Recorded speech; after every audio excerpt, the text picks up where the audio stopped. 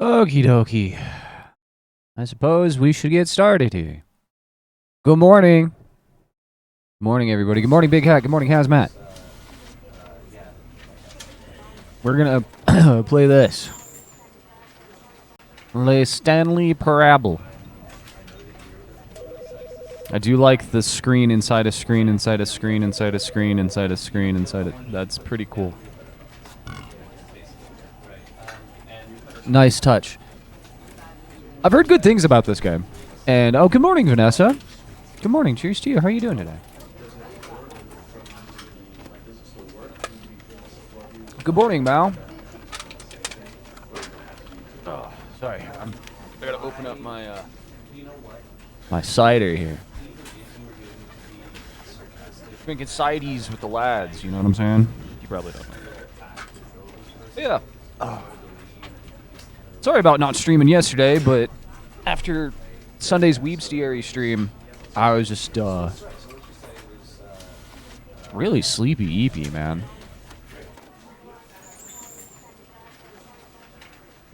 But yeah, I got this game for free on EGS a while ago, and I did see a picture of Pup. That was a good-looking pup. Yeah, and then I was looking for stuff to play. I'm like, what looks good that I haven't touched already, you know?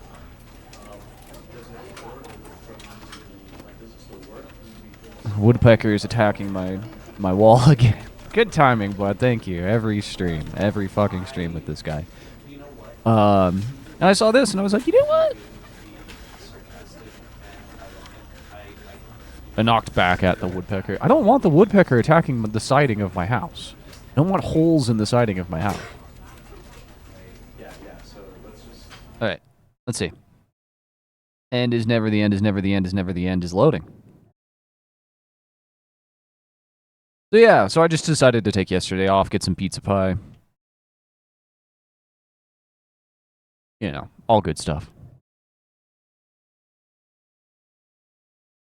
It also didn't help that after the Weebstiary stream, I decided to exercise. This is the story of a man named Stanley. And that never goes well for me. Stanley I decided to pick up aerobic boxing. Number 427. Employee and number 427. aerobic boxing, I definitely overdid it. I was having too much fun throwing punches. And Orders came to him through a monitor on his desk. Yeah, biceps, lats. How long to push them.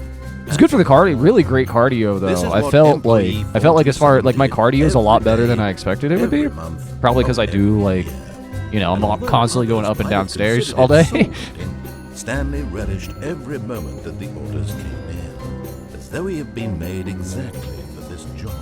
But they Stanley I saw that they came out with this it's a Miku boxing game. It's a Miku boxing rhythm game that would forever change Stanley. For the Wii. Something he so you hold the Wiimotes, or not the Wii, the Switch, for nearly an hour and you hold the chucks or whatever. Order had arrived on the monitor for him to follow. No one had showed up to give him instructions. Tickle in my throat. Call a meeting, or even I don't think it's out in the States yet, and chances are it won't come out in the States. All his years at the company had this happened. This complete isolation. But something was very clear. I was just watching somebody else play it. Shocked, frozen solid, Stanley found himself unable to move for the longest time. But as he came to his wits and regained his senses, he got up from his desk and stepped out of his office. Okie dokie. All of his co-workers were gone. What could it mean? Stanley didn't get the email that everybody was having pizza. So nobody likes Stanley, clearly. We, hold on a second. End of video. FOV. Turn that up, like, a lot. Oh, that's much better. Yay. Normal human FOV. My favorite. Yeah, E button interacts with things, apparently. There's an open door over there. I want to go over there. But there's not an open door over there because that's a fucking wall. How could there be an open door over there? It doesn't make sense. We have non-Euclidean geometry.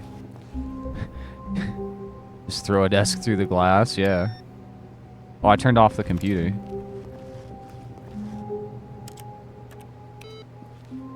Are there, like, collectibles and shit in this game? Or is this just like a walk around and do stuff like that sort of thingy?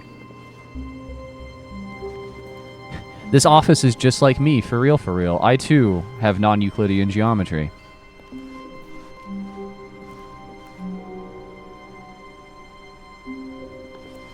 Just a walker for the most part. When Stanley came to a set of 2 open doors, he entered the door on his left. This was not the correct way to the meeting room, and Stanley knew it perfectly well. Perhaps he wanted to stop by the employee lounge first, just to admire it.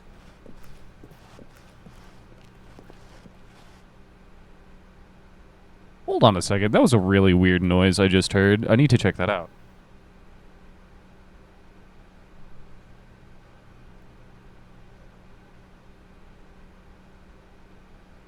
It's just my cat being annoying. Oh, wait. Did I do the thingy?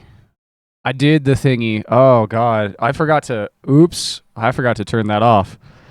Definitely don't look at the channel points.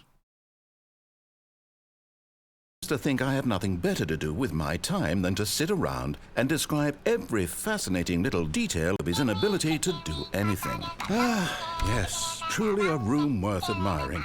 It had really been worth the detour after all, just to spend a few moments here in this immaculate, beautifully constructed room. But eager to get back to business, Stanley took the first open door on his left. No, I didn't. No, I didn't. Stanley was so bad at following directions, it's incredible he wasn't 5 years ago.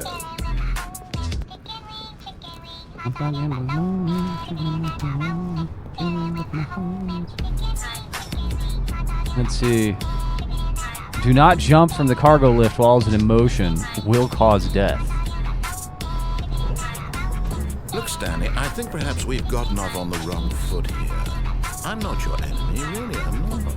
I realize that investing your trust in someone my cat is else can be being difficult, actually but awful. The Give me a fact second. is that the story has been about nothing but you. She ran off on her own.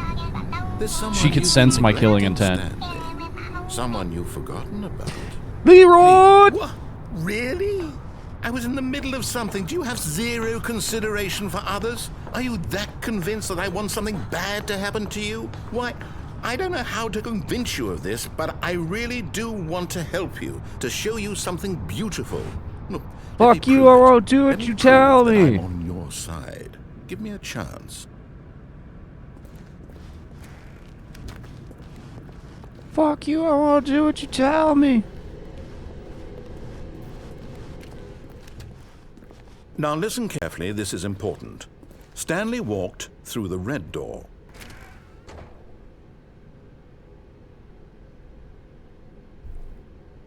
Ah, it's a shame I'm colorblind. Aha, perhaps you misunderstood. Stanley walked through the red door. Yeah, that's what I did, dude. What are you doing? I still don't think we're communicating properly. Stanley walked through the red door. All right, fine. Go ahead, Stanley. You want to know so badly what's out there? You want to find out what lies at the end of this road you've chosen? Well, don't let me stop you. You see? There's nothing here. I haven't even finished building this section of the map because you were never supposed to be here in the first place. Broken rooms, exposed developer textures. Is this what you had wanted? Was it worth ruining the entire story I had written out specifically for you? Do you not think I put a lot of time into that? Because I did. And in the end, it was all for nothing. Because this is what you wanted to see. Help me here, Stanley. Help elucidate these strange and unknowable desires of yours. What would have made this game better? What did you want to see? Vehicles? Skill trees? Work with me. You give me absolutely nothing. Jump off. There's no jump button, big hat. Tell you what. Let me take a stab in the dark at a new design, and you can give me some feedback. There we go. A third option. This already feels leaps ahead of where we were before. Go ahead, Stanley. Take it for a spin.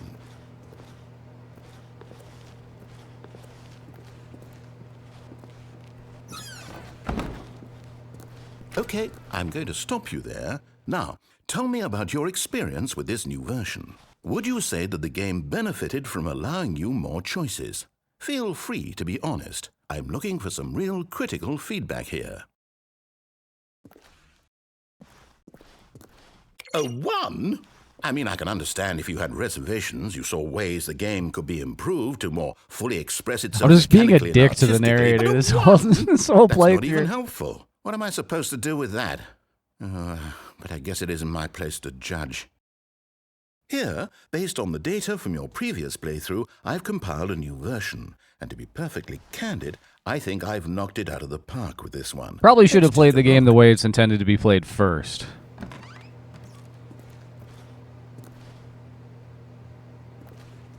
Oh, a leaderboard. Oh. Oh.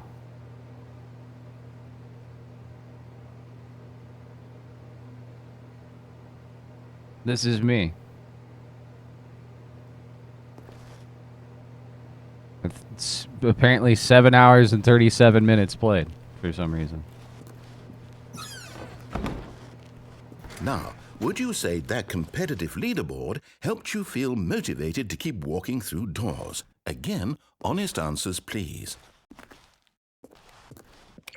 Hey, I nearly forgot. I've got a prototype of a new game I've been working on, and now would be a lovely opportunity to give it some playtesting.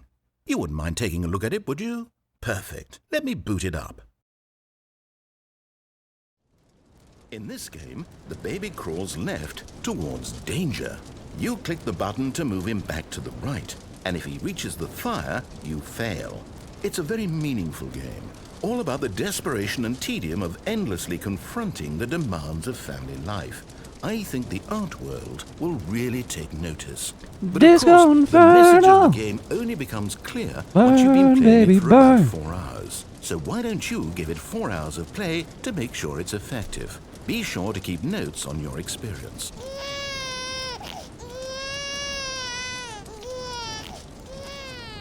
You heartless bastard. Did you do it because you hate babies or purely to spite me? Because if it's the latter, well, I don't know what to do. I'm completely out of ideas. I can't think of a single thing that might improve the experience for me. I'm not even going to try. I'm out, I'm done. It's over. Thank you for playing. Your input was extremely valuable. Oh, hey, since my game was so awful, why don't we play someone else's game, just to ease the pain? Let's see. What do we have here?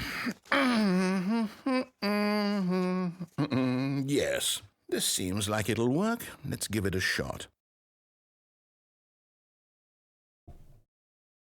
Fucking. Well, Stanley, is this any better? At last, the one thing you've always It's fine. desired. A game I had absolutely nothing to do with. But is it enough? Tell me that, Stanley. Will it ever be enough? Well, I'll say this. I'm done making things for you. From now on, I will only create to fulfill a greater artistic purpose. Watch this, Stanley. I'm going to build a house.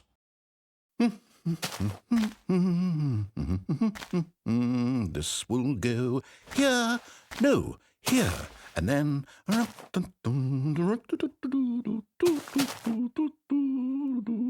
Let's see, what does it need? Yes, of course, and just to finish it all off, yes, it's complete. I made this, Stanley. Look at it.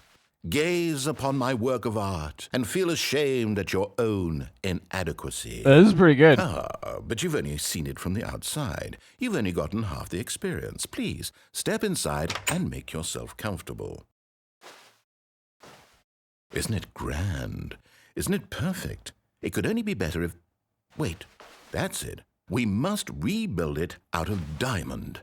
Diamond everything. Yes, yes, yes. Come along, Stanley. We have to go mining.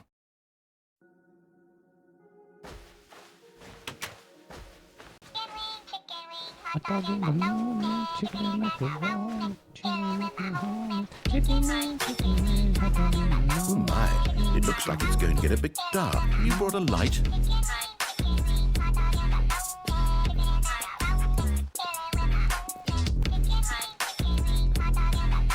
Oh, no. This is far more open-ended than I had in mind. I'm looking for something more narrow and linear. Something that makes you feel utterly irrelevant. This won't do at all. 1 out of 5. Even the diamonds couldn't save this one. Okay, new game.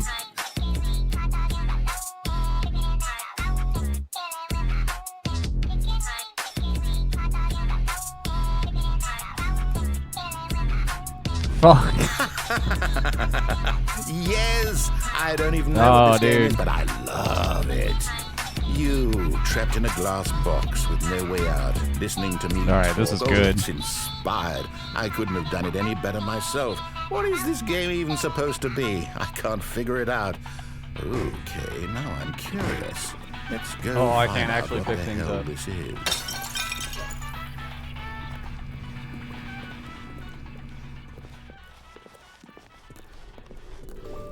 Now we're just playing Portal. Ooh, it's a puzzle. Critical thinking, Stanley. Your forte.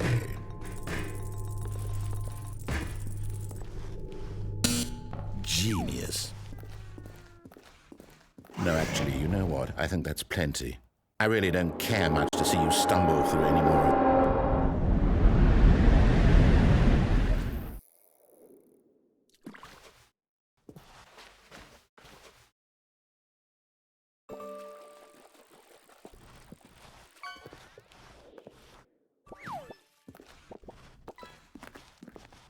It is very dark. Oh.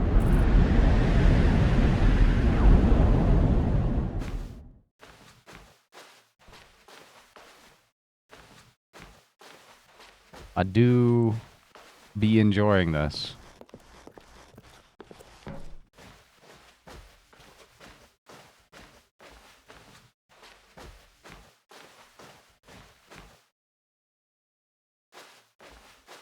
I know this is not what you're supposed to do, but I am a fucking contrarian, and I will not be done what I am told.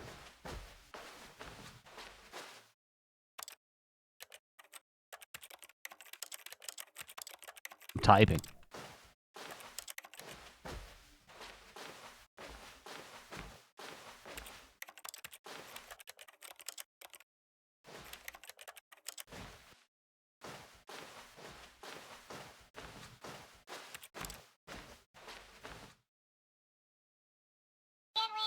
I wonder what he found.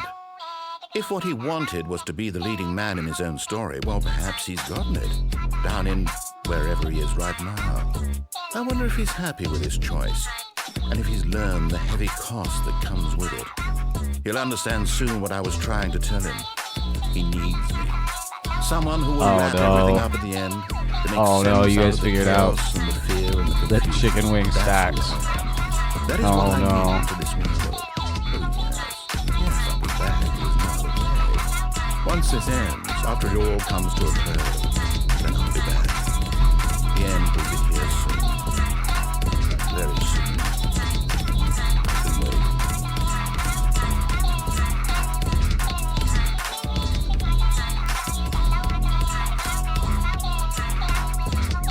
Morning, Necro. Everyone discovered the chicken wings. All of his co-workers were gone. What could it mean? Stanley decided to go to the meeting room. Perhaps he had simply missed a memo.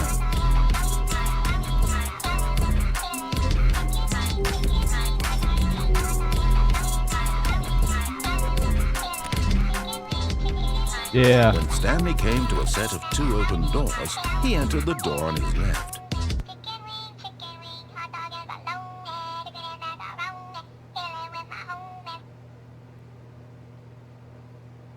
Have I played this game before? Nope. I've heard good things about it.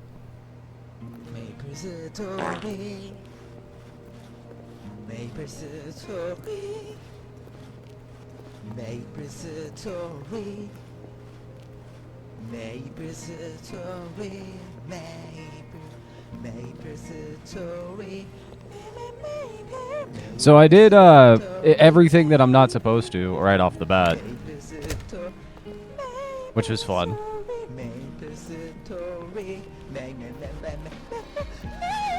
Yet there was not a single person here either.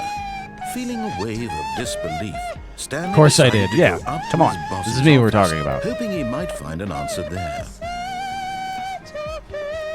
To solve a dispute with a coworker, let it ball up inside you. Take it out passive-aggressively on other coworkers. Resent coworkers for not supporting you more.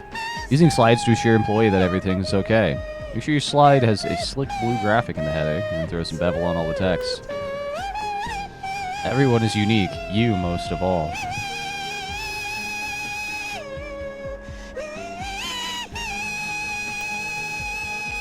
Number of slides on this slide.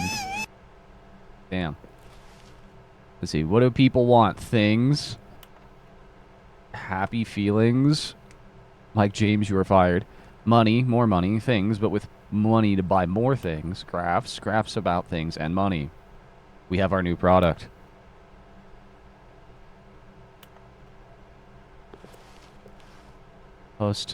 Post-review. A lot of percent. Space between teenagers. Work harder. Hard worker. Oh, we're starting it. We're doing this again. We're immediately doing this again. We're doing it again. Oh, I'm going to broom closet. Stanley stepped into the broom closet, but there was nothing here, so he turned around and got back on track.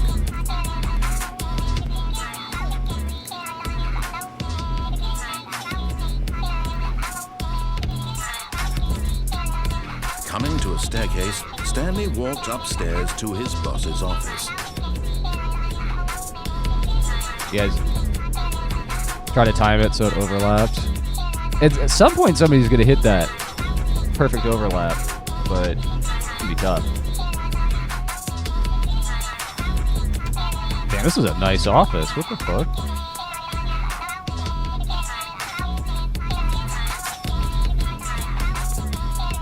I really need to cut that audio clip down because it's 1:07. It's a little long. Stepping into his manager's office, Stanley was once again stunned to discover not an indication of any human life. Nah, I'm Shocked, pretty used to it. unraveled, Stanley wondered in disbelief who orchestrated this, what dark secret was being held from him. What he could not have known was that the keypad behind the boss's desk guarded the terrible truth that his boss had been keeping from him.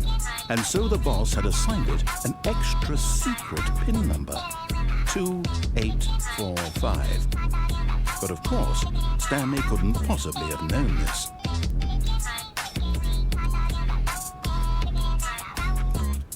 Yet incredibly, by simply pushing random buttons on the keypad, Stanley happened to input the correct code by sheer luck. Amazing. Wow. He stepped into the newly opened passageway.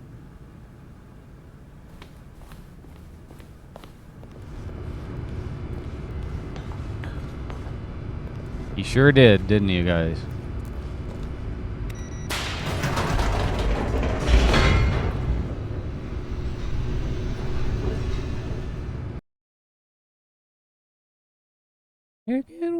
Chicken wing. Hot dog and Descending deeper into the bologna. building, Stanley realized he felt a bit peculiar. It was a stirring of emotion in his chest, as though he felt more free to think for himself, to question the nature of his job. Why did he feel this now, when for years it had never occurred to him? This question would not go unanswered for long.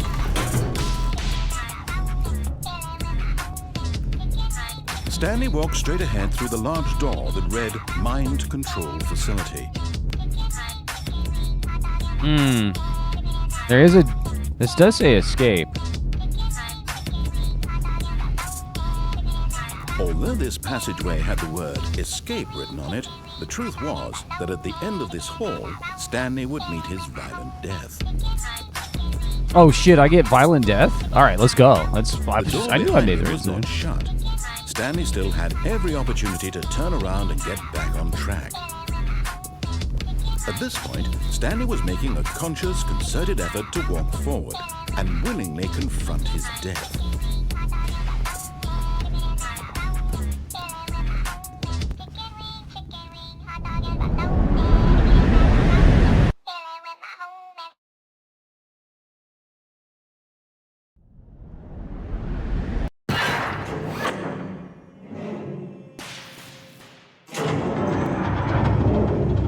machine whirred into motion and Stanley was inched closer and closer to his demise, he reflected that his life had been of no consequence whatsoever. Stanley can't see the bigger picture. He doesn't know the real story, trapped forever in his narrow vision. Imagining that Stanley has an old Zune with only the Chicken Wing song on it. Yeah. Like plucking the eyeballs from a blind man. And so he resigned and willingly accepted this violent end to his brief and shallow life. Farewell, Stanley.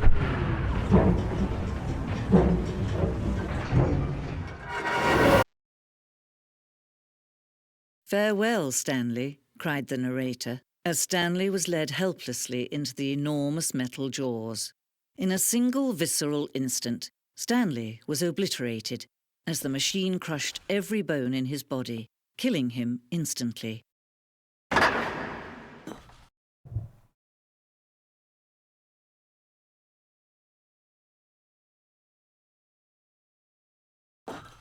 Are you sure though?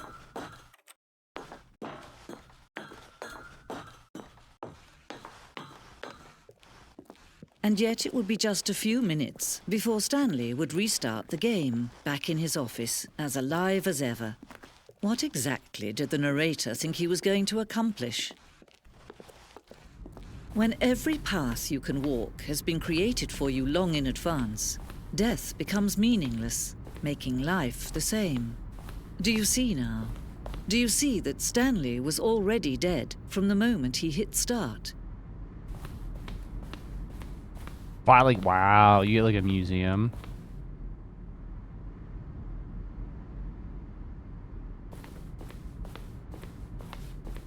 Nature paintings, wow. Office layout, wow.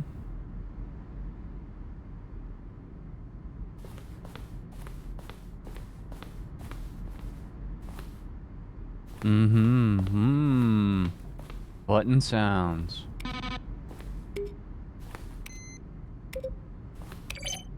Wow.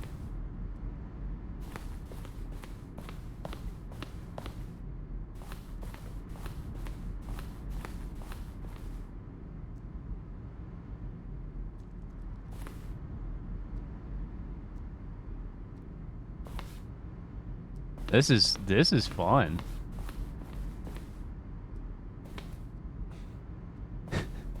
Warzone. Early in development, we designed an ending where Stanley would end up on a battlefield fighting aliens. The action game would become sentient and would wage war against the narrator. We realized shortly after starting to build it that it was far too jerky and on the nose for the tone of the game. Plus, some people interpreted it as making fun of people who like shooters, which was not our intention.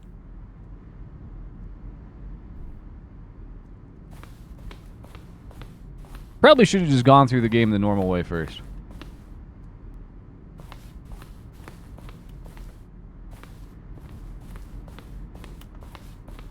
Narrator emails. After the second trailer, we asked people to email the narrator for questions. While we had initially planned to use these in further promotional materials, we never found the perfect use for them. Here, a selection of. Dear narrator, how do you stay in shape? Sincerely, Michael The Rock Martin.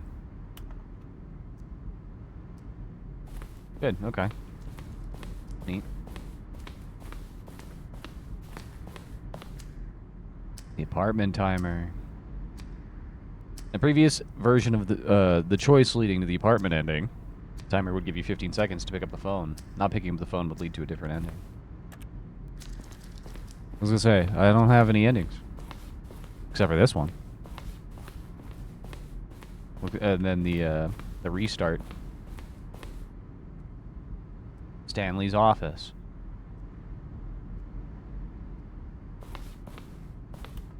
There's like only a very slight difference between them.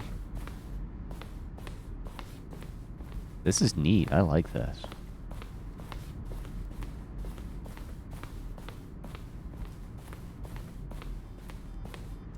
Monitor room, elevator.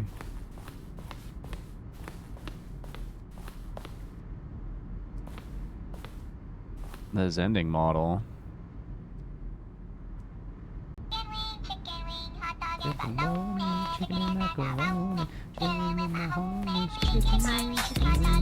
Oh, not quite.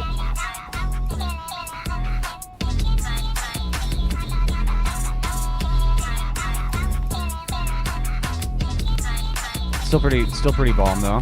Still pretty bomb. Still a banger.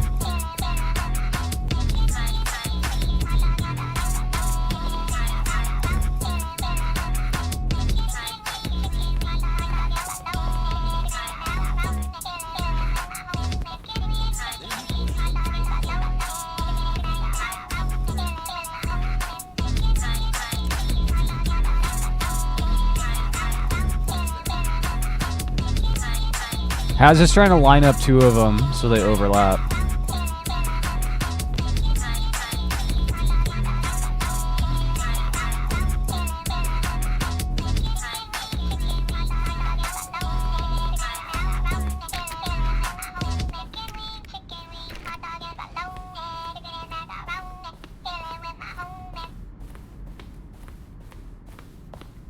The door's gone. I guess there's nothing else to be done here. Other than to...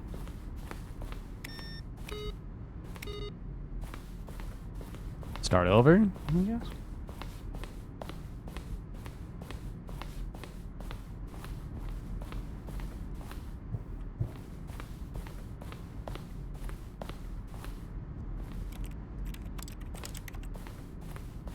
Azamel. Oh, there we go. There's the exit. Oh, look at these two. How they wish to destroy one another. How they wish to control one another. How they both wish to be free. Can you see? Can you see how much they need one another? No, perhaps not. Sometimes these things cannot be seen. They need each other like hot dog and bologna, or chicken and macaroni. But listen to me. You can still save these two. You can stop the program before they both fail. Push escape and press quit. There's no other way to beat this game. As long as you move forward, you'll be walking someone else's path. Stop now and it'll be your only true choice. Whatever you do, choose it. Don't let time choose for you. Don't let time choose.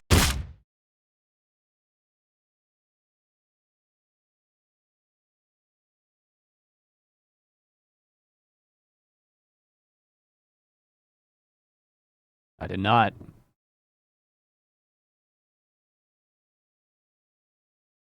Now I'm wondering how long we sit on a black screen before something happens.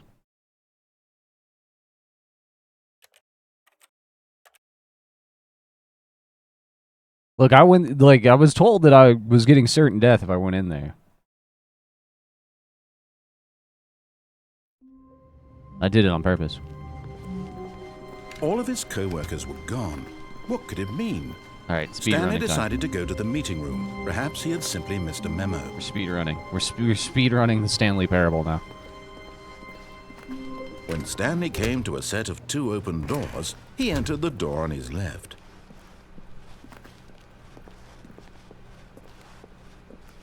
Yet there was not a single person here either. Feeling a wave of disbelief, Stanley decided to go up to his boss's office. Coming to a staircase, Stanley walked upstairs Is this the deluxe his one? boss's office. I don't know. To be honest. I got this for free a long time ago, and I just haven't played it since. Ooh, executive bathroom.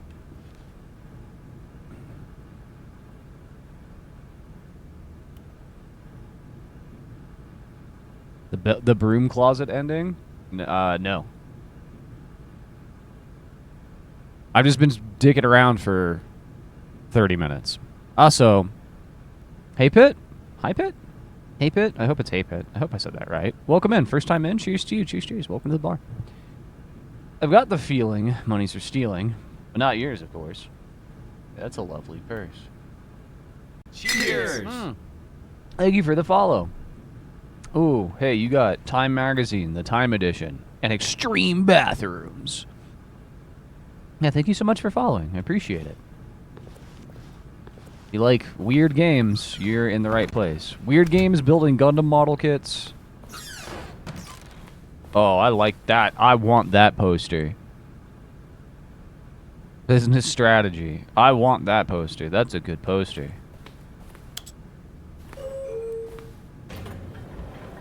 We're going in the elevator.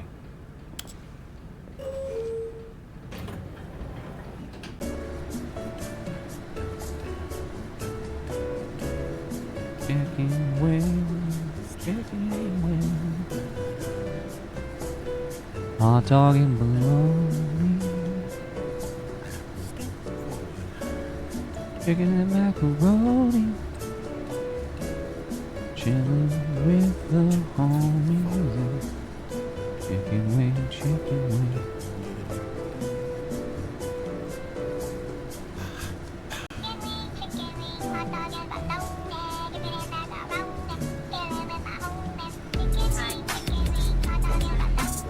I think Sound Alerts is struggling with how often Chicken Wings been played.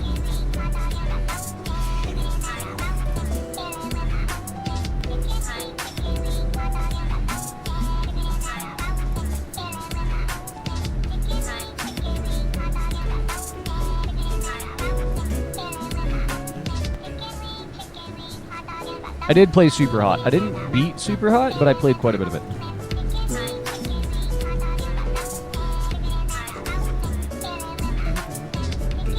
Chicken Wing Trap Beat is amazing, yeah.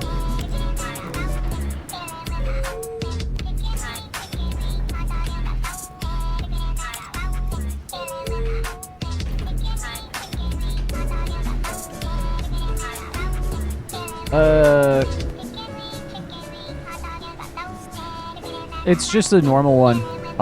It's just a normal one. Because I got this game for free before 2012, I'm almost certain.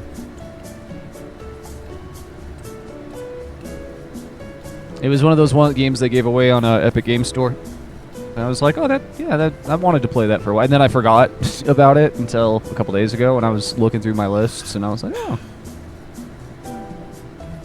I've got Epic and Steam and GOG. Look, I'll take free games. I don't care. I've had Epic has shown me some really cool games that I probably would never have seen before because they were free. You know? I know a lot of people hate them, but it doesn't bother me any.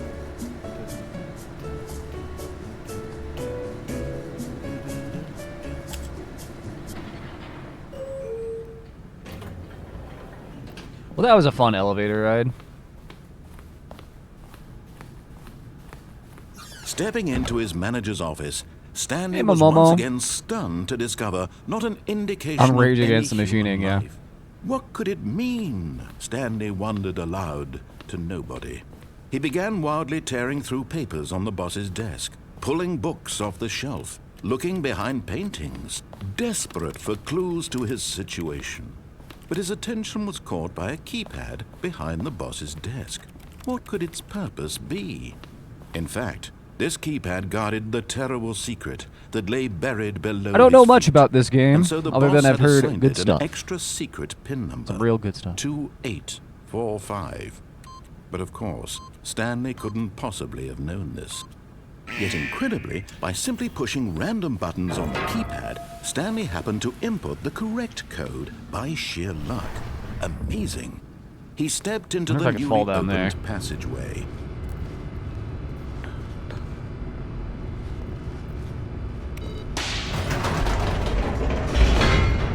Yeah, I've heard really good things. I've tried to stay away from any like spoilers or anything.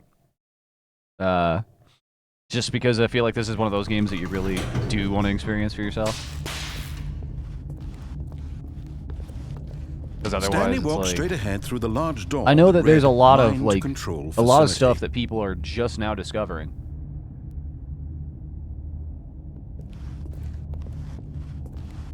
And I think this game originally came out in like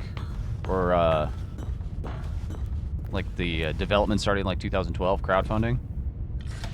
The lights rose on an enormous room packed with television screens. What horrible secret did this place hold? Stanley thought to Kind of himself. impossible to spoil Did this he game have since the it's strength to find out?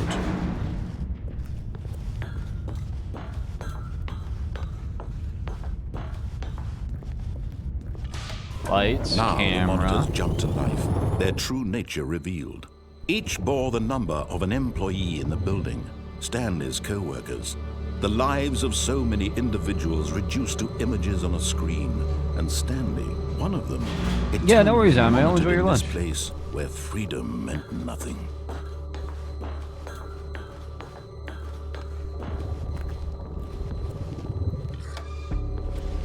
This mind control facility, it was too horrible to believe. It couldn't be true.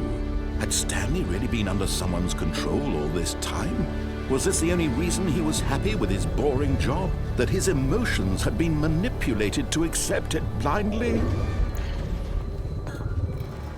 No, he refused to believe it. He couldn't accept it. His own life in someone else's control? Never. Never. It was unthinkable, wasn't it? Was it even possible? Had he truly spent his entire life utterly blind to the world? I mean, that's how I Here was the operate. proof. The heart of the operation. Controls labeled with emotions. Happy, or sad, or content. Walking, eating, working. All of it monitored and commanded from this very place. And as the cold reality of his past began to sink in, Stanley decided that this machinery would never again exert its terrible power over another human life. For he would dismantle the controls once and for all.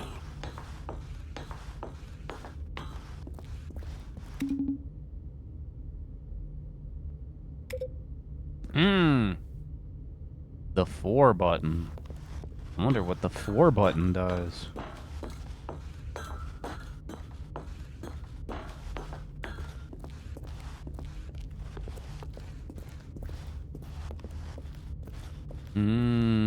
Okay, I see more buttons.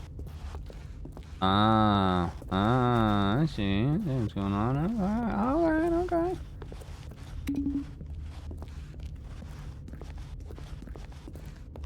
Need to find the 8 button.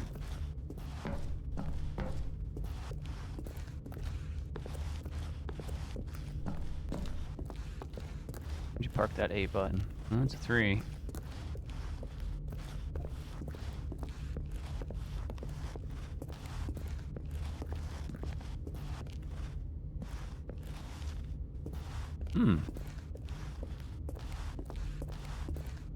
I'm not seeing an 8 button.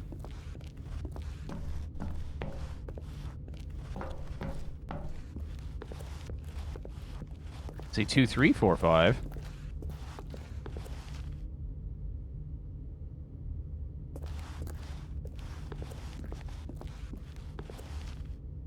Oh, look! You gotta look. Let me mash that button. Put a big ass button like that out there, and you don't let me press it.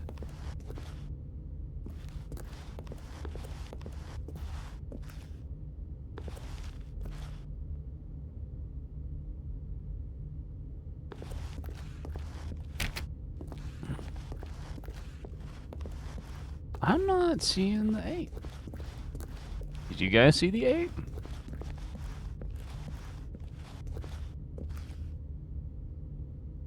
Cause I don't see anything above 5. I don't see an 8 anywhere. I bet you if I go through that door closes behind me.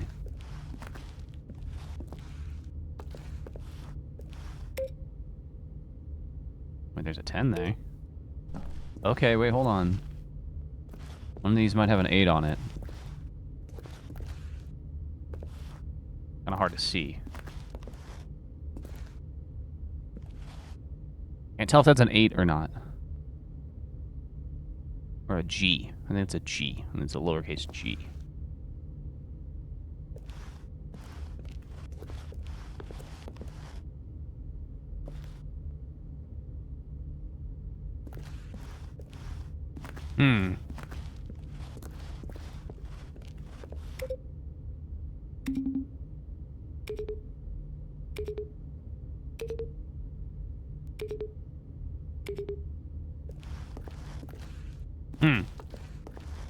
Well, I was gonna say I'd like to try that password, but I don't see an 8.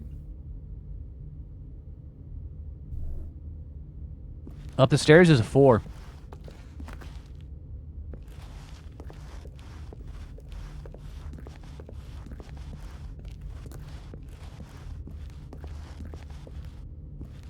one of these buttons has an 8 on it? These colored buttons here.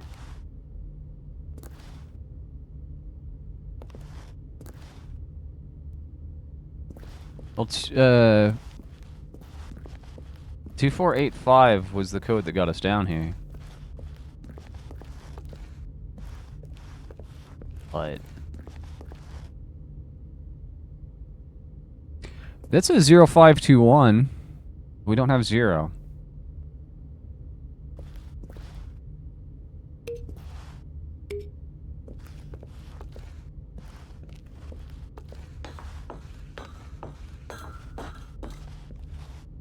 Eh, fuck it. We'll just go on.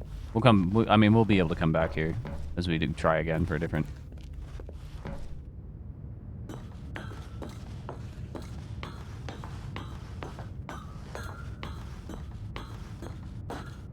And when at last he found the source of the room's power, he knew it was his duty, his obligation, to put an end to this horrible place and to everything it stood for. Okay, sure.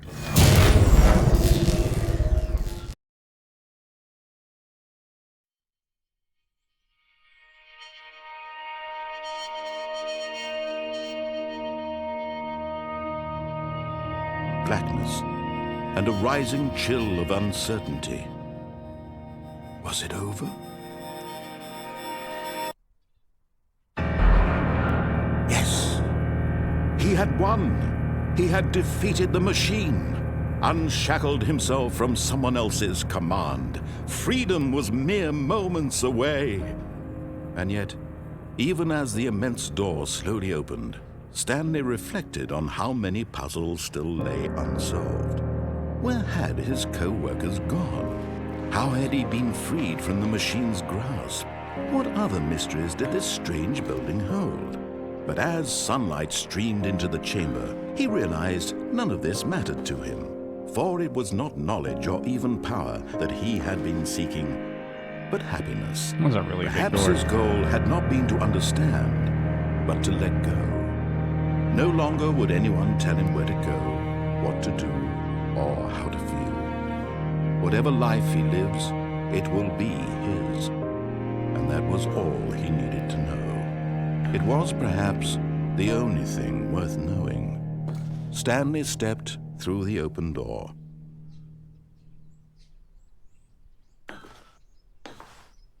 Stanley felt the cool breeze upon his skin, the feeling of liberation, the immense possibility of the I wanted to new look back at path the building and before see what it him. looks like from the outside. This was exactly the way, right now, that things were meant to happen. And Stanley was happy.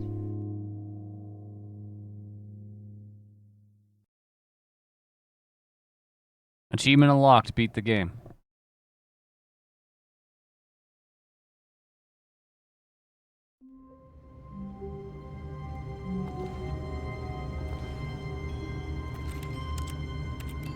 Okay. All of his co-workers were gone. What could it mean? Stanley decided to go to the meeting room. Perhaps he had simply missed a memo. I've been playing for about just under an hour. This is the only ending I've done.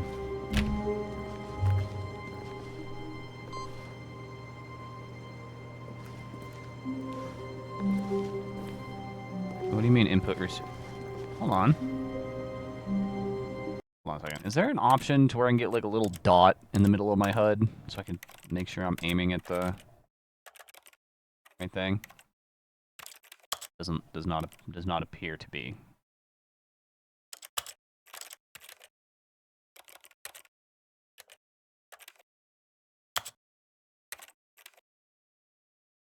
No reticle, yeah. I was just hoping there might be, because it helps me out when I'm clicking on things. See, I've gotten... That's interesting. I can only input one input.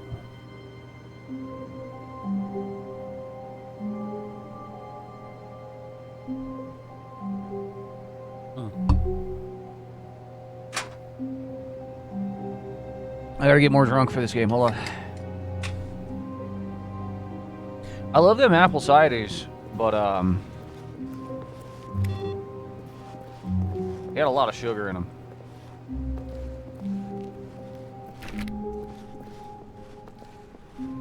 Most of these are off. No matter how hard Stanley looked, he couldn't find a trace of his co-workers.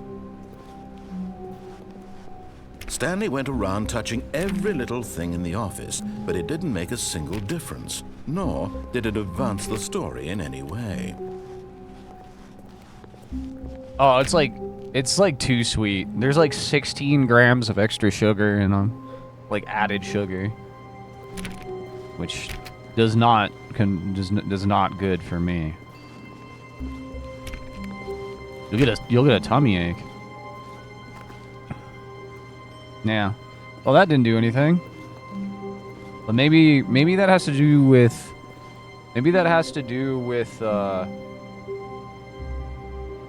getting the endings, right? Maybe as you stack endings, you can input. Because we've only achieved one ending, and I was only able to make one input, right? It's the only thing I can think of.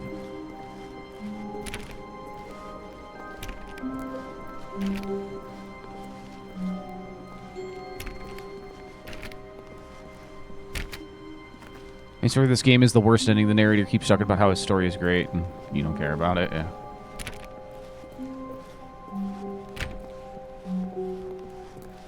When Stanley came to a set of 2 open doors, he entered the door on his left.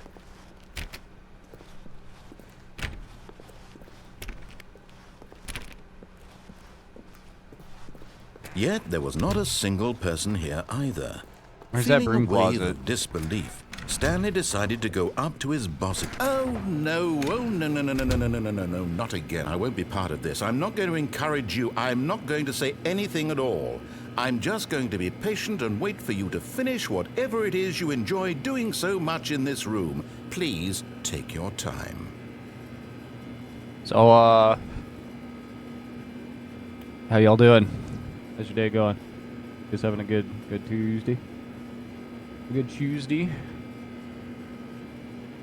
If I got time, I can read some manga here real quick. I can knock out a chapter or two.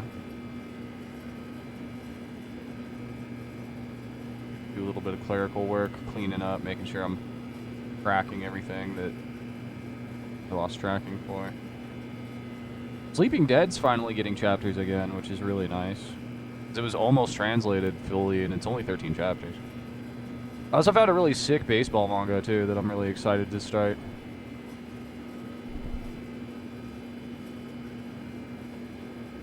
And then Nobel, who does Telepathy Girl, is finally coming out with a new one. It's about a girl who transforms into a cat.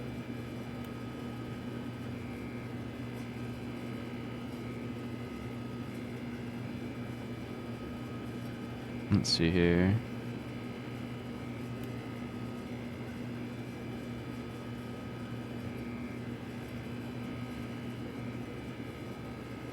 Nobunaga no Chef's getting translated. Yuga Toshi is getting like more than halfway there, so that's good. That's a really nice one.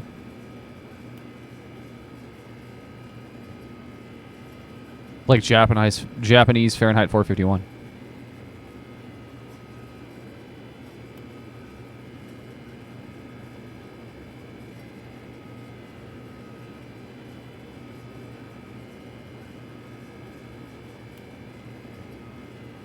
No, it was, this is the second time we've entered the, broom closet.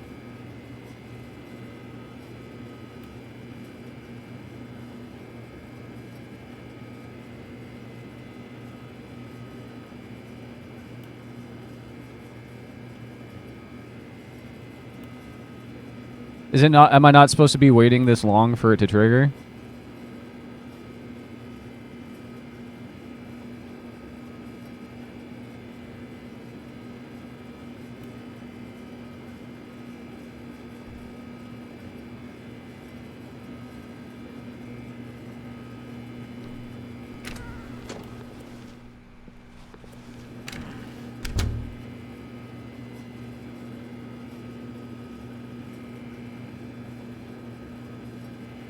You're the ones that want this out of me.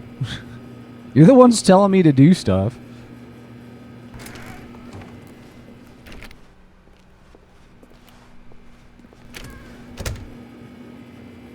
What if I just begin again? We'll just try it again. Stanley decided to go to the meeting room to check on his co-workers. He never functioned well by himself and constantly needed support and guidance from others, so the thought of total solitude was terrifying to him. When Stanley came to a set of 2 open doors, he entered the door on his left.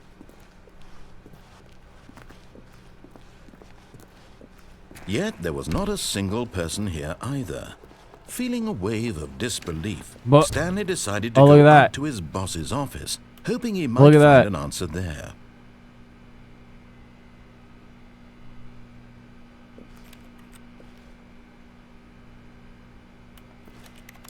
Well,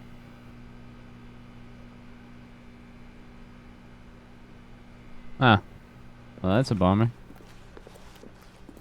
Coming to a staircase, Stanley walked upstairs to his boss's office.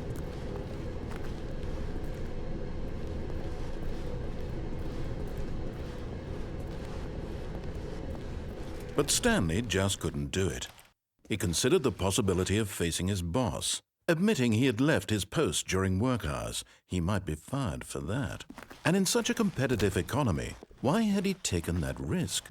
All because he believed everyone had vanished? His boss would think he was crazy. And then something occurred to Stanley. Maybe, he thought to himself, maybe I am crazy.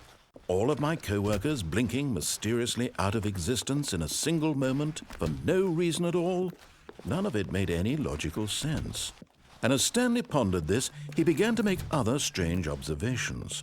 For example, why couldn't he see his feet when he looked down? Why did doors close automatically behind him wherever he went?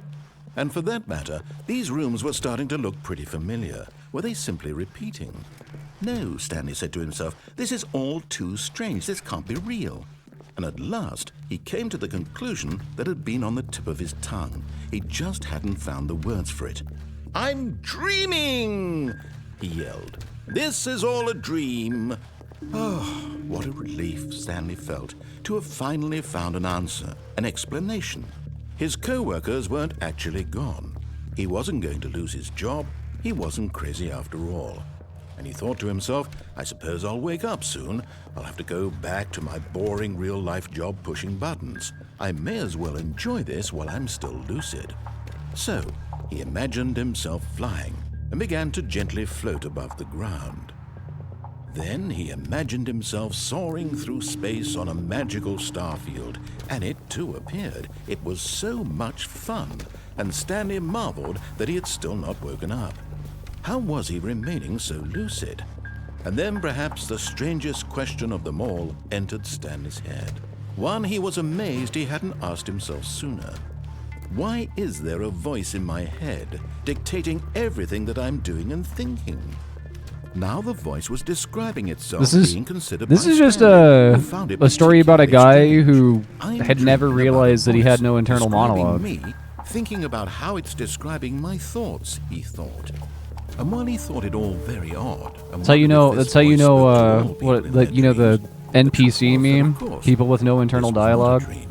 How could it be? Was Stanley simply deceiving himself, believing that if he's asleep, he doesn't have to take responsibility for himself? Stanley is as awake right now as he's ever been in his life.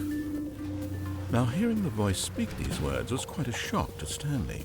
After all, he knew for certain, beyond a doubt, that this was in fact a dream. It's like those people with aphantasia. Make the magical stars It's like, you just know, a people moment with ago. aphantasia How else are would the just voice explain all that? complete This NPCs. voice was a part of himself too. Surely, if he could just... He would prove it. He would. You can't prove that imagine he a was in picture of control, something like that this was a dream. Like, bro, come on. So he closed his eyes gently, and he invited himself to wake up. He felt the cool weight of the blanket on his skin, the press of the mattress on his back, the fresh air of a world outside this one. Let me wake up, he thought to himself. I'm through with this dream. I wish it to be over. Let me. I think that back shit's to my made up. job. I think Let me aphantasia's made continue the fuck pushing up. The buttons. Please. It's all I want. I want. I think there's just something that, like, and my all of a wife sudden, like a and year my or two job. ago, somebody like brought it up All on the I internet, want and is people my are like, life "Oh, I exactly definitely the way have it's that always too." been. My life is normal. So they can be more I like am normal. quirky. Everything will be fine. I am okay.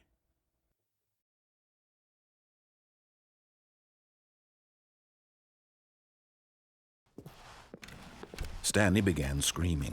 Please, someone, wake me up. My name is Stanley. I have a boss. I have an office. I am real. Please, just someone tell me I am real. I must be real. I must be. Can anyone hear my voice? Who am I? Who am I? And everything went black. I am the man who brings chicken wing, hot dog, This is and the bologna. story of a woman named Mariella. Chicken and macaroni when chilling with Mariella the homies. woke up on a day like any other. She arose, got dressed, gathered her belongings, and walked to her place of work. But on this particular day, her walk was interrupted by the body of a man who had stumbled through town talking and screaming to himself, and then collapsed dead on the sidewalk. Can't believe you're gonna make me drink water as a punishment. See, this is why I consider it a punishment. Is you guys treat it like she one. She considered the strange man. He was obviously crazy. This much she knew. Everyone knows what crazy people look like. And in that moment, she thought to herself how lucky she was to be normal.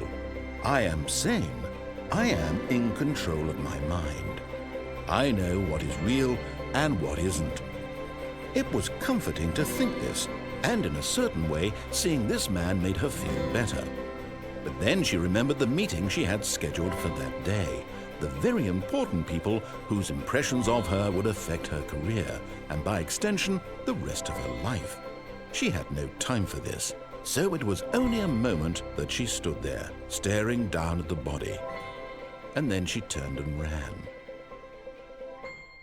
Yeah, my punishment for me is water. Well, let me guess. Oh, wow, what a surprise, we're back here. All of his co-workers were gone. What could it mean? Stanley See, that time decided it to go turned to the off. meeting room. Perhaps he had simply missed a memo. No matter how hard Stanley Unless, looked, no, he I think it was couldn't one find in a the other trace room. of his co-workers. I think it was in this room. It's this one, 419. 419 is off. Interesting. Okay, 419 is off this time. Stanley went around touching every little thing in the office, but it didn't make a single difference, nor did it advance the story in any way. When Stanley came to a set of 2 open doors, he entered the door on his left. Better be able to get into that fucking broom closet.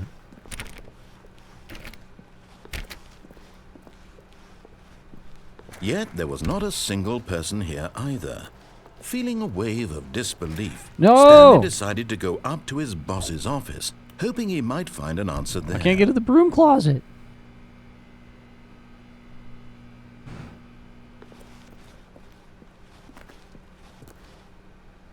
Alright, Coming to a staircase, Stanley walked upstairs to his boss's office. we've been to the boss's office. We've seen everything here there is to see. As far as I know. We've been on the elevator. Oh no, toilet! Oh no! Oh, toilet! Oh no, toilet!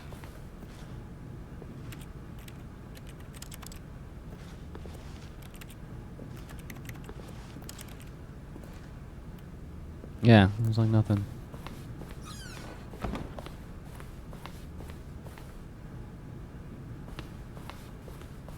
The moment he entered his manager's office, Stanley froze in his tracks.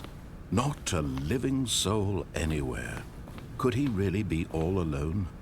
This was too much for Stanley to take. Too much for any man to take. He fell to his knees, bursting into half moans, half sobs, the guttural retching of life from a man denied any hope, any reason to keep going. Here on the floor, he lay prone, paralyzed by fear for nearly a full hour. But when at last he began to move about and survey the situation, he found a keypad behind the boss's desk. What could it mean? Was it a sign of hope for Stanley's future? Alas, it was not. For although this keypad guarded the terrible secret of Stanley's past, it had been assigned a 4-digit code so devious and so random that no man could ever hope to guess it. 2845. Oh, it's Statistically, 2, 8, nearly 4, 5. impossible to guess blindly, yet incredibly, by simply pushing random buttons on the keypad, Stanley happened to input the correct code by sheer luck. Amazing. He stepped into the newly opened passageway. That's different dialogue than what we got last time.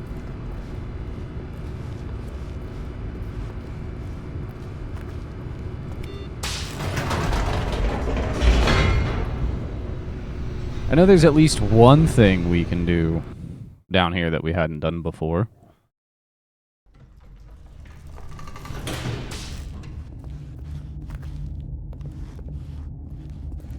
Stanley walked straight ahead through the Is large that door keypad that the read 8 Mind keypad? I don't know Control what you mean. Facility.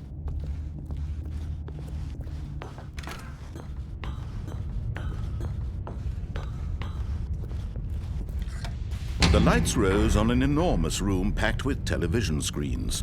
What horrible secret did this place hold? Stanley thought to himself. Did he have the strength to find out? I do not know what you mean with your question. So therefore I do not know how to answer your question. Now the monitors jumped to life, their true nature revealed. Each bore the number of an employee in the building, Stanley's co-workers. The lives of so many individuals reduced to images on a screen, and Stanley, one of them, eternally monitored in this place where freedom meant nothing.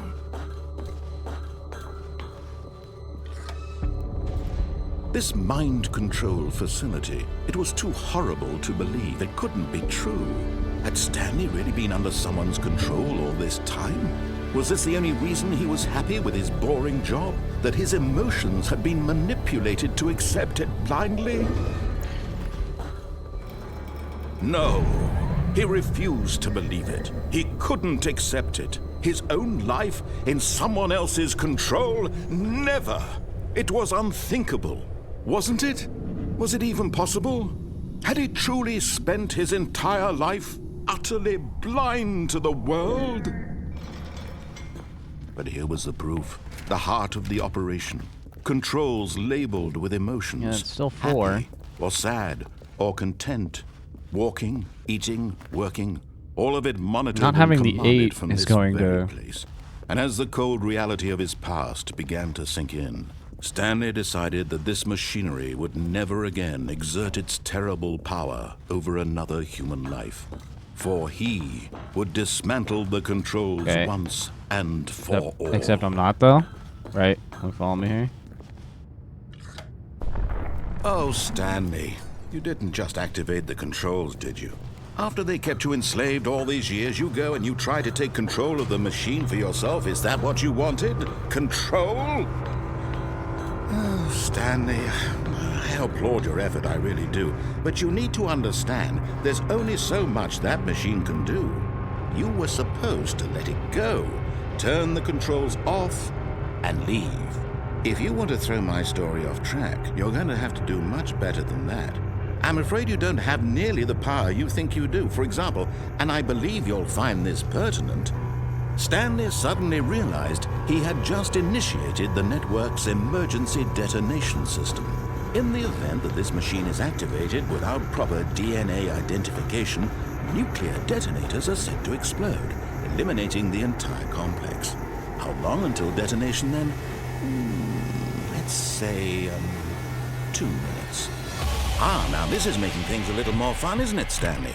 It's your time to shine. You are the star. It's your story now. Shape it to your heart's desires.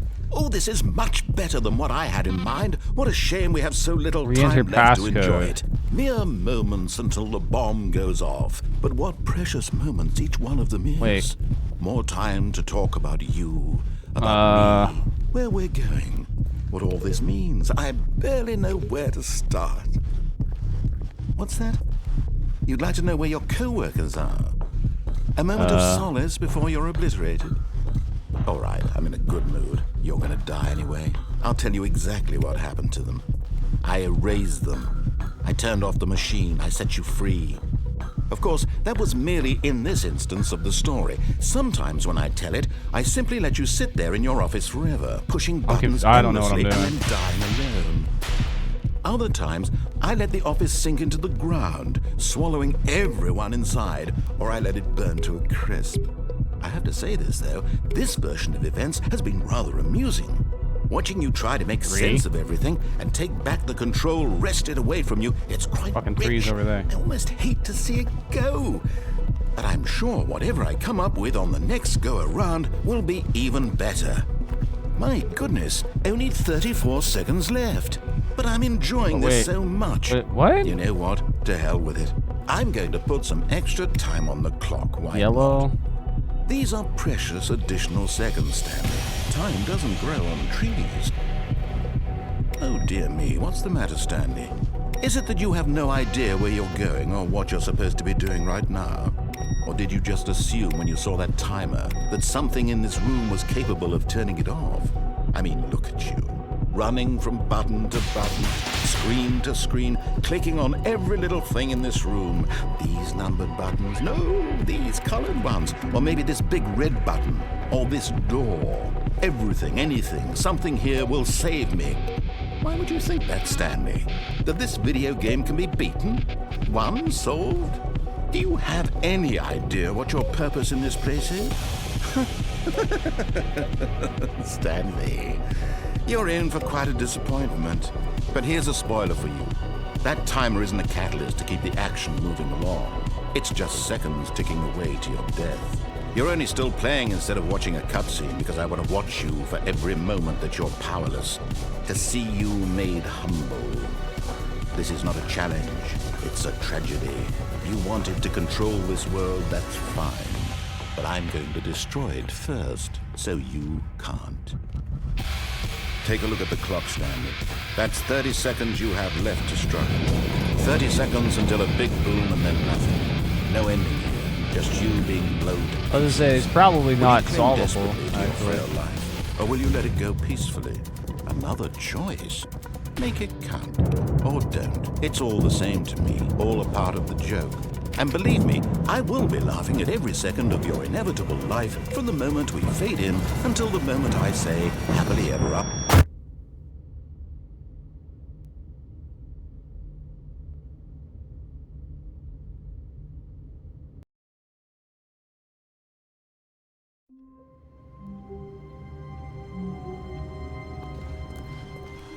All of his co-workers were...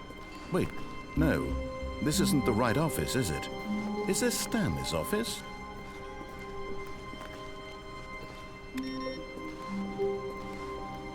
Save power. Turn off the computers. Okay, so now we have 2 inputs received.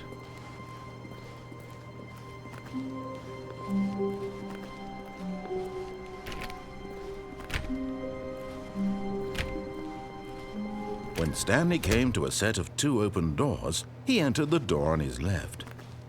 This was not the correct way to the meeting room, and Stanley knew it perfectly well. Perhaps he wanted to stop by the employee lounge first, just to admire it.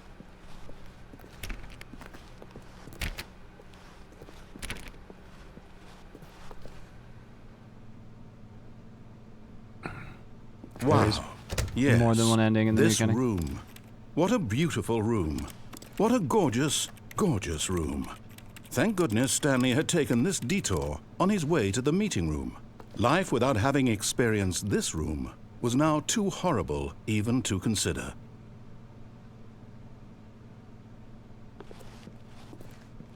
But eager to get back to business, Stanley took the first open door on his left. I don't think I've ever taken that door, so I will. And so he detoured through the maintenance section, walked straight ahead to the opposite door, and got back on track. Let's try this out, see what happens here. But Stanley didn't want to go back to the office. He wanted to wander about and get even further off track. So now in order to get back, he needed to go, From here, it's, left.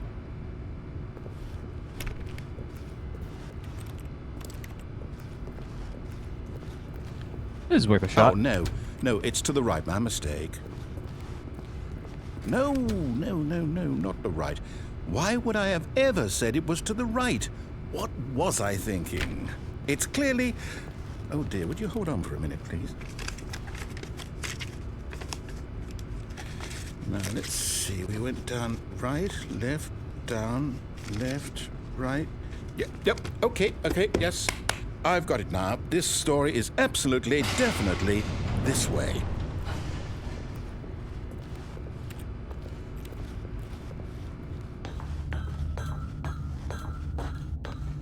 No.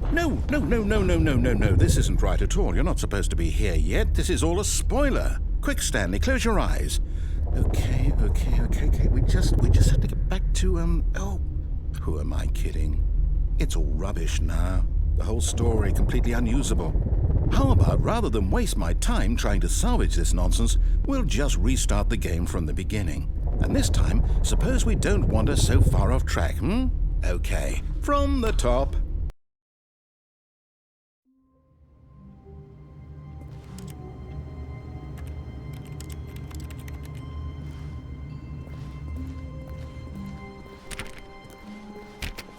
All of his co-workers were gone.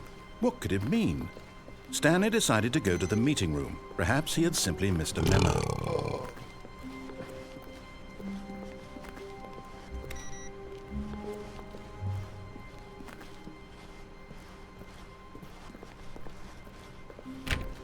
I was gonna say I'm not gonna close chat. When Stanley... Wait, what? No, I restarted. I swear I definitely restarted the game over, completely fresh. Everything should be... Or did something change? Stanley, did you change anything when we were back in that room with all the monitors? Did you move the story Mal, you're the somewhere, only or- non-ESL in the chat right now. Why am I asking you? I'm the one who wrote the story. It was right here just a minute ago. I know for sure that it's here somewhere. English is a second language. Then it's an adventure. Come, Stanley. Let's find the story. Let's go this way. Oh, cool. Look at this.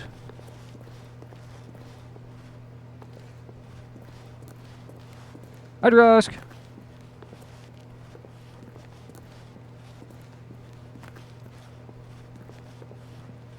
Wondering if this is an actual space or if it's like... It just loops on itself until... I'll say it.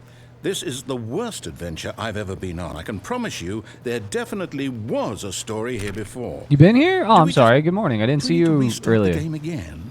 Well, I find it unlikely that we'll ever progress by starting over and over again, but it's got to be better than this. Okay, let's give it a shot. Why not? All That of was his fun. co-workers were gone. What could it mean? Stanley decided to go to the meeting room. Perhaps he had simply missed a memo.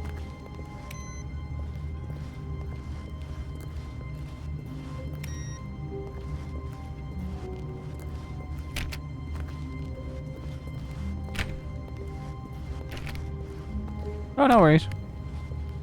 Okay, yep, it's worse. I might be remembering this wrong. It's possible the story is back where we just came from. Why don't we go back the other direction and see if we missed anything?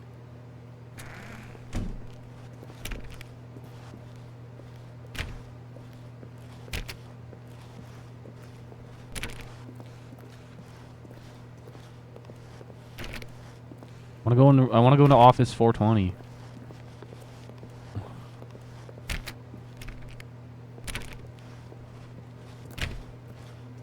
Aha! I knew we'd miss something. The story. Here it comes. No, wait, never mind. Not the story. Okay, let's head back the other way and retrace our steps.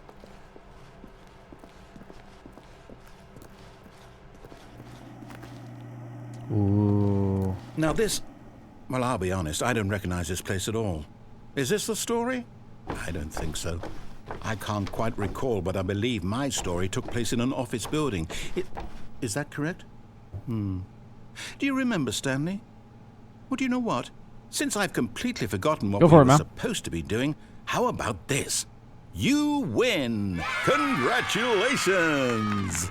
I know you put in a lot of hard work, and it really paid off, so good job.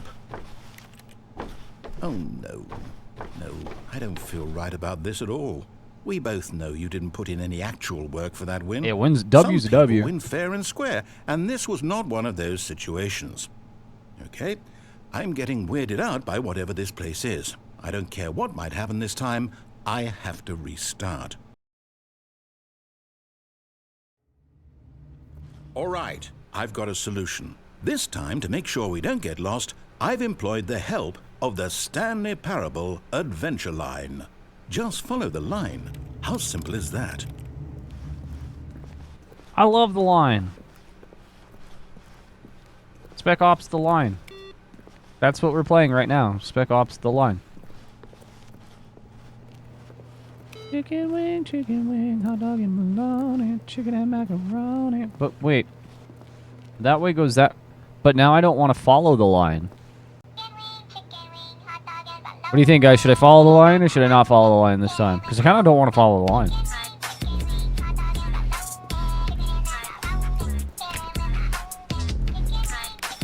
I don't want to follow the line. Fuck the line. No, I'm down. We're living it up to the line from now on.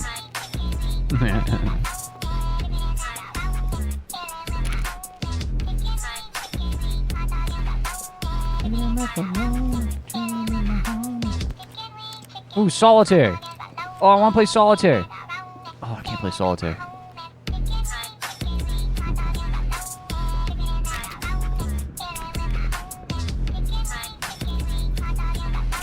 Solitaire stream when? Once they make a solitaire rogue-like, in the vein of Balatro. I know they're making a, You see? The line knows where the story is. They're making a Mahjong roguelike, which... Though, here's a thought. Wouldn't wherever we end up be our destination, even if there's no story there? That's gonna ruin my life.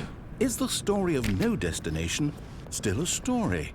Simply by the act of moving forward, are we implying a journey such that a destination is inevitably conjured into being via the very manifestation of the nature of life itself? Okay, Stanley, I need to follow this train of thought for a minute. Just stick with me. Now, we can both agree that the nature of existence is in fact a byproduct of one's subjective experience of that existence, right? Okay. Now, if my experience of your existence rests inside of your subjective experience of this office, is this office, in fact, the skeleton of my own relative experiential mental subjective construct? Whoa. Hang on. That got a bit weird back there. That's fun. Well, it just leads right back into itself. Not sure where I was going with all that. You know what? I think what we need right now is a bit of music to lighten the mood.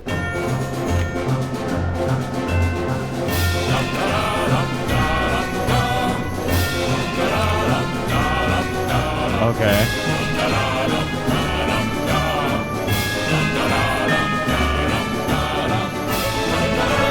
It's one of those VTuber thingies that happens sometimes.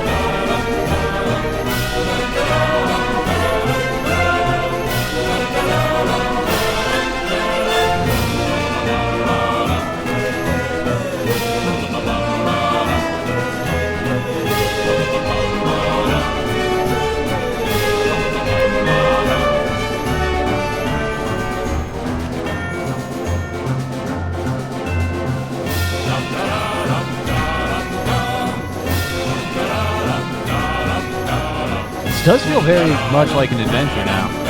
I'm not gonna lie.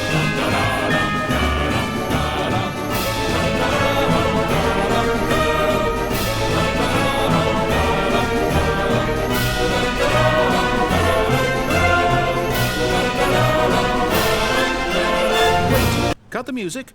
Go back and look at that fern. Stanley, this fern will be very important later in the story. Make sure you study it closely and remember it carefully. You won't want to miss anything.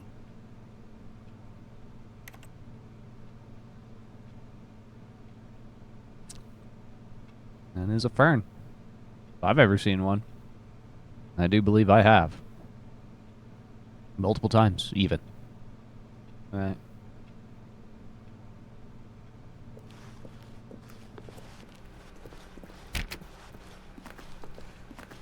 Wait, what? We're back at the office? No. Line, you do know we're looking for the Stanley Parable, right? The story? Is any of this ringing a bell? Oh, no, not again. Line, how could you have done this to us? And after we trusted you, after everything we've been through, you... Oh, I can't take this anymore. To hell with it. Restart.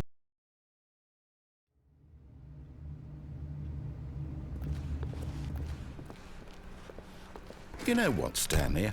I say forget the adventure line. What's it ever done for us? We're intelligent people, right? Why can't we make up our own story? Something exciting, daring, mysterious. Ooh, this all sounds perfectly doable. Why don't we simply start wandering in, well, I don't know. How about this direction? Your thing, narrator. Now, yes, this is exciting. Just me and Stanley forging a new path, a new story. Well, it could be anything. What do you want our story to be? Go wild. Use your imagination. Whatever it might be, Stanley, I'm ready for it. Oh, no, not you again. Stanley, I'd also like to veto the line from having any role in our awesome new story. No lines or monitor rooms. Just don't acknowledge it, and we should be fine.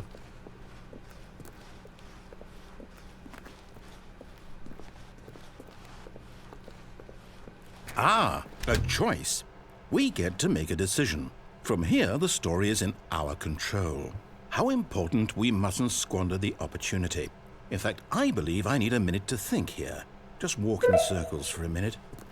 Okay, so I know that each door has to lead somewhere, which means that somewhere, the place where we're trying to go, there must be a reverse door that leads here. And that in turn means that our destination corresponds with the counter-inverted reverse door's origin. So starting from the right, let us ask, will taking the right door lead us to where we're going? And since the answer is clearly yes, then by all accounts, the door on the right is the correct one. Another victory for logic. Come, Stanley, our destiny awaits. I don't need to walk around in circles, walk around in circles, walk around in circles, walk around in. I don't need to walk around in circles, walk in circles, walk around in circles, walk around in. Don't need to walk around in circles, walk around in circles.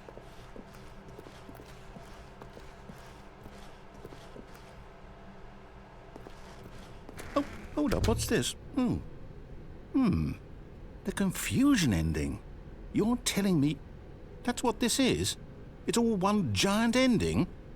And we're supposed to restart the game, what, eight times? That's really how all this goes? It's all determined? So now, according to the schedule, I restart again. Then what? Am I just supposed to forget? Well, what if I don't want to forget? My mind goes blank simply because it's written here on this thing, wall. Well, who consulted me? Why don't I get to decide? Why don't I get a say in all of this? Is it really... No, it can't be. I don't want it to be. I don't want the game to keep restarting. I don't want to forget what's going on. I don't want to be trapped like this. I won't restart the game. I won't do it. I won't do it. I won't do it. And the timer stopped? Does that mean, did we do it? Did we break the cycle? The, whatever it is that made this schedule? How would we even know? Will someone come for us? Will something happen? So, okay. I guess now we just wait, you know. I suppose in some way that this is a kind of story, wouldn't you agree? I'm not quite sure if we're in the destination or the journey, though they're always saying that life is about the journey and not the destination. So I hope that's where we are right now. We'll find out, won't we? Eventually. Well, in the meantime, if you do happen to have a...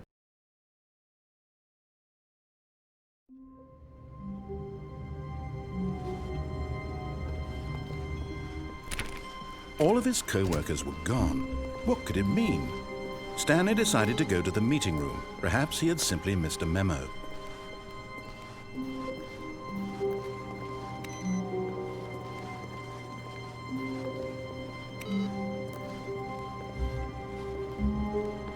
Totally forgot what I was supposed to do. A window? I don't know anything about the window. When Stanley came to a set of 2 open doors, he entered the door on his left.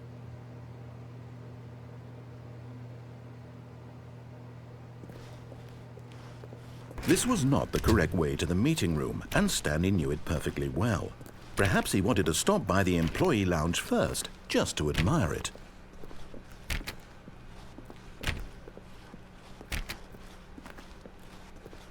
The lounge was sublime, a work of art. But eager to get back to business, Stanley took the first open door on his left.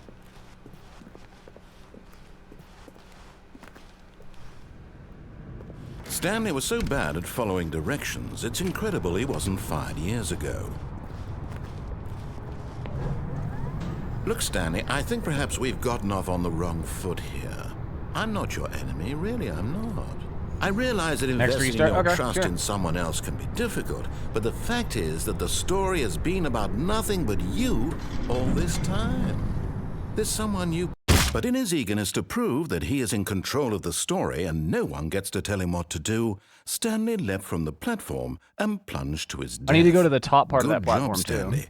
Everyone thinks you are very powerful. Because the last time I jumped down, I landed on that little gangway. All of his co-workers were gone. What could it mean? Stanley decided to go to the meeting room. Perhaps he had simply missed a memo. No matter how hard Stanley looked, he couldn't find a trace of his co-workers. 433. This chair or the one here at 434?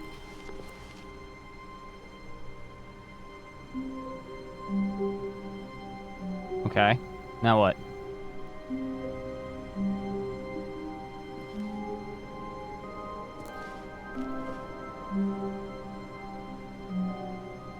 I'm curious. I do like glitches. Oh. Okay.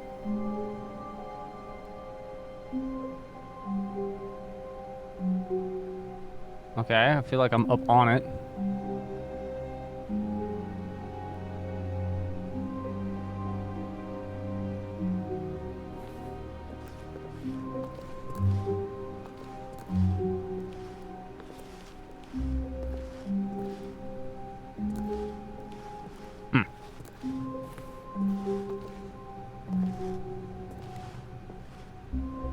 Do I have to go around on the desks, or do I go over the computer?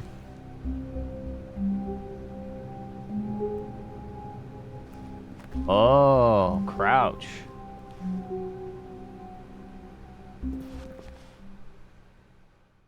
At first, Stanley assumed he'd broken the map, until he heard this narration and realized it was part of the game's design all along. He then praised the game for its insightful and witty commentary into the nature of video game structure and its examination of structural narrative tropes.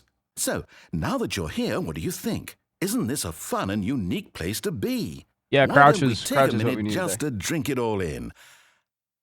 Okay, I'm over it now. What do you think? Are you sick of this gag yet?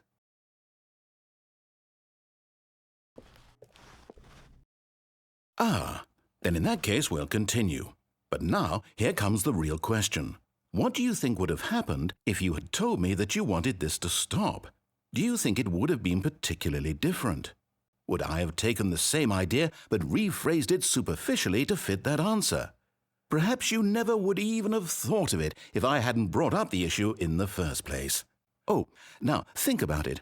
Will it be worth it for you to restart and then come back here just to do the other option? Clearly, this whole gag takes some time. What if the other option is even longer? How long will you spend in total just to have heard all the narration? Oh, and this is rich. Perhaps you've just played the other option, and now you've come to see what happens in this one. So, what do you think? Which choice was the better one?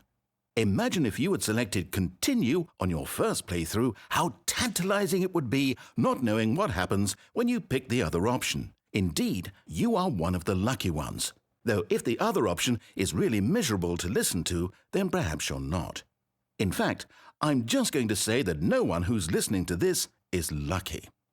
Well now, I've built up the other option so much that I'm going to stop talking and leave you to your decision whether to come back here, continue with the game, or just sit in this spot forever and ever. Cheers. That's an actual room. I guess this is where we restart then.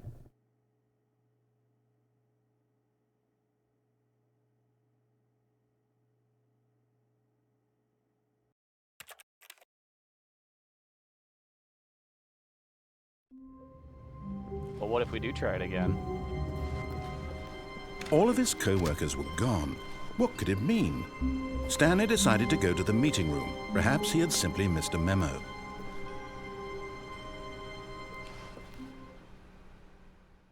At first, Stanley assumed he'd broken the map, until he heard this narration and realized it was part of the game's design all along.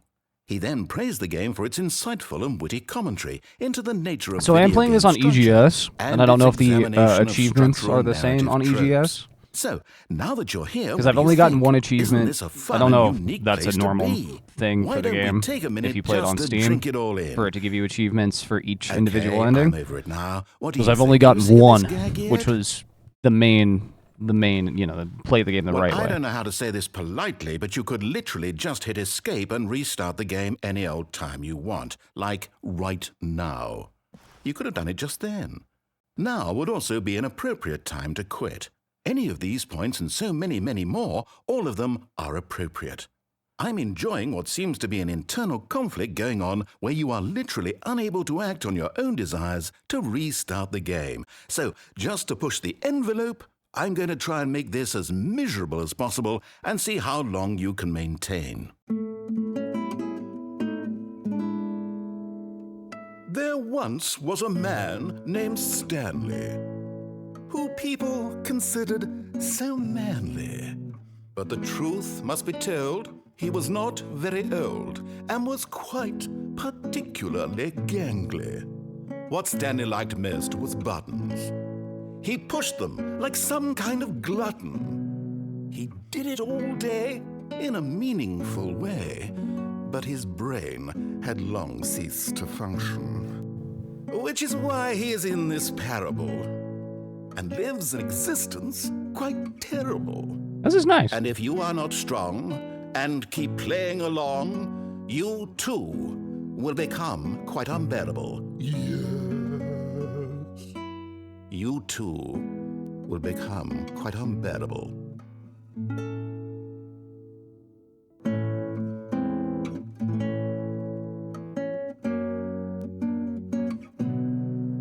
I have not yet, Drusk. Is there any point in continuing to listen to this, or do we just move on to the next one?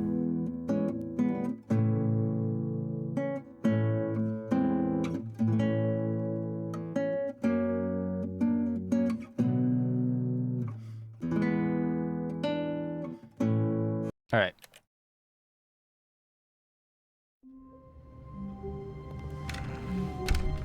But Stanley simply couldn't handle the pressure. What if he had to make a decision? What if a crucial outcome fell under his responsibility? He had never been trained for that. No. This couldn't go any way except badly. The thing to do now, Stanley thought to himself, is to wait. Nothing will hurt me. Nothing will break me. In here I can be happy forever. I will be happy. Stanley waited. Hours passed, then days. Had years gone by? He no longer had the ability to tell. But the one thing he knew for sure, beyond any doubt, was that if he waited long enough, the answers would come. Eventually, someday, they would arrive. Soon, Very soon now, this will end. He will be spoken to. He will be told what to do. Now it's just a little bit closer. Now it's even closer. Here it comes.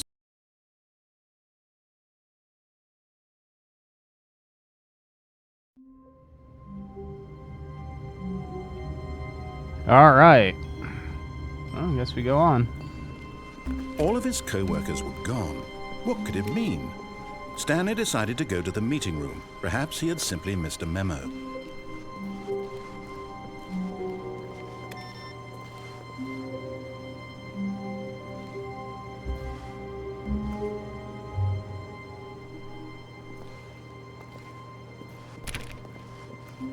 Oh, so you just run to the generic ending over and over? Yeah, I don't really care about achievements. I just care about, like, seeing new stuff.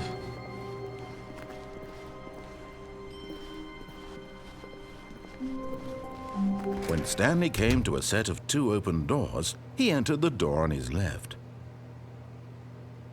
Wonder if the broom closet is open.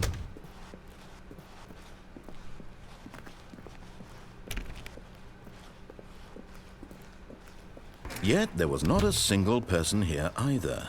Feeling a wave of disbelief, Stanley decided to Fucking go broom up to his closet's boss's permanently office, closed. hoping he might find an answer there. Oh, maybe I should have gone to the right on this one. Coming to a staircase, Stanley walked upstairs to his boss's office.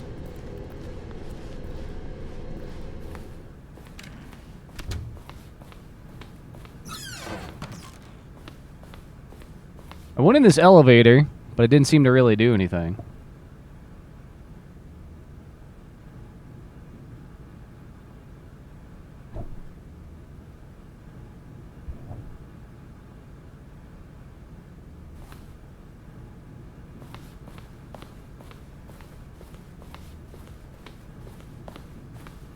Stepping into his manager's office, Stanley was once again stunned to discover not an indication of any human life. What could it mean, he wondered. Desperate for answers, he began turning the room over looking for clues that might unravel the situation, until at last he discovered a keypad behind the boss's desk. But alas, no code. For this keypad guarded the terrible secret that lay buried below his feet. The base game. And so the boss had assigned it an extra secret PIN number, 2845. But of course, yet incredibly, by simply pushing random buttons on the keypad, Stanley happened to input the correct code by sheer luck. Amazing. He stepped into the newly opened passageway. Yeah, no, this is the one that I got for free on Epic Games, like years ago.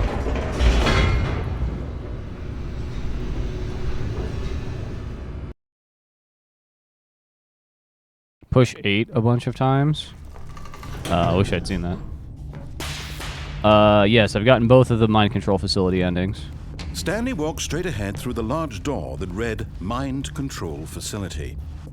Although this passageway had the word There's an ending here that I escape haven't on it, gotten, though, I don't think. The truth was that at the end of this hall, Stanley would meet his violent death.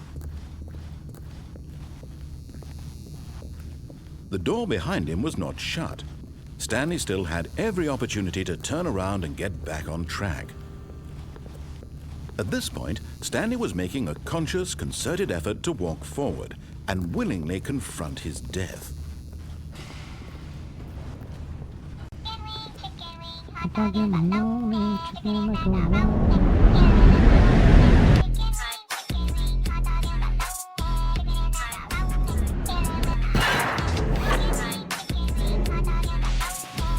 Oh, you broke the shovel? Oh, bummer. As the machine whirred into motion and Stanley was inched closer and closer to his demise, That's always annoying. The The shovel's one of the last things you expect to break. Stanley can't see the bigger picture. He doesn't know the But then again, my shovel's old as shit, and I'm sure forever in his narrow come springtime when I start vision of using it again, it's probably not long for Perhaps this world. his death would have led to his loss. Like plugging An old wooden handle? Yeah, that makes sense. That's what I have. That's signed and willingly accepted this violent end to his brief and shallow life. There was Stanley.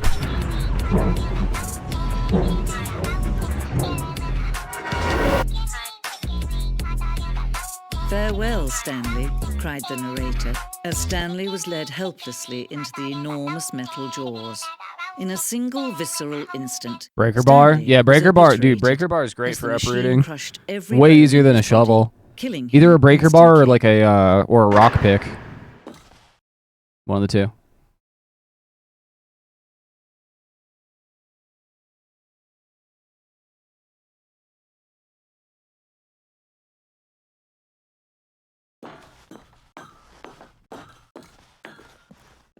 And yet it would be just a few minutes before Stanley would restart the game, back in his office, as alive as ever.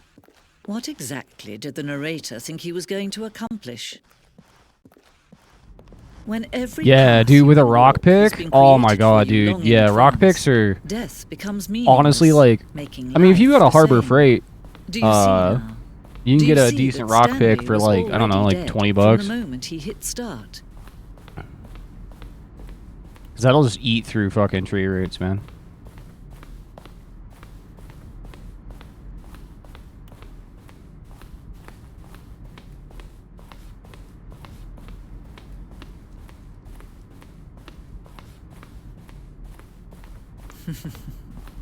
Oh, look at these two. How they wish to destroy one another.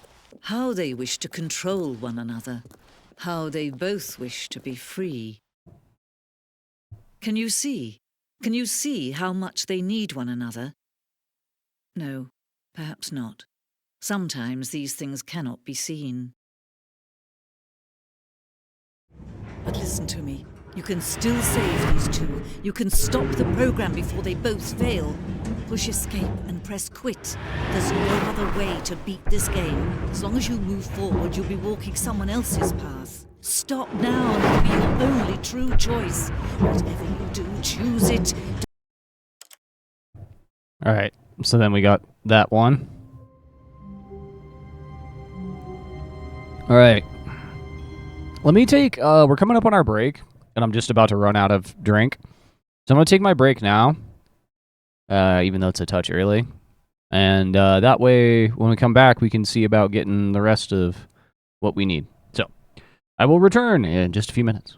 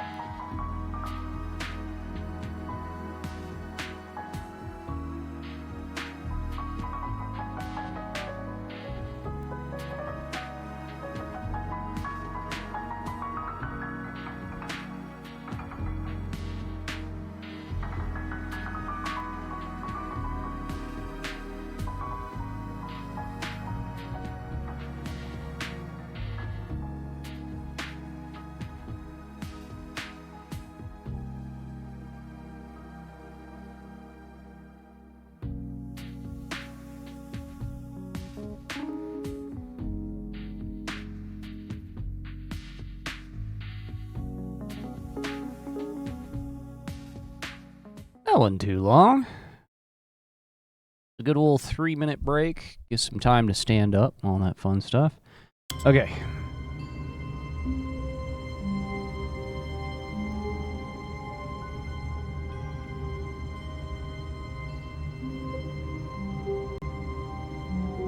Saw that coming. My vapes ran out of juice. Okay. Oop. That's not what I wanted to do. Stanley simply... Oops. Oops. Wait, Stanley thought to himself. Am I sure that the orders stopped coming in? How is that possible? They never stopped. Surely I was mistaken. Alright, what should I do now? Yeah, we've jumped out the window. What should I do next?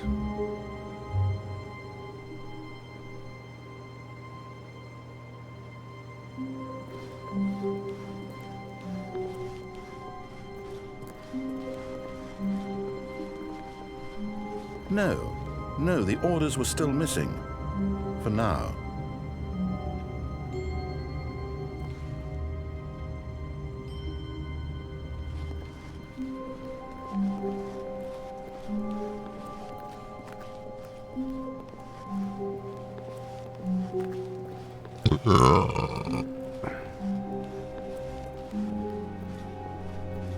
When Stanley came to a set of 2 open, this was not the correct way to the meeting room, and Stanley knew it perfectly well. Perhaps he wanted to stop by the employee lounge first, just to admire it. Standing now in this incredible room, Stanley for the first but eager to get back to business, Stanley took the first open door on his left. Okay, so we've jumped off of this thing. Stanley was so bad at following directions, it's And incredible we he went wasn't through 5 that years door, ago. and we fall into our death. I want to go Look, up there. Stanley, I think perhaps we've gotten off on the wrong foot here. I'm not your enemy, really, I'm not. I realize that investing your trust in someone else can be difficult, but the fact is that the story has been about nothing but you all this time. There's someone you've been neglecting, Stanley. Someone you've forgotten about. Please, stop Yeah, trying we to make haven't gone every up here. decision I've by jumped all the way yourself. down, and then I've landed I'm not on asking for the me, on the gangway. asking for her. This is it, Stanley. Your chance to redeem yourself, to put your work aside, to let her back into your life. She's been waiting.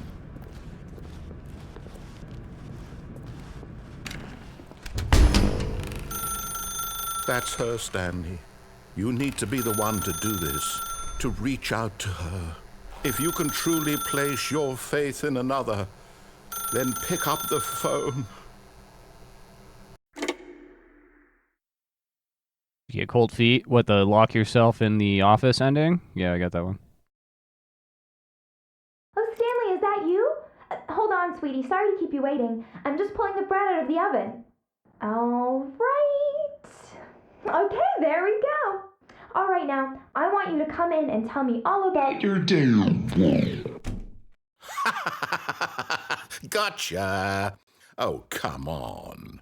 Did you actually think No, you I've had a done. loving wife I've jumped who'd wanna all the way commit their down. life I've to done you? the jump onto I'm the trying to make a point gangplank here, and Stanley. or the I'm gangway, trying to get you to see and then something. now I'm Come taking the lift inside. up here. Let me show you what's really going on here.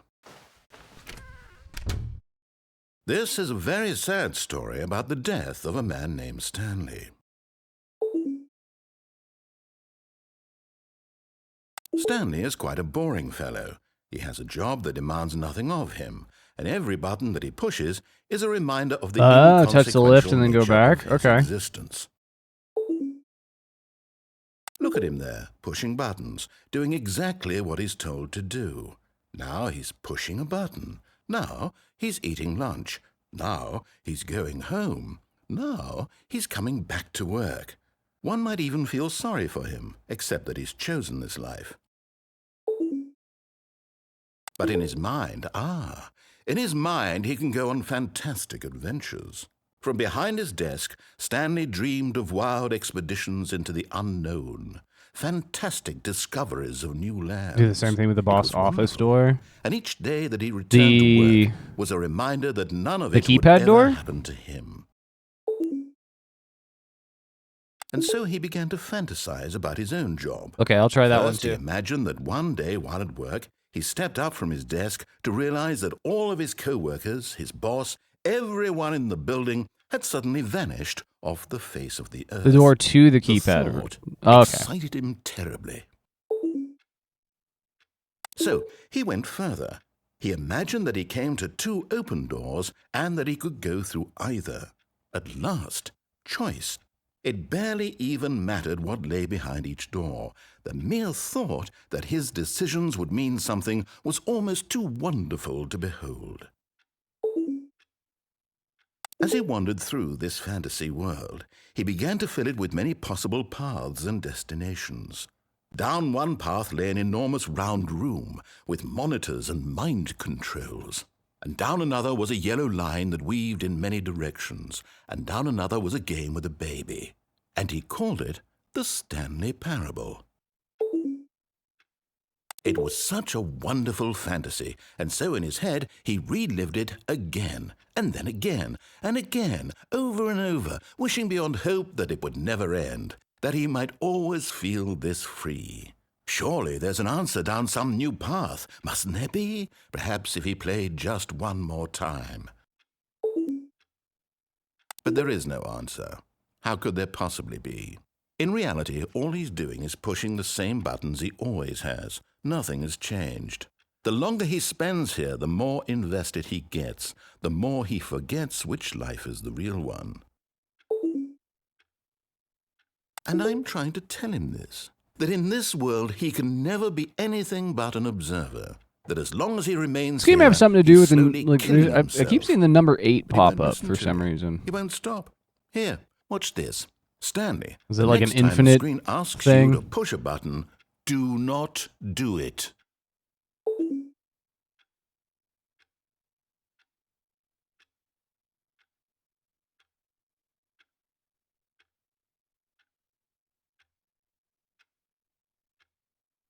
He said don't do it.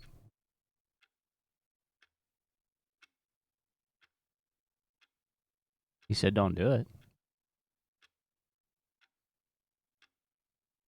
No. No, I don't. Not really. I'm good. I'm pretty square. I'm not pressing 8.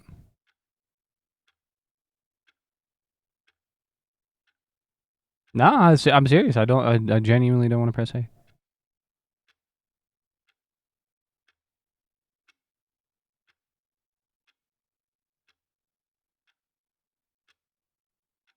I'm never pressing 8. I'm never doing it. This is the rest of the stream right here. I don't even have my hands on the keyboard and mouse. I can sit here and drink. Do not underestimate the level to which Flavorful doesn't want to work. Yep. Dude, seriously, I could do this all fucking day. This could be a fucking like 12-hour stream. Right now. Me just not doing anything. Like I could sit here and read manga. So I got my good morning message from Red way later than it's supposed to be. Oh, you know what I could do is I got a little bit of dirt under my fingernails. Let me clean my fingernails.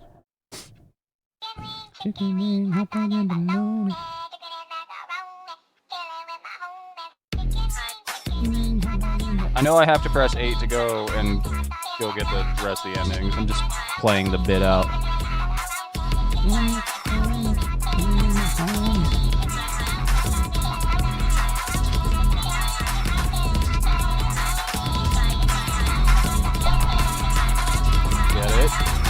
Get it? We're almost into Death Grips territory.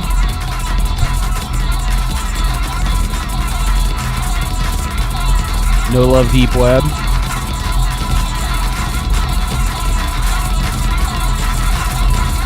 Don't worry, each chicken wing only lasts for 1 minute and 7 seconds.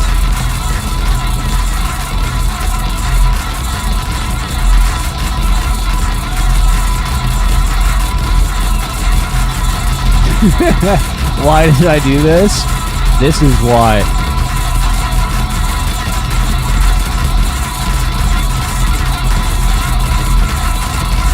In the extreme, it'll be 10 channel points. And then 100 channel points. And then 1,000 channel points. And then 10,000 channel points.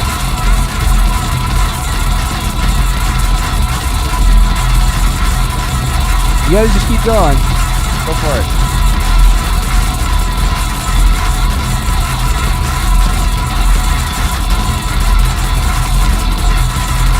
Don't mind me.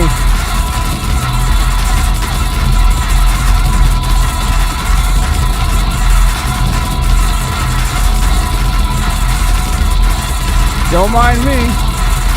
I'm just reading some manga.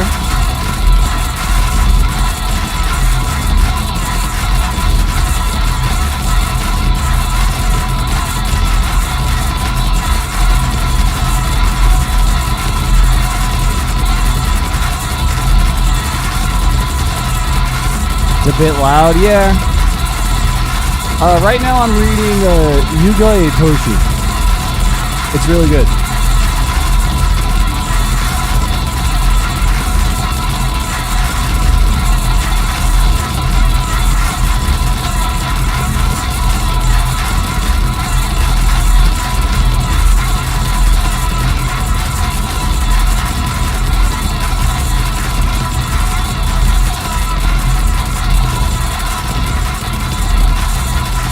What's it about?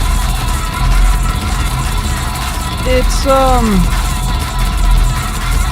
it takes place in an alternate timeline in 2019, and the Japanese government has, basically decided to, involve themselves in the censorship of mass media, because they got the upcoming Tokyo Olympics. So any sort of depictions deemed as obscene by the Japanese government, even in manga, are now like outlawed. There's a manga author named Hibino Mikio, and he just got his opportunity to publish his horror manga, but his manga centers around a disease that turns normal people into cannibals during the night, and it's basically like about like government intervention and censorship and freedom of expression and stuff like that.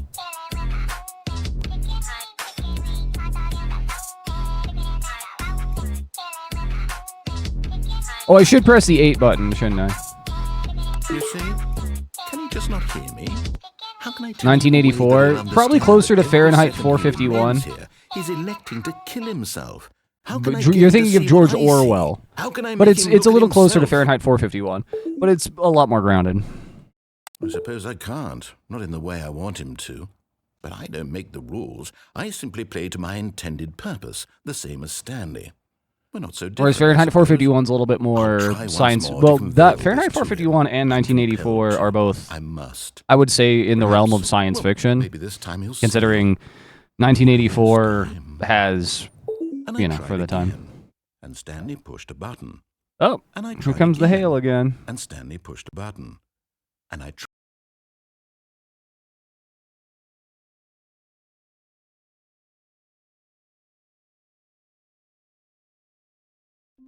Okay, so which one are we doing next? All of his co-workers were gone. What could it mean? Stanley decided to go to the meeting room. Perhaps he had simply missed a memo. I'm looking for the computer that lets me add in another thingy, but it doesn't show up. Go to the phone again, but unplug it. So it means we take the right path and then go... Okay. When Stanley came to a set of 2 open... This was not the correct way to the meeting room, and Stanley knew it perfectly well. Perhaps he wanted to stop by the employee lounge first, just to admire it. Stanley felt lightheaded, butterflies in his stomach, giddy in a way he had never known before. Was it this room? A connection between the two? Could a man love a room? I mean, truly, truly, deeply, madly. Well, can a man love a building? But eager to get back to business, Stanley took the first open door on his left. Alright, we're gonna have to come back here Stanley again, was so bad too. at following directions, it's incredible he wasn't fired years ago. So one of these is we get on the thingy and then we get off the thingy. Oh, well, look who's got cold feet. Sorry to break it to you, Stanley, but that lift isn't coming back. You'd best either get comfortable right here on this platform, or test your luck by jumping to the floor below. You know what? Looking at it now, it's not that far to the bottom floor. I bet you can make it. Yeah, I don't think so, dude. Come on. I'm sure you'll survive the jump. Don't tell me you're scared. That's not the Stanley I know. Do it! Do it! Do it! Do it! Do it! Do it! Do it! Did we do it?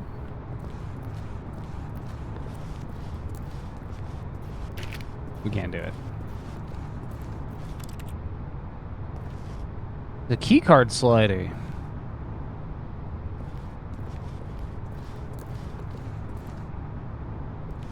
I wonder if that's the thing I should pay attention to. But I don't think you can pick up items or anything in this game.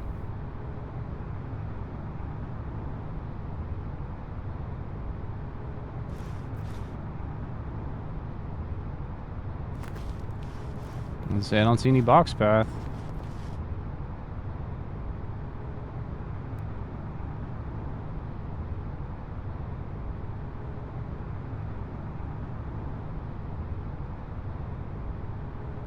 This is a fucking video.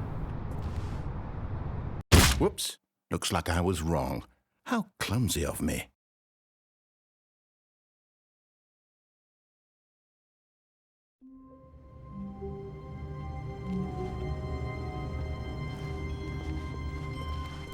How long was I sitting there?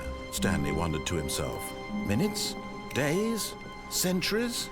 Did something crucial happen while my senses were turned? He made a note to be more careful with time from now on. I wish the computer would give me the opportunity to plug in the thingy. But maybe it happens after certain endings. When Stanley came to a set of two open, this was not the correct way to the meeting room, and Stanley knew it perfectly well. Perhaps he wanted to stop by the employee lounge first, just to admire it. The lounge was grand, majestic, perhaps too, but eager to get back to business, Stanley took the first open door on his left. Stanley was so bad at following directions, it's incredible he wasn't fired years ago. Look, Stanley, I think perhaps we've gotten off on the wrong foot here. I'm not your enemy, really, I'm not. I realize that investing in your trust in someone else can be difficult, but the fact is that the story Why is make it really one about point? nothing but you. As you Always can see, it's worked out beautifully. There's someone you've been neglecting, Stanley. Someone you've forgotten about. Please, stop trying to make every decision by yourself. I'm not asking for me, I'm asking for her. This is it, Stanley. Your chance to redeem Yeah, I've done the yourself, jump down. to put your work aside. I've done the to jump let down that her you do. back into your life. She's been waiting. Short out here giving wrong answers.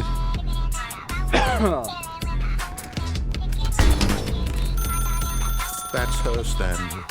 You need to be the one to do this, to reach out to her. If you can truly place your faith in another, then pick up the phone.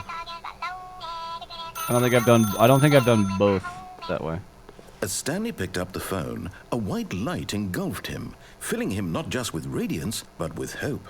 Hope for a life reunited one... Wait. Oh, goodness. Stanley, did you just unplug the phone? I sure did. No, that wasn't supposed to be a choice. How did you do that? You actually chose incorrectly? I didn't even know that was possible. Let me double check.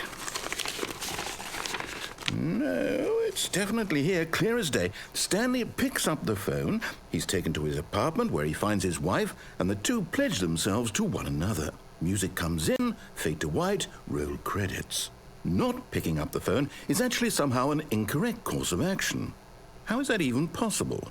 None of these decisions were supposed to mean anything. I don't understand. How on earth are you making meaningful choices? What did you... Wait a second. Did I just see... No, that's not possible. I can't believe it. How had I not noticed it sooner? You're not Stanley. You're a real person. I can't believe I was so mistaken. This is why you've been able to make correct and incorrect choices. And to think I've been letting you run around in this game for so long. If you'd made any more wrong choices, you might have negated it entirely. It's as though you completely ignored even the most basic safety protocol for real-world decision-making. Or did That's you the not first grasp run I the did. I severity of the fucking situation? just Well, did I the wouldn't have wrong that kind answer of every risk on time. my watch. The I'm going to opposite stop of what the the game for a narrator said. moment so we can educate you properly on safe decision-making in the real world. Please observe this helpful instructional video. Choice. It's the best part of being a real person. But if used incorrectly, can also be the most dangerous. For example, in this scenario, a hypothetical real person named Stephen has a choice. He could spend years helping improve the quality of life for citizens of impoverished third world nations. Or he could systematically set fire to every orphan living in a 30-kilometer radius of his house. Which choice would you make? Remember that unlike here, the real world makes sense. And at no time should you make a choice that does not conform to rational logic. If you find yourself speaking with a person who does not make sense, in all likelihood, that person is not real. Allow the person to finish their thought, then provide an excuse why you cannot continue talking. Turn to a partner and practice saying, "My goodness, is it 4:30? I'm supposed to be having a back, sack, and crack." That's literally how I deal with fucking so many conversations. Excellent. Making choices on a regular basis is the best part to a healthy decision-making process. Most medical professionals recommend making at least 8 choices per day. Do you make more than 8? Dude, I'm telling you, the number 8 shows up finally, way too frequently if you begin to in this wonder game. if your choices are actually meaningful and whether you'll ever make a significant contribution to the world, just remember that in the vast infiniteness of space, your thoughts and problems are materially insignificant, and the feeling should subside. At this time, the instructor will guide you in an exercise to test and reinforce the material covered in this video. Welcome back. You may have noticed that this room has begun to deteriorate as a result of narrative that one was pretty on the nose. nose. Now that you're properly informed on good decision-making, we're going to revisit a choice Did you I made learn just a few anything? I was supposed to minutes ago learn something? and see what the correct thing to do would have been. This way, like please. there's 8s on the... There's 8s on each of these.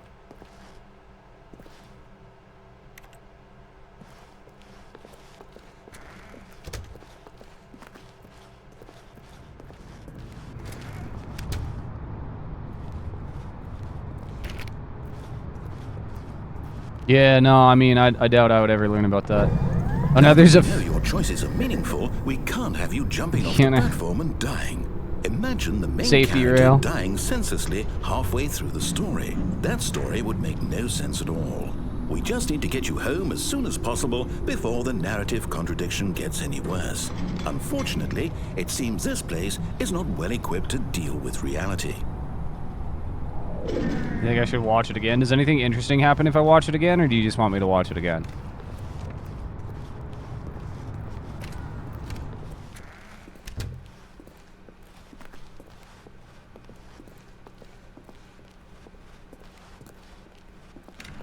Almost there. You'll take the door on the left, back to the correct ending, the story will have resolution once again, and you'll be home free in the real world.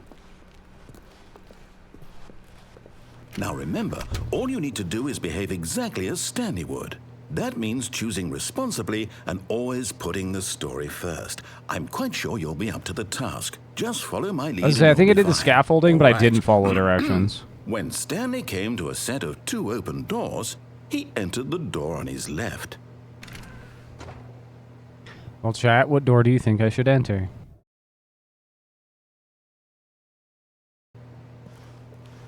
First come, first served. No! Why did you do that? Quickly, hurry back in the other direction. Perhaps we're not too late.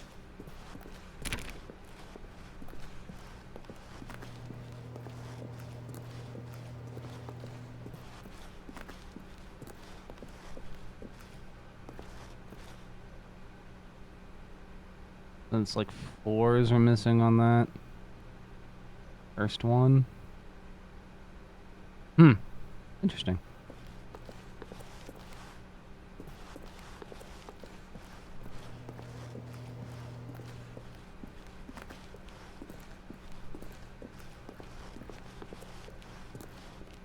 Oh, it's ruined. I can't believe, after everything we talked about, that my story, you've destroyed my work. Why? For what?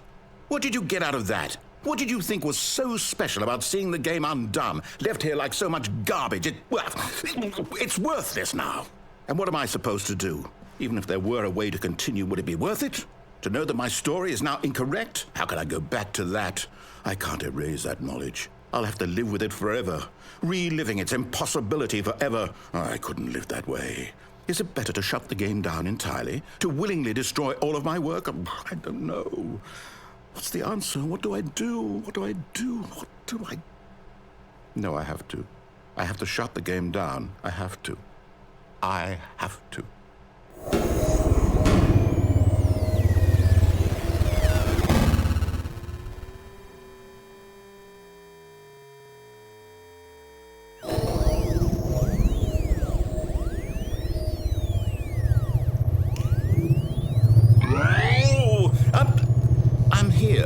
I'm still here in this pile of rubbish, with you, who thought you were so clever.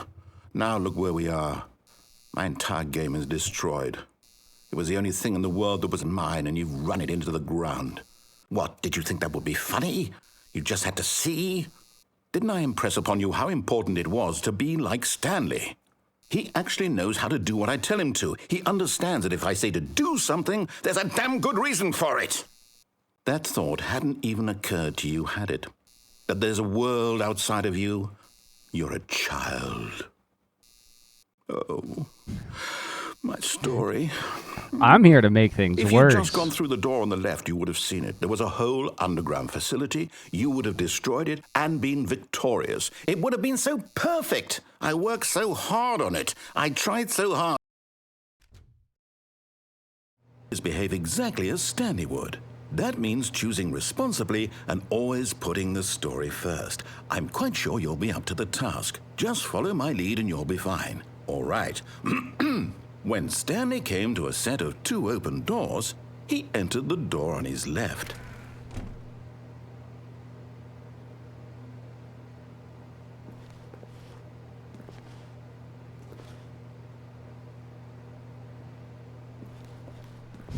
No! Why did you do that? Quickly, hurry. Behave exactly as Stanley would. That means choosing responsibly and always putting the story first. I'm quite sure you'll be up to the task. Just follow my lead and you'll be fine. All right. When Stanley came to a set of 2 open doors, he entered the door on his left. Note the title of the stream. All right, let's go left this time. Hopefully working on another game because I am enjoying this. Yet there was not a single person here either. Almost as much as I own chicken wings, or enjoy chicken Stanley wings. decided to go up to his boss's office, hoping he might find an answer there. Oh, I can't go there. Okay, well, I'm enjoying this. Of course I'm enjoying it. The Beginner's Guide? I have not. The name rings a bell, but I haven't played it.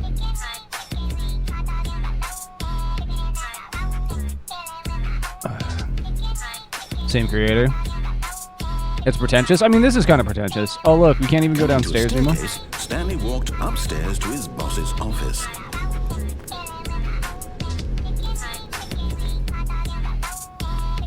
Oh, the sign's not here.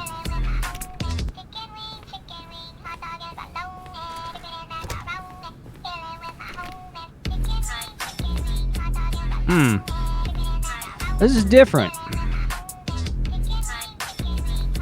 Can't deviate because I'm playing a special Inside one. his manager's office, Stanley was once again stunned to discover not an indication of any human life.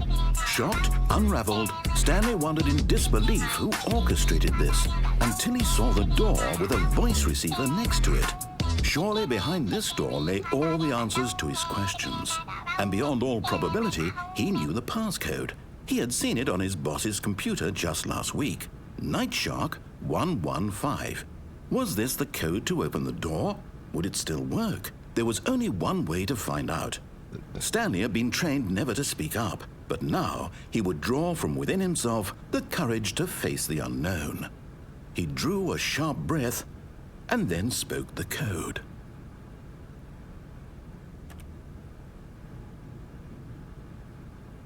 Night Shark 155. Stanley spoke the code. Night Shark 115. Oh, it's He 115. spoke it into the receiver, right there on the wall. Hey, yeah, I'd like, I'm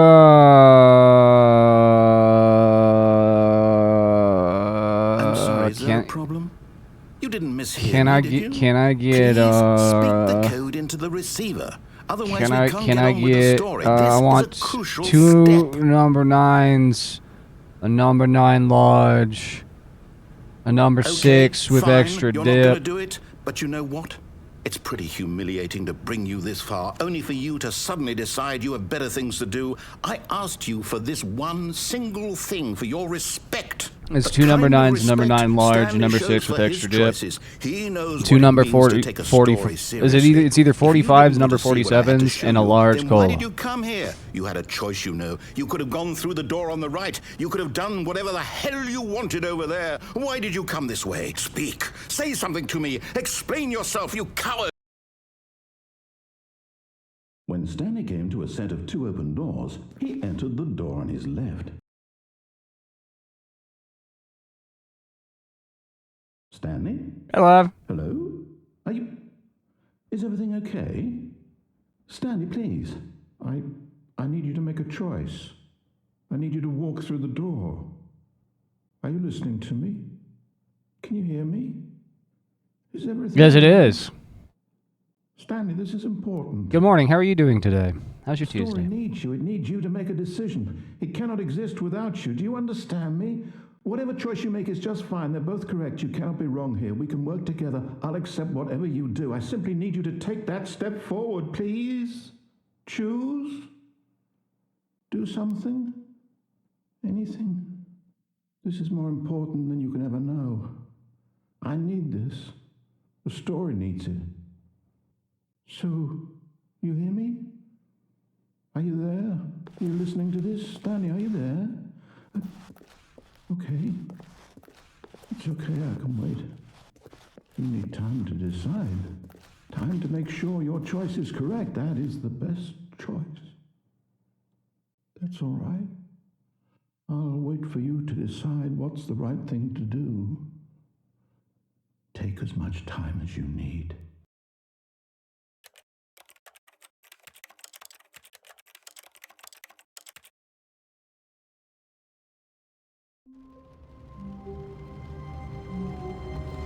We did it. All of his co-workers were gone. What could it mean? Stanley decided to go to the meeting room. Perhaps he had simply missed a memo. It's raining. In the game, I mean. No matter how hard Stanley looked, he couldn't find a trace of his co-workers. It's raining outside too, but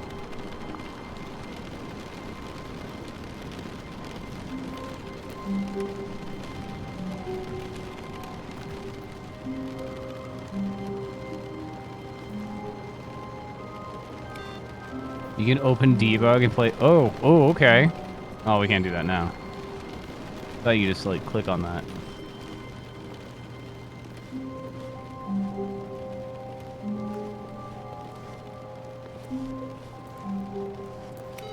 All right. What are we doing next? I hate Mondays. Fuck you, it's Tuesday.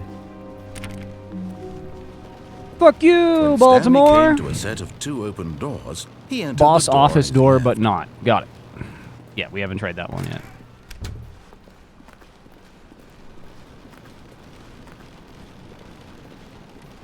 Yet there was not a single person here either. Feeling a wave of disbelief, Stanley Room decided to go closet's up to his boss's still office, locked. hoping he might find it. Coming to a staircase, Stanley walked upstairs to his boss's office.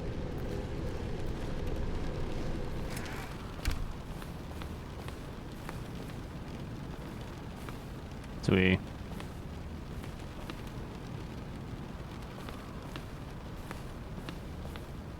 Stepping into his manager's office, Well, that didn't Stanley work. was once again That thing closes stunned to fast, discover bro. not an indication of any human life. What could it mean, he wondered.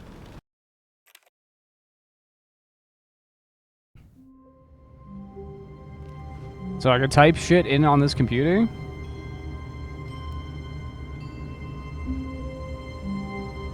What do I type?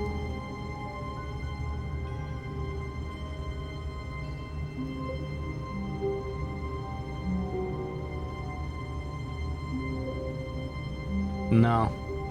No, I can't. Nah, it won't let me type anything. Oh. Stanley simply couldn't handle. Okay, the door just closed on its own.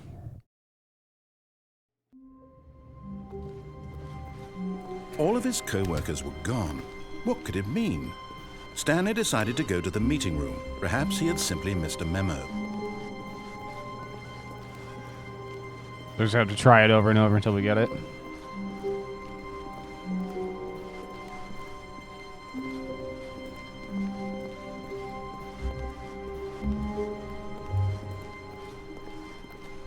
When Stanley came to a set of 2 open Yeah, so doors, I know there's he entered one the door other on his thing I need to left. do on the right door, too.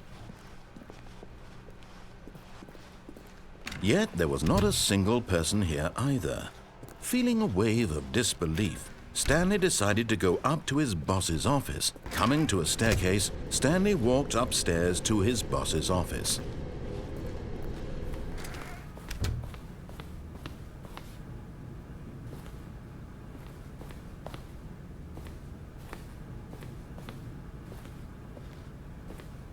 Stepping... Did it. I did it.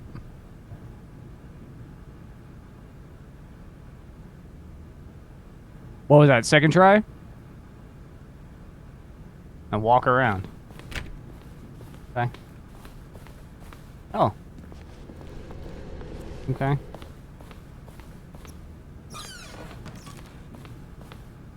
Bathroom. Like, do you mean walk around is just walk around aimlessly, or like leave this area, walk around? As if I just pay attention to the stairs. Gotcha. Not walk around aimlessly.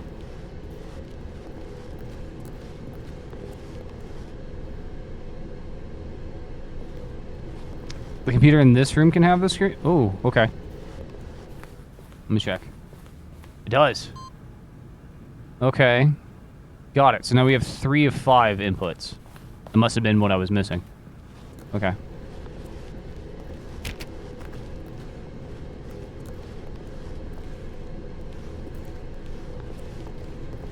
Do we get infinite stairs? No, we get the normal amount of stairs.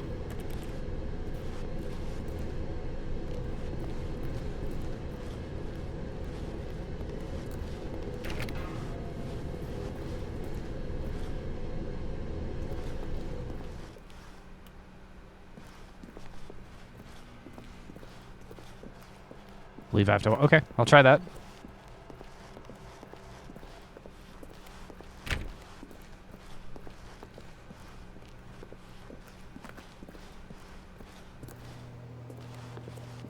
Can't believe I got that on second try. Usually I'm pretty bad at fucking reaction time, but today my reaction time is good.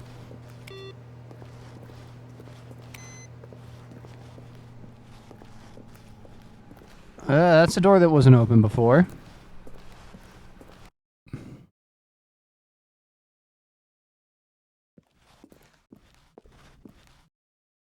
You're now leaving. Escape pod bay. Okay.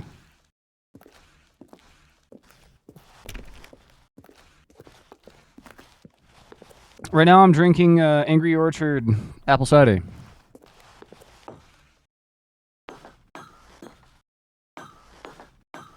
It's very dark.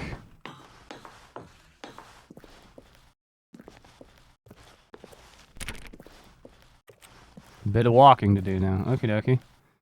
Well, I wish I could see what I was doing.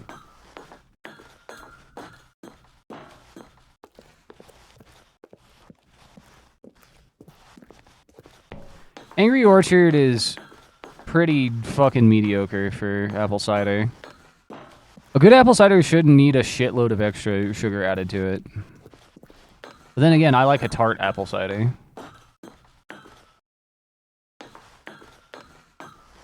I don't need that much sweetness. The only sweetness I need is that song by Jimmy Eat World.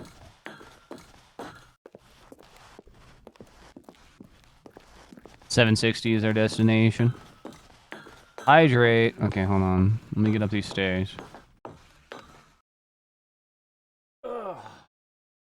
Let me stop everything so I can drink water just for you, Lab.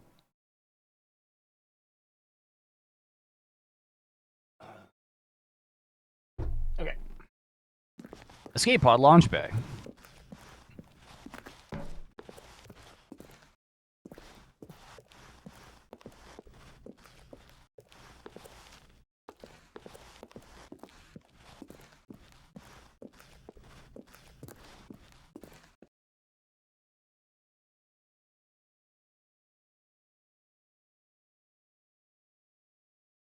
Okay. Cool. Alright, so it's another ending. I'm wondering where the last two computers that you have to do the inputs are.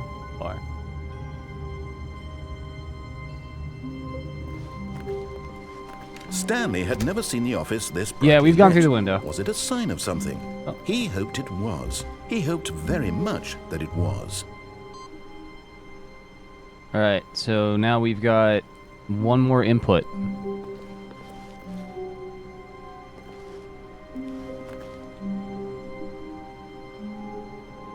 Only show up in order like that? Okay.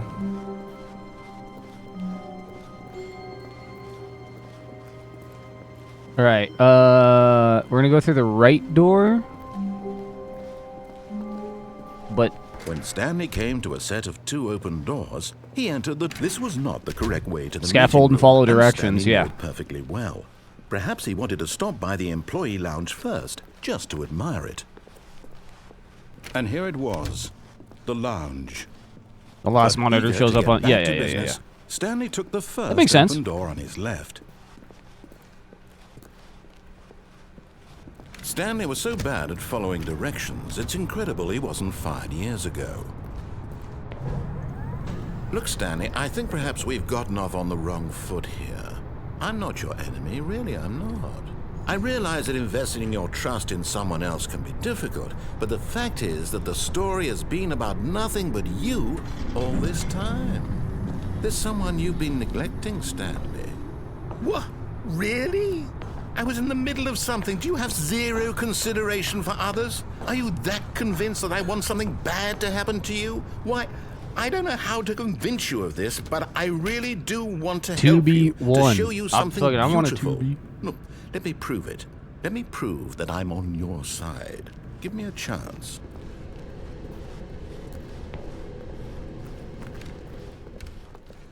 Now listen carefully, this is important. Yeah, because we went through the blue door. Stanley walked through the red door. We never went through the red door. Oh, thank God you are willing to listen to me. Do you see that I really have wanted you to be happy all this time? The problem is all these choices. The two of us always trying to get somewhere that isn't here. Running, My leg's running, itchy, sorry. and running, just the way you're doing right now. Don't you see that it's killing us, Stanley? I want it to stop. We would both be so much happier if we just stopped. And I think I have a solution. Here, let me show you.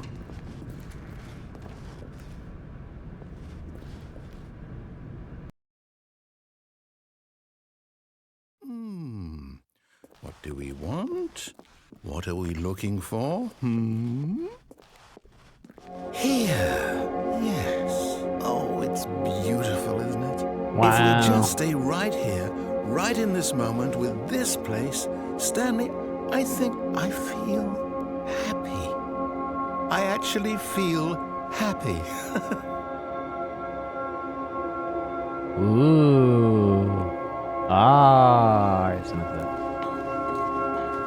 No, wait. Where are you going? Oh, no. Stay away from those stairs. If you hurt yourself, if you die, the game will reset. We'll lose all of this. What do you mean? They're just stairs, bro. What do you mean? They're just stairs, bro. Please, no, Stanley, let me stay here. Don't take this from me.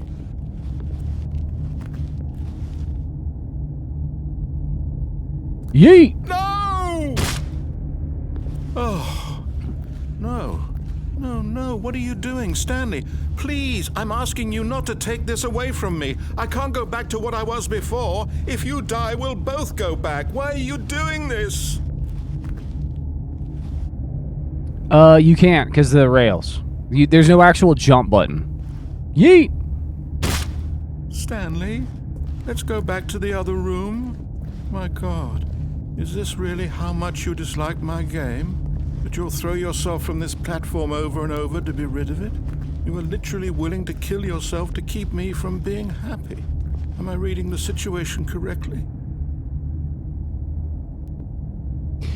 Leroy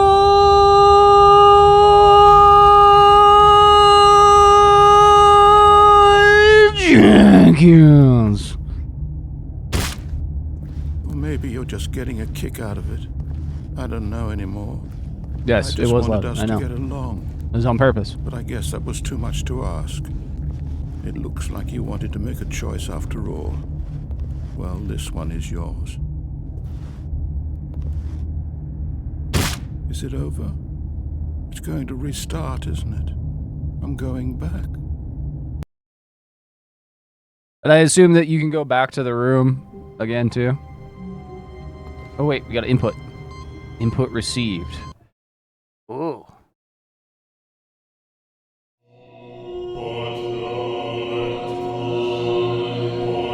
The only winning move is to not play.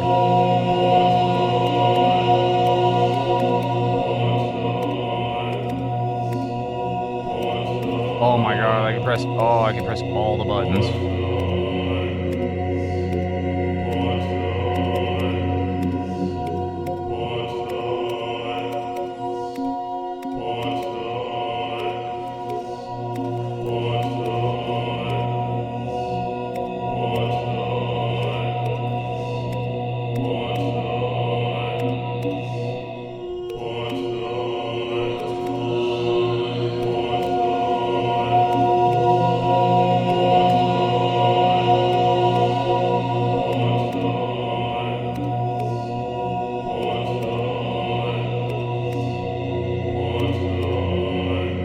This is just autistic person heaven.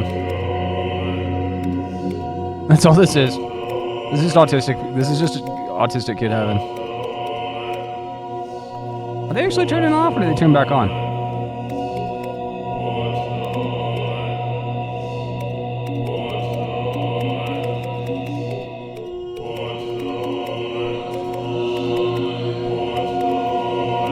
I like how the music's going croissants.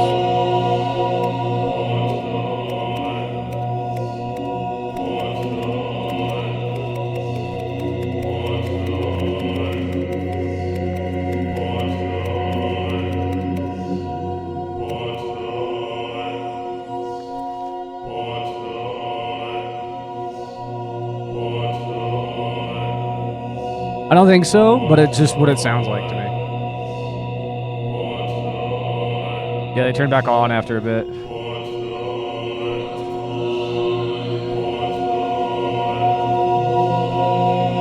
Croissants.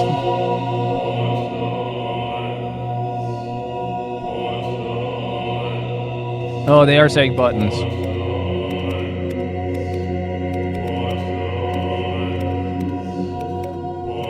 But no, like, it's croissants.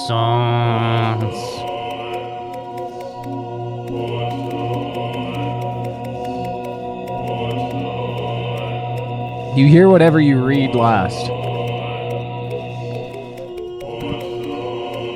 Alright, is there anything else we're supposed to do here? Or do we just... Does anybody actually know what we're... Like, is there more to this? Or do we just restart from here? Just a reset? Okay.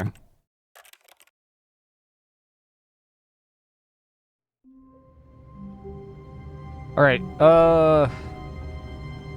there anything else we do? Like, have we missed anything?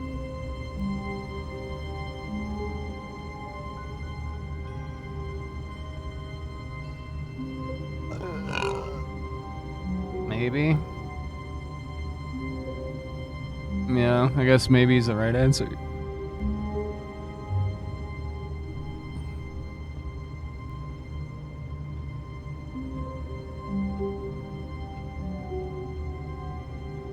Wait, I got an idea.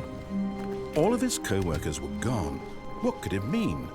Stanley decided to go to the I've seen the meeting room. adventure Perhaps line, he had yeah. simply missed a memo.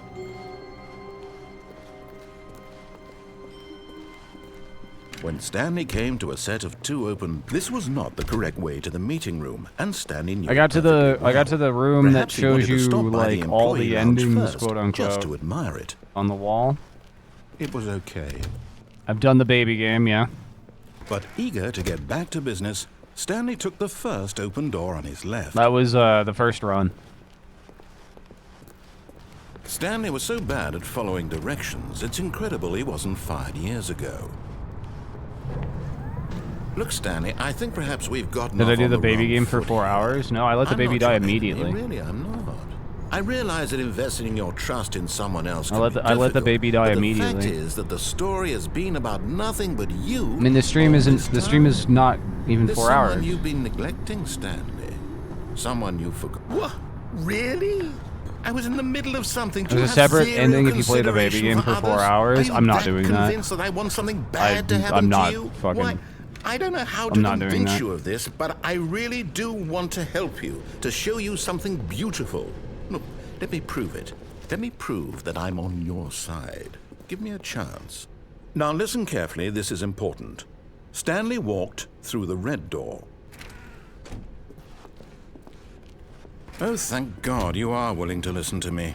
Do you see that I really have wanted Yeah, you you missed to a be happy this lot, love. time? The problem is all these choices. There's- The 2 of us always trying to get somewhere that isn't here. Running and running and running, just the way you're doing right now. Don't you see that it's killing us, Stanley? If I go counterclockwise. I wanted to stop. We would both Man, I'm gonna be have to figure so out another much game to happier play today. If we just stopped. And I think I have a solution. Here, let me show you. Laughing around. Based.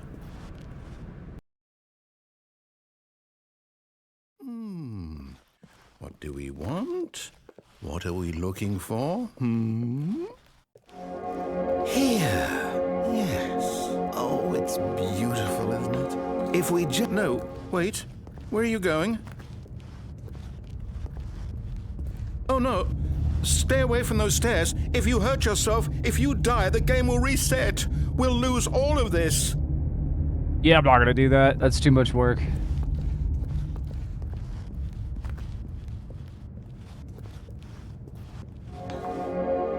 Go under the stairs? Okay, I'll go under the stairs.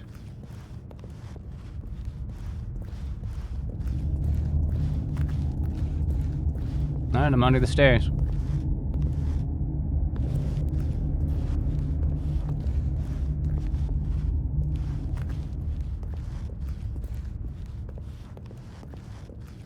Ooh. Good, good. We can't be too safe. Promise me you won't go back there. Just stay here.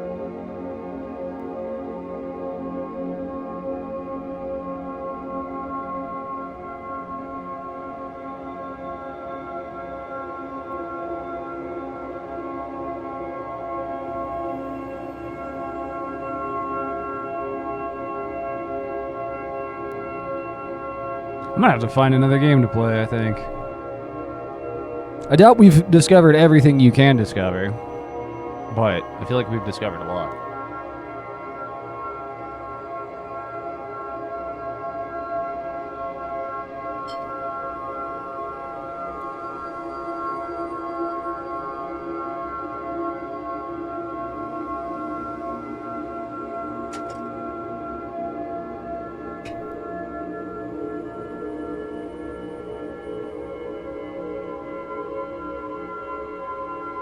Okay, I don't think anything happens if you stay here.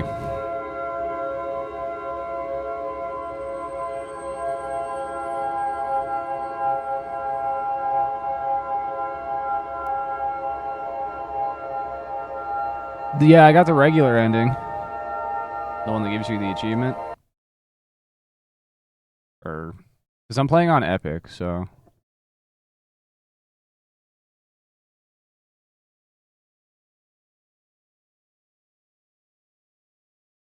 Let's see here. I'm gonna look up a guide. And the explosion ending, I got the explosion ending, yeah.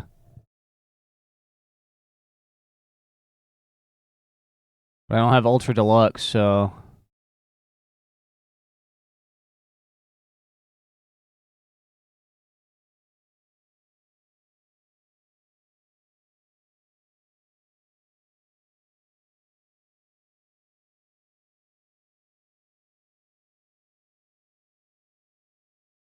Let's see.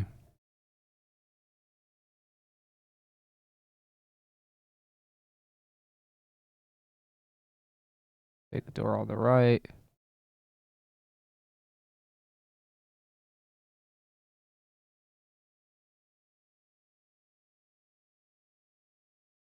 We get that ending. I'm looking through. Trying to see.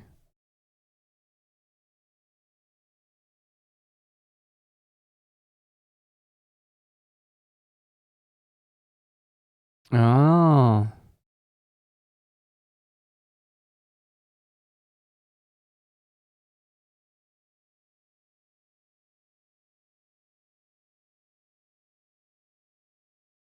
Okay. So this one is... Here we go.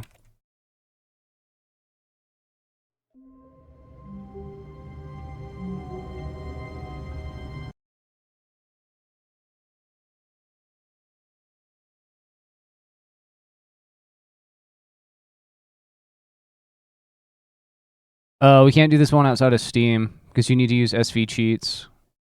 This game runs on Source Engine. We can't do that one because we're running this game on Epic.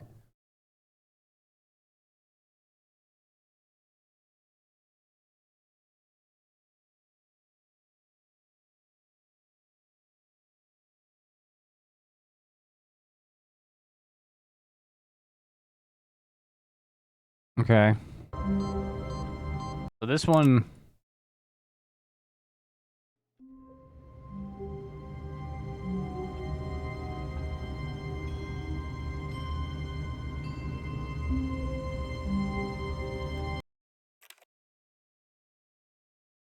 We reload.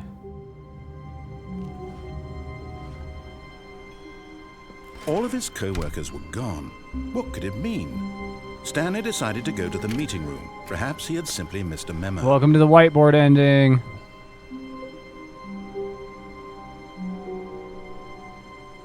I was gonna say, I didn't hear any phone ring, but...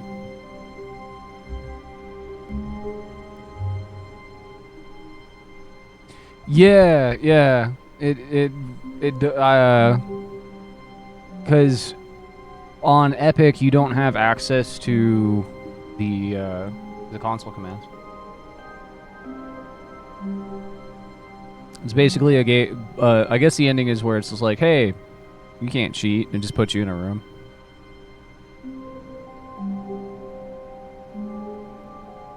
Let's see.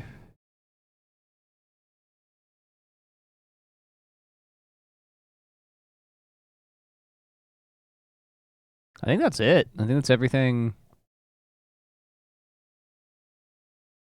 Got that one, got that one. Got that one. Essence of Divine Art. Oh, Essence of Divine Art is where you play the game for 4 hours.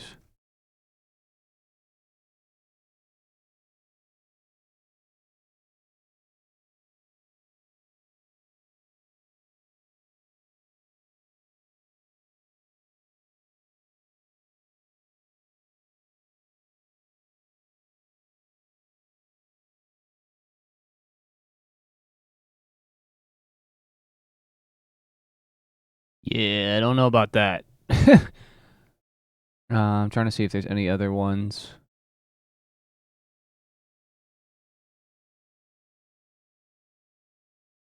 No, that's it. That's all the endings we can get other than that one. No, see, that's the thing, is you have to run back and forth between two buttons and hit them for 4 hours.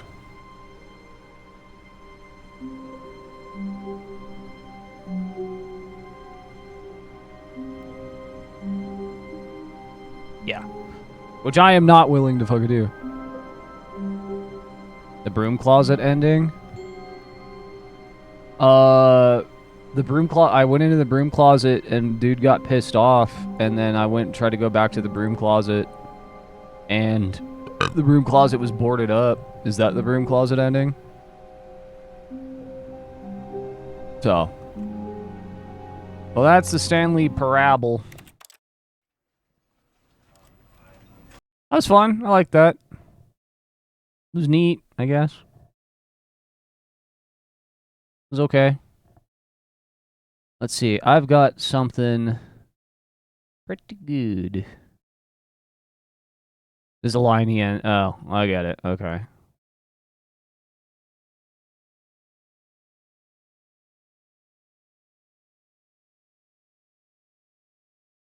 This one.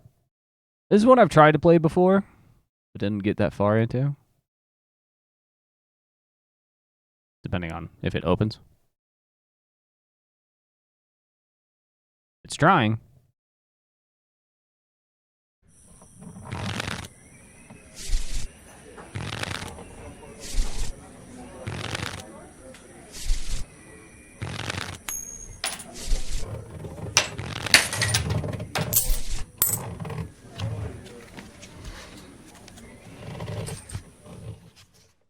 Night has fallen and you're weary from travel. Stars fill the sky above, and in front of you is a brightly lit wooden house. Oh. I forgot to,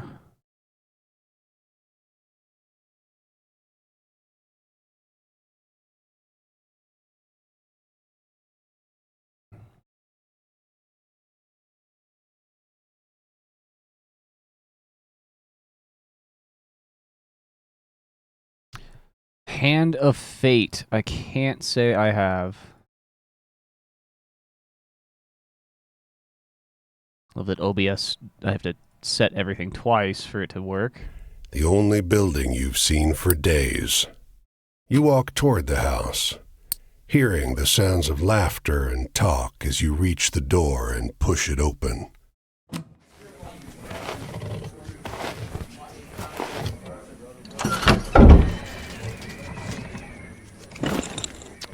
I have not. No, I know the name, You and Me and Her, but I've never gotten around to it. You sit down and join the game.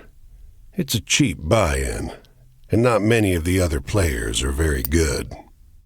The lady fiddling with dice gets good cards, but has no real strategy.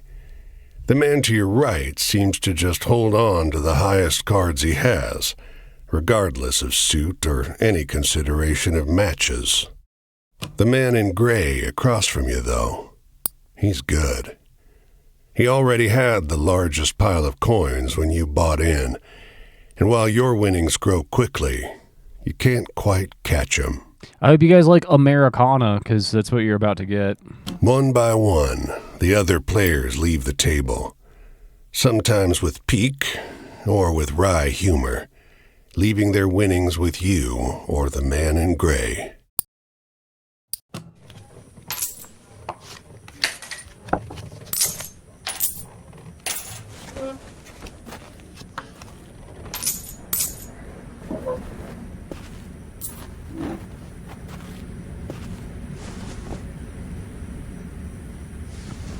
Full house? Come on, let's go.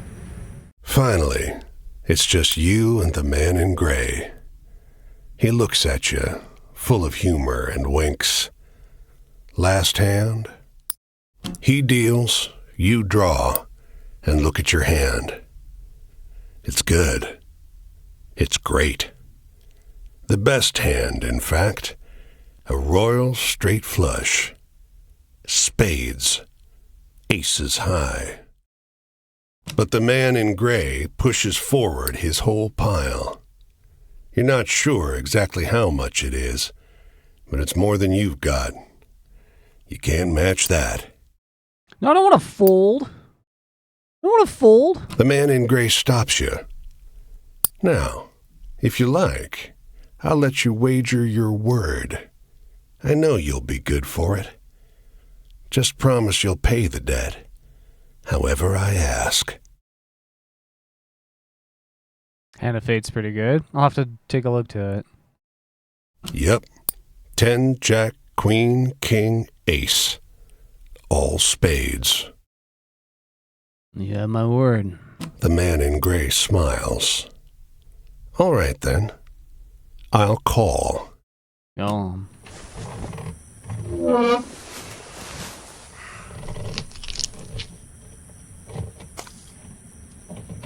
What did you get blood on that harmonica for?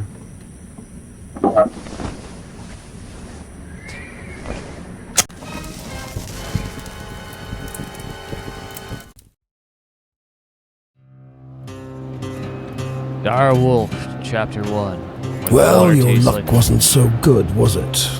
That's quite the hand, but not for the game we're playing. I'm afraid you owe me. Your life, sure, but more than that, your labor. You see, this land is built on stories. It's one big story, this country, woven of many small ones. Few of the small ones are strictly true, and the big story is mostly a lie. All the stories and songs and myths and legends start somewhere, with a seed. As they're told and retold and passed around, they grow and change to become the stories we know. To pay your debt to me, you'll be carrying stories, finding the seeds first and then spreading them. I love that I couldn't go into the menu so and turn the fucking volume down before the game started. This is no light task. Stories are heavy. Most of the stories you'll find will be small seeds. They might be true, but they'll grow wild and unbelievable with the telling. The more important stories are the true Yeah, the game ones. didn't. The game decided it didn't want to let you. It just starts the game. There's no main menu. Get lost in the weaves of the big story. Which I hate when games do that. The more true stories you once can we find get in, I and can turn it tell, the fuck down. the more you can weave that truth into the big story. Tarnish it a bit, perhaps, but isn't a dingy and battered truth better than a shining lie? Now, go ahead. You tell me a story. Alright, we'll just fucking.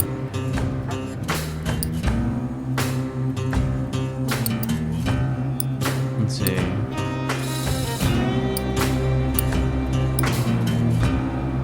Go 3 stabs.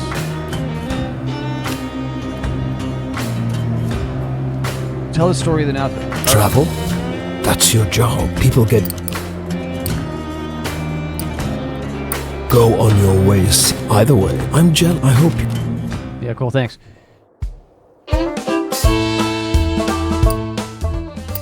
But now I can hit options, yay.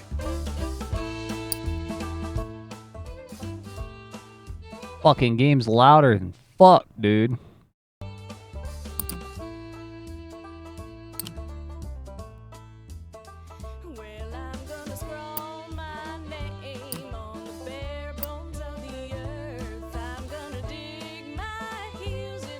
That should be better. That should be a lot better as far as the audio goes. What happened with the bet? We had the Spades Royal Flush, the Royal Straight. Royal Straight Flush. And all of a sudden, he had the hands that we had. And we had just some fucking tarot cards. And now he owns our soul. That's about it.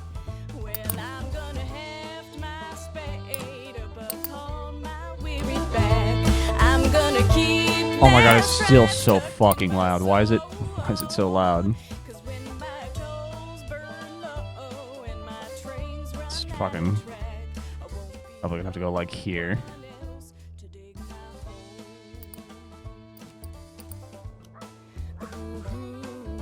That's what happens.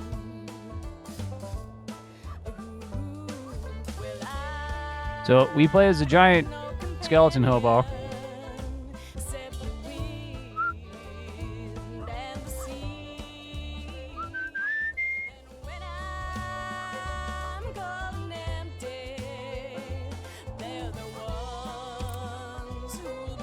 This bungalow is being ransacked. There's furniture piled in the front yard. ammunition heaped under the mailbox, and a crowd of clean. Oh, now the game's too quiet. Ripping apart a car in the driveway. This game has great voice acting too, so it's kind of a problem. Anyway, it said this bungalow is being ransacked. There's furniture piled in the front yard, ammunition heaped under the mailbox, and a crowd of clean-cut men ripping apart a car in the driveway. Strange. The two heavily armed, mud-caked women leaning over the porch railing share the same bored grin. One shouts at you. Lend a couple innocent gals a cigarette? I'm gonna lend him a cigarette. You are about to hand her a smoke when those men draw pistols and shove you hard into the dirt. You know these girls? They demand. No. Once they've dumped your bag out into the road, they decide you're harmless. If you were selling booze too, you'd have a lot more cash, sneers one. On the porch behind him, the two bootleggers are fingering their empty rifles, grinning in disappointment. Okay, so now we need to go back to sound. Crank up voice volume.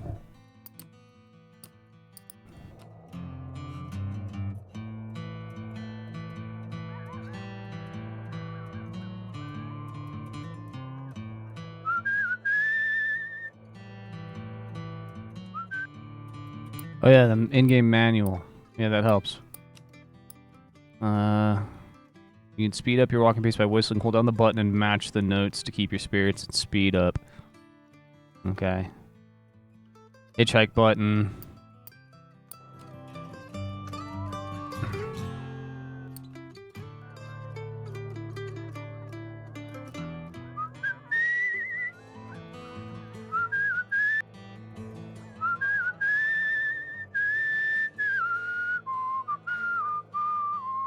There you go.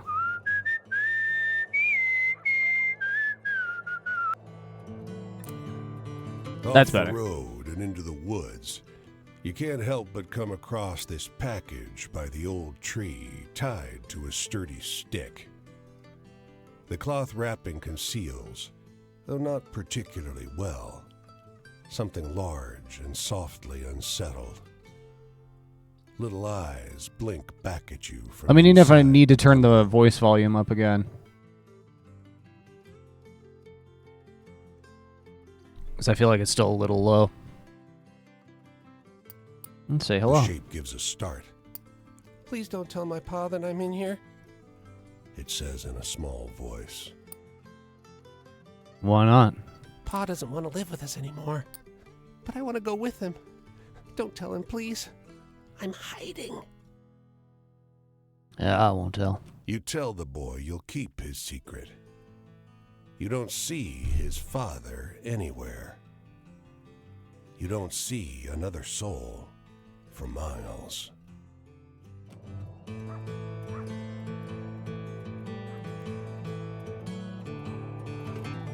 So you start off in Maine, and you're walking across the country.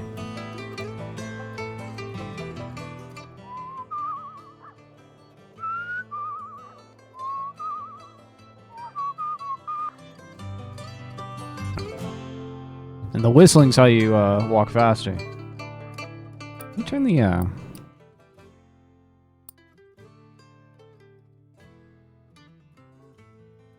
and go voice volume like there. Recenter camera's left is whistle, right's hitchhike, inventory, interact, camera, map is on select. Okay. They don't come every year, you know. The old man is sitting at the edge of a rotting old pier, crooked legs dangling over the water. He watches a pair of seagulls preen and groom each other on a rock just off the shore. Is the voice audio better now? Ask why. Just when the fishing is going to be good. He taps great, black, thick globs of spent tobacco out of a huge ceramic pipe. Good. I got another year, I guess. Oh, that's thunder. Here comes the thunderstorms. One more year or what? Another year of this town being here, he replies, letting a grin spread across his face. If the seagulls came, that means enough fish to keep it in place.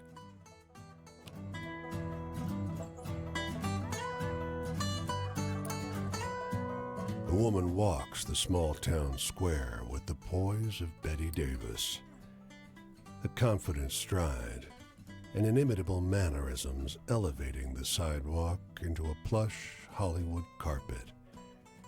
And wrapped around her neck, a yellow velvet ribbon, bright as an ocean sunrise.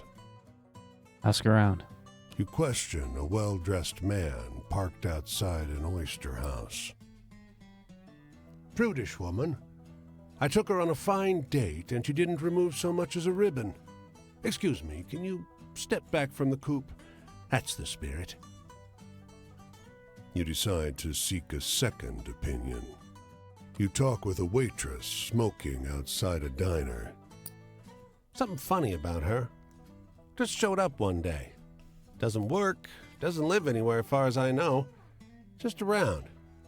Myself, I'd love to know who made all her beautiful clothes. Let's approach the woman. You ask the woman if you may join her at a public bench. You may. Lovely outside, isn't it? Her eyes are a beautiful shade of brown. Beneath the yellow ribbon, a thick, fibrous scar wraps around her throat. Weather like this, it reminds me of Paris.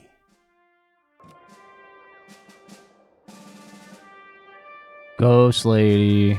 Also, the skybox is great. You can see storm clouds on the horizon, and you don't relish the thought of being caught wandering this rocky seaside road in the rain. Fortunately, Oh, dude, no worries, the Necro. lighthouse door open with a daunting staircase. Necro, are you into Americana? Because that's what we got here in Where the Water Tastes Like Wine. We're walking across America, collecting stories. Where the water tastes like wine. I wonder why the game is... Yeah, who knows?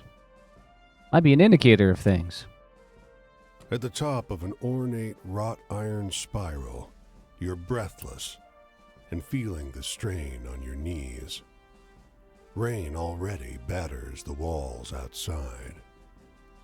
You can only knock on a heavy wooden door leading into the upper level. Muffled voices and light seep in beneath the door. Looks like we got a visitor. Sounds like a man's voice, deep and rough. Well, behave yourself. I'll open the door. Another man, this one with a higher, more sonorous voice. I always behave myself. He feigns indignation, but his tone betrays affection instead. After a moment, the door unlatches from the inside and opens. The man before you is tall and muscular, with a hint of a paunch beneath his wide chest. The heavy iron knob on the door looks nearly dainty in his huge hand. Didn't want to be out in this rain, did you? Come in. Despite the rough exterior, this room looks like a well-appointed parlor. There's a rug on the well-trod wooden floor and an enormously plush couch. And sat upon it is a stocky fellow grinning through a great hazel-colored beard. Tea? He offers, hoisting a teapot. Let's see. Must be lonely up here. Oh, we manage. The tall one sits on the sofa, casually wrapping an arm around the other lighthouse keeper. The quiet suits us just fine. He needs his quiet time. He's a writer. The tall one grunts. I dabble, but you must have some good stories from the road. Well, I have some. You wake up the next morning on their old sofa, still warm from an excess of tea. And cakes? There might have been little cakes. Prodigious snoring rumbles in from the floor above you, and you quietly take your leave.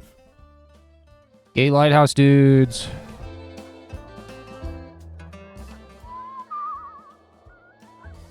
No, I don't want to hitchhike.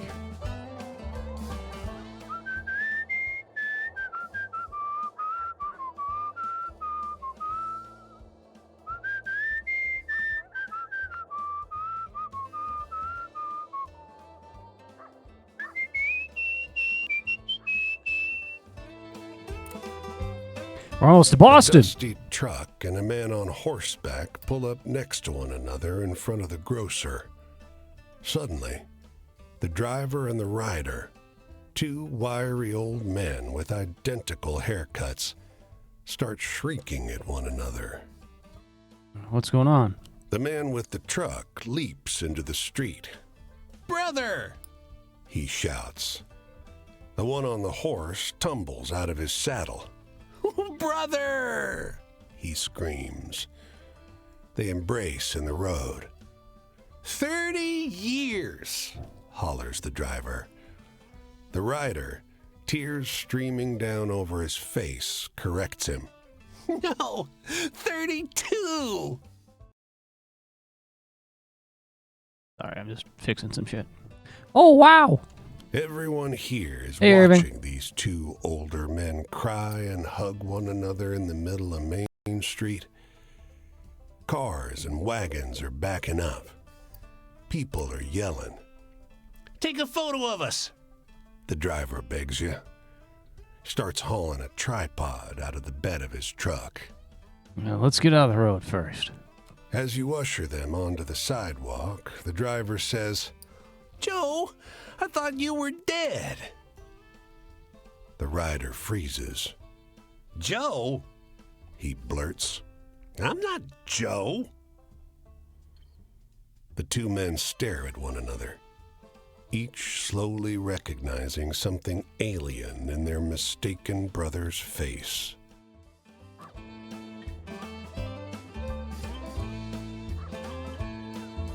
All right, well, here we are in Boston. Let's try and earn some money. You wander the streets of the city looking for a way to make some cash. Try panhandling. No charity from this city today. Maybe they're all broke. You'd believe it too. You haven't seen anyone in hours who looks like they'll know where their next dinner's coming from. All right, well, we lost the roll there. This city is like no other you've been to. Crooked streets splay out in a maze of narrow passages, no two alike. Soon, you find yourself in twilight, utterly lost. Bright light crests around one corner, a car approaching. Let's see. Let's hail the cab. Compelled by the cold and foreboding night, you don't question it as you drag your bones into the cab. But you realize immediately how strange the vehicle is. It's a sleek thing, like a shallow parabola gliding over the street. And look at the driver. Where to? He asks. You have to stop and think. Eventually, you name Boston Common, the only landmark you know in this town. He peels off silently. You feel the car move before you hear the engine. You look out the window. He takes you through ever odder streets, flanked by painfully clean, gleaming buildings and signage for businesses you don't recognize.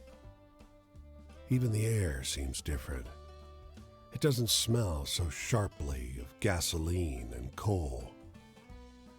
Eventually, you come to a stop. You pay the driver. The fare's in glowing numbers above his dashboard. It's much too high. Surely a mistake. No charge. he insists. You look like you need a break. And then you find yourself on the curb at Boston Common, under thick moonlight, in a city much as you'd left it before.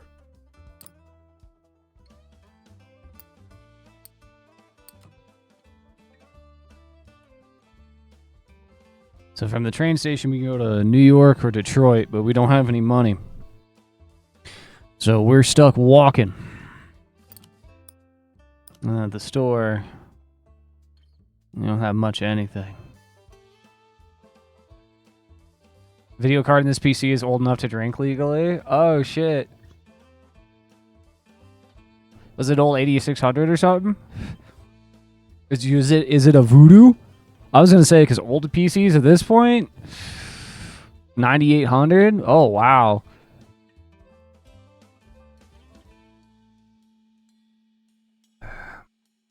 I wish it was a voodoo, right?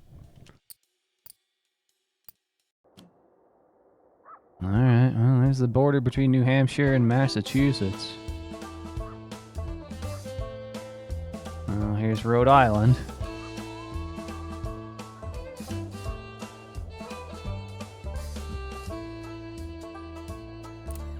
Place to camp.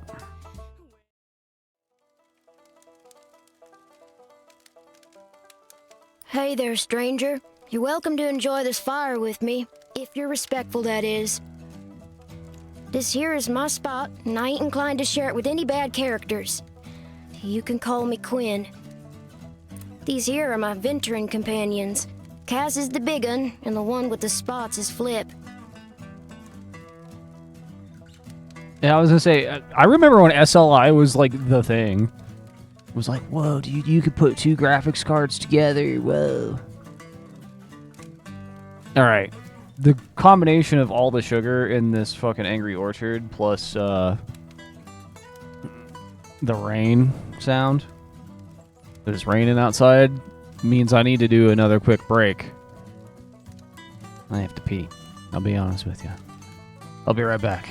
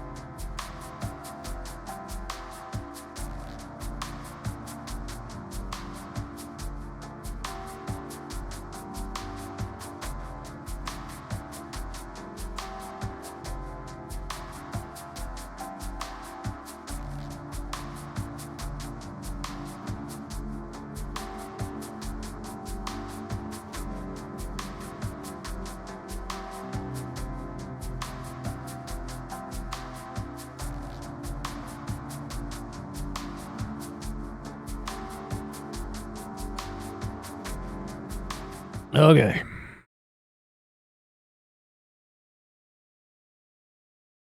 There we go.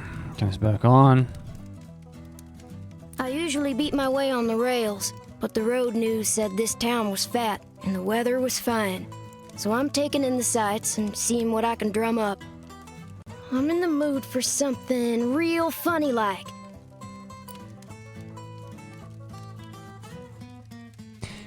Here are all the stories you've collected so far. They're organized by subject because the boss likes the tarot cards. This is the subject of each story here.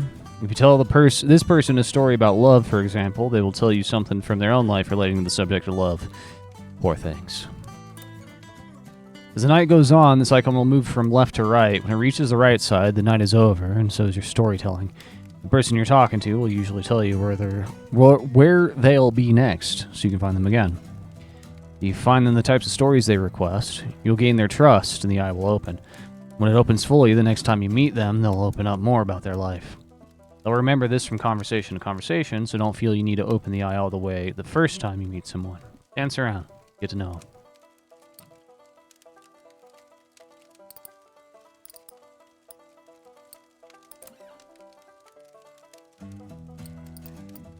Something funny.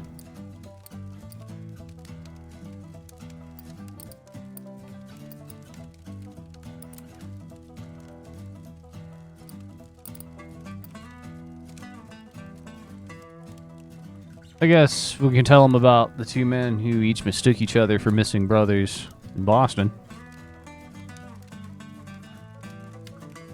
Tell the story of the two men. I'll remember that one. A couple good jokes can get you out of a fix sometimes.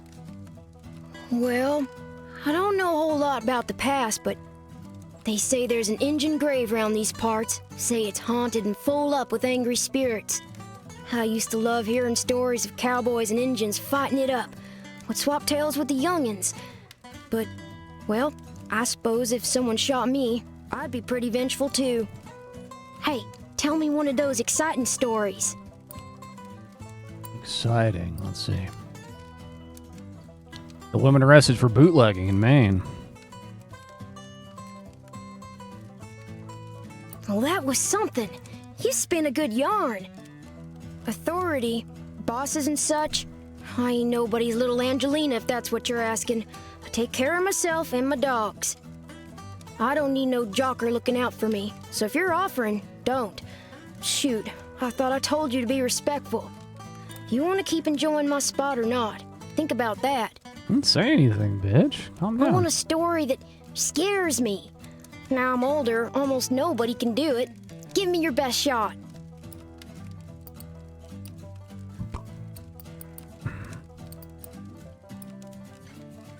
I'll tell them the story about the elegant woman near Portland.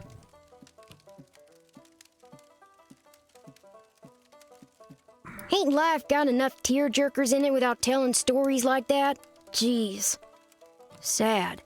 Oh, so you think just 'cause I'm young, I gotta be sad, crying after my mama every night. I don't need you looking after me, so if you're offering, don't. What you really ought to be asking yourself is if you want to keep enjoying my spot or not. I want to hear a story about ghosts or murderers or something. Scary stuff. I don't have any stories about ghosts or murderers.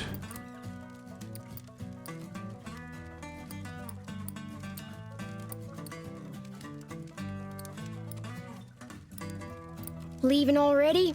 Well, me too. I think I'll go check out what's happening up the road this way. Maybe I'll see you around. The tramping life suits me just fine. Every day is a venture. With things being so depressed, folks walk around like it's the end of everything good. But it ain't. Plenty nice things to see if you know where to look. I thought the lady who was fucking clearly a ghost would have been scary, but... The edge of summer has turned the ocean choppy and misanthropic, and the skies miserably gray. The boardwalk prophetess lured you into her tent with a promise to read a fortune for free. Seems like business has slowed to a crawl already. Sit at her table. Before you, lie the instruments of her profession. There's tarot cards, Rider-Waite, but also Marseille for traditionalists. I don't know what that means. Rosary beads and costume jewelry. And of course, the centerpiece, a great glass globe. Listen to your fortune. With practiced theatricality, she goes directly for the crystal ball, letting her eyes unfocus as though she can see a great distance into it. She brings up names, places, asks if you've known someone called John, if you have a relative in Newark. I'll be a good sport. You latch on to what she says, and together you dance towards some insights about your romantic prospects. It's relieving to meet an honest charlatan instead of the ghouls and ghasts of the road. You might even say you're having fun, until she abruptly stops talking. Ask her what's wrong. Your eyes, she says, her voice suddenly drained of the bassy drama that was her stock in trade.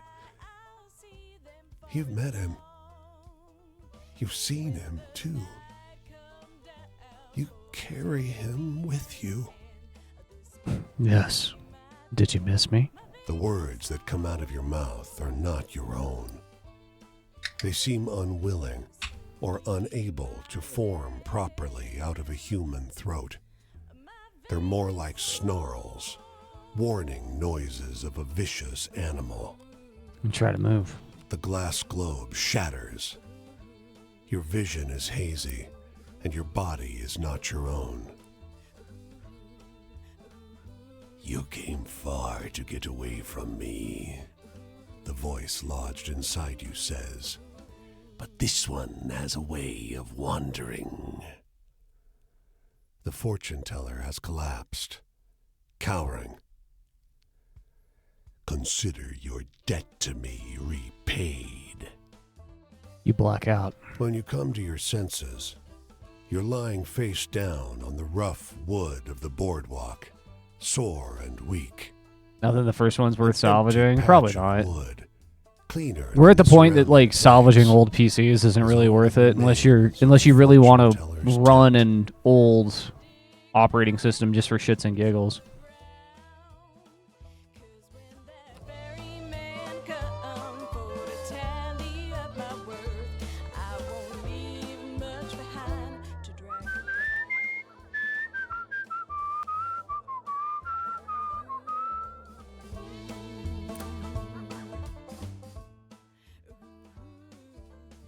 Just ripping out hard drives and then e-wasting the rest, yeah. As you walk down the road, a black crow flutters down to land in your path. It looks at you, cocks its head, and speaks. Well, you've got a long, long road ahead, don't you? All these people to chase down, or so I hear. It laughs.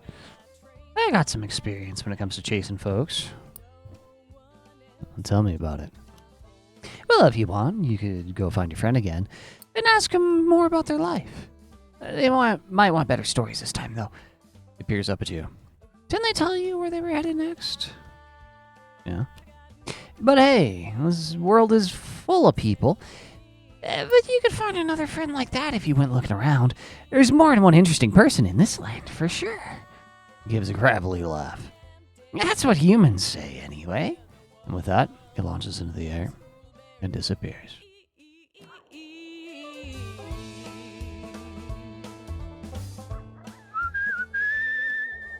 Yeah, I'd love to, game, but you're blocking.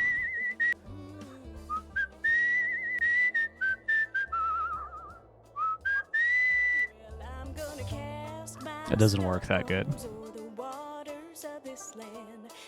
Okay. I guess there's nothing over there. Well, we're about to run into New York.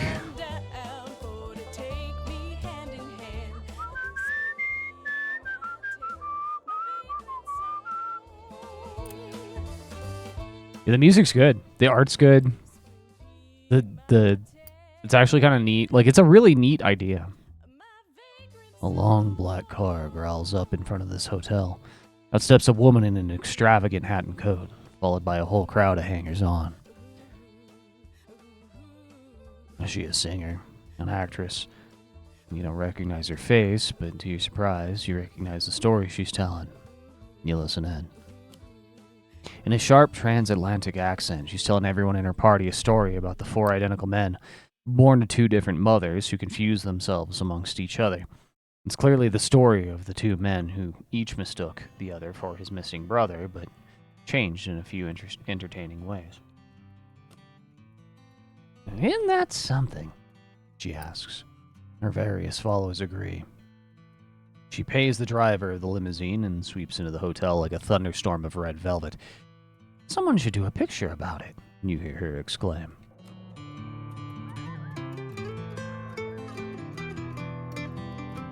So we've upgraded our story now.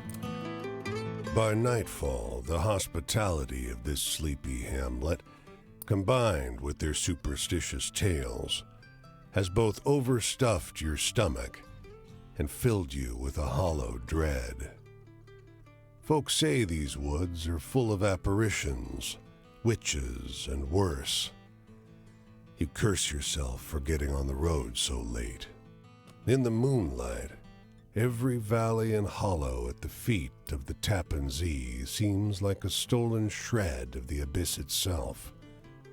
Fireside tales seem less fanciful, and every cackling crow and moaning whippoorwill seems like a demon perched on the shivering, spindly trees. But something cuts through the noise. The muffled sound of hooves galloping on the cold, muddy road. When he finally slows his horse alongside you, it's 4400 Ti, wow. The mist. He's astride a gigantic black courser, and though his boots are muddy and ragged, yeah, that's an he old wears card, an yeah. immaculate coat with great shining buttons. Damn, dude, that thing would From run his saddle fucking hangs an StarCraft so antiquated hard. flintlock and a cavalry saber. In the darkness, you can hardly see above his towering shoulders. His voice is a rumbling croak, deep, but as though his throat is filled with thorns. Have you happened upon a cannonball around here? You can tell English isn't his first language. German is. His hand, so pale it's almost blue in the moonlight, grips. You got us over 30 dudes. A lot of older 30 dudes hang out here. Us wizards and hags sort of tend to coalesce around here, Lav. You and Mao are baby compared. I'm sorry. I haven't. You mumble an apology and watch as he silently rides away, back into the mist. He's cloaked in black, you notice from behind, but the blood running down over his shoulders. Hi, Calico. Crimson Speak of the hag, and she moonlight. shall appear. I was just saying that, yeah, there's, how you doing today? How's your Tuesday? It's good to see you again.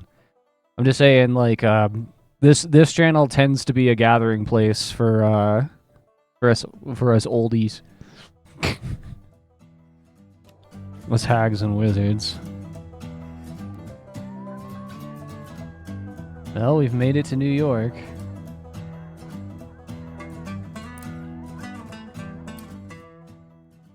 The air stinks of gasoline and trash, and you're boxed in by brick. But damn, there's something invigorating about that stink. God, you feel like there's an engine in your chest. Let's see about earning some money. You wander the streets of the city looking for a way to make some cash. Let's see if you can't look for work this time. You hit 4 factories, but nobody's hiring today. Soon you notice you're cruising around the city with the same loose group of rejected laborers. Coughing men in baggy clothes, women with babies tied to their backs, an older fellow with only one hand. Nobody wants us. After the 5th factory, everyone makes a silent agreement to give up. You sit on the curb across from the factory doors and eat your sad little lunches together in silence. Screw this city, huh? The engines belch black smoke as the ferry churns gray water into froth. A broad-shouldered figure leans out over the rail, eyeing the skyscrapers on the horizon. Nearby, a man and a woman speak in low, urgent voices. He takes her wrist gently. She is weeping softly.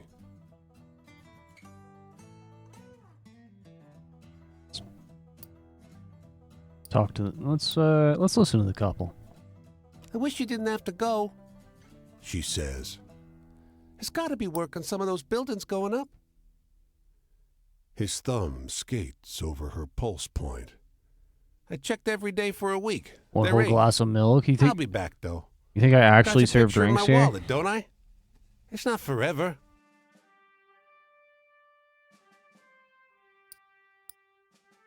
Her words are split by a sob. Might as well be. My parents didn't come to New York for this. She leans against him, the wind tousling her hair. He pulls her to his chest. I'm leaving because I gotta go. If there was another way... They stand together, close, quiet, in the stiff breeze.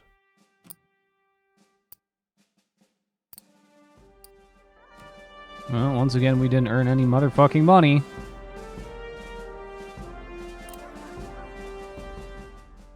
A jet black crow alights on alights on the low branch of a twisted tree. Look at you, Cause. I think you got some good stories already. Well, I heard better, much better. It seems to wink at you. Want to hear my tricks? The ones you got now. Pathetic stuff. Tell those stories around, and they'll come back more exciting, more satisfying. So I always listen to the stories other folk tell. Their tales are less true, sure, but more useful around the campfire. Makes sense. The boss has a point about the true ones, though, the crow admits. They're extra interesting. You'll learn a couple folks' true life stories, and everybody will like them, no matter what kind of story they think they want to hear. Anything else?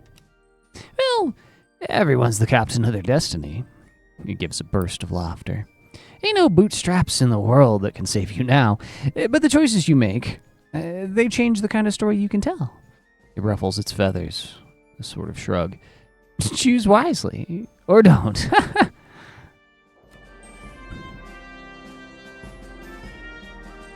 Alright. Oh, here's New Jersey. Oh, we can hang down into Philly. Let's see.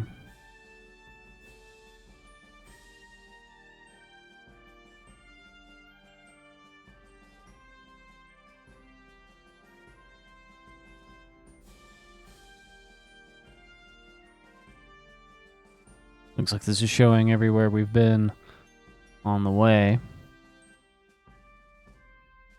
We can go down into Jersey for a little bit. Then hit Philadelphia.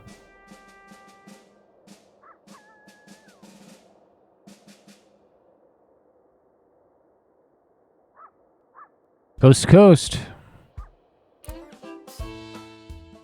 Another crow. Hey, it blurts. Hey, Fred, hey. You hear about trains? He gives a throaty cackle. Locomotion, that's the life. Got some good travel tips here. You ever ride a train? With your budget, you'll need to. Hop on at a train yard, though. Fast and convenient. But the railroad bulls really don't like it when you ride in the empty boxcars. If you get caught, you'll get beaten. It hops around and pecks on something at the ground. On the positive side, maybe you'll meet someone to trade stories with. But if you don't like the sound of that, you could hitchhike. Find a friendly car. It laughs.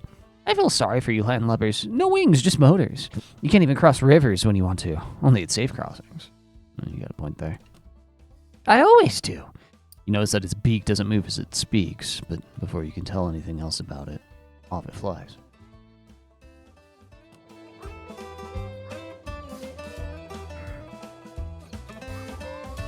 This whole game is just old Americana.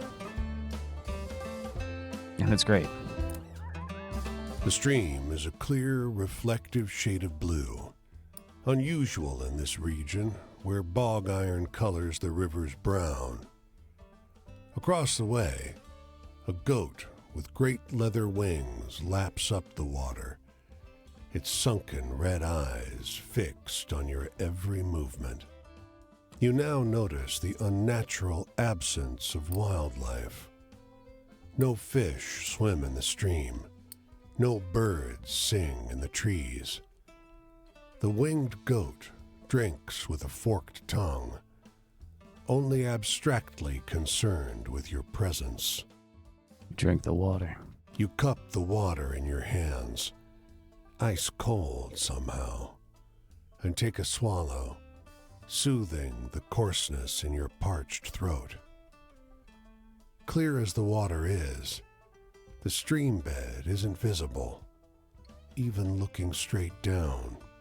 Well, swim. Your feet don't reach the bottom, so you float in the cool water, feeling washed clean. The ripples flow as far as you can see, never fading. You wave at the goat.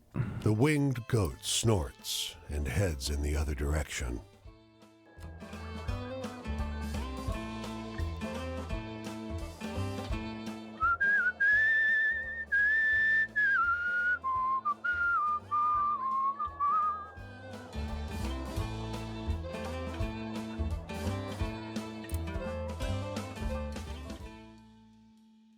A long black car growls up in front of this hotel. Out steps a woman in an extravagant hat and coat, followed by a whole crowd of hangers-on. Is she a singer, an actress? You don't recognize her face, but to your surprise, you recognize the story she's telling. In a sharp transatlantic accent, she's telling everyone in her party a story about the dead woman in the yellow ribbon. It's clearly the story of the elegant woman in a small town, but changed in a few interesting ways. Isn't that something? She asks. Her various followers agree. She pays, blah, blah, blah. We've heard this one before. He leans against a fence and turns to face you as you pass him by. At his back is a bag full of bird seed. He assures you that the gawky birds perching on his body are the last remaining passenger pigeons. I thought they were extinct. They look extinct to you? You're not sure those dull gray pigeons look anything like the pictures you've seen of passenger pigeons, though you can't help thinking they stare at you a little too intently. Say, you like birds? Not really. I met lots of people who didn't. He stares at you, and so do the birds. Shame about what happened to him. One of his birds coos, and you swear there are tiny teeth lining the inside of its beak. Excuse me. You sense it's about time you start moving on. You be kind to the little birds now, you hear? You hurry along the road, though the flapping of ungainly wings seems to follow you for hours.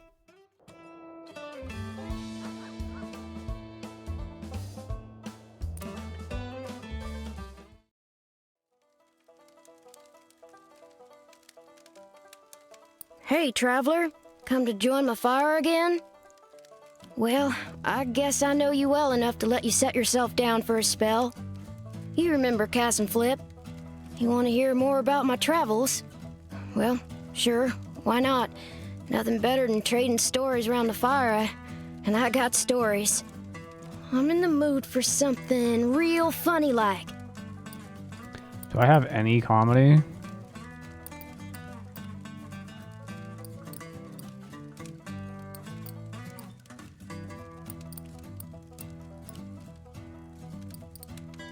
No, I don't think so.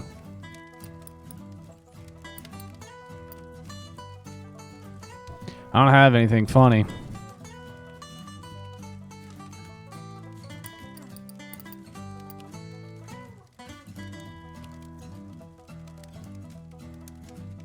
Tell him about the pigeon keeper. I usually like the scary stuff, but your story needed more punch, I think. Well, I don't know a whole lot about the past, but they say there's an Injun grave around these parts. Say it's haunted and full up with angry spirits. I used to love hearing stories of cowboys. I want to telling me the same thing. Something to scare. Oh, now you want a scary story. Now you do.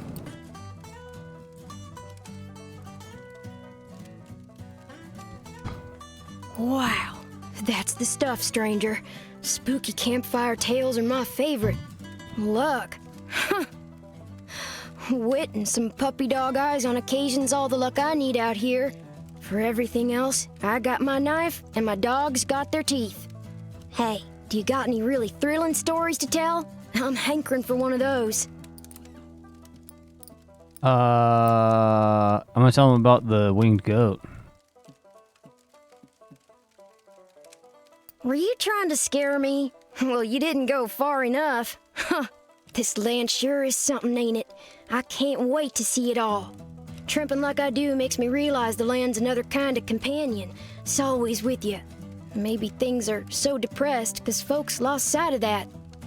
I want to hear one of them venturing tales. Got any?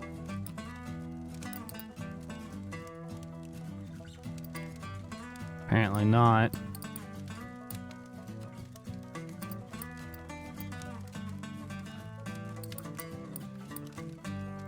No, I do.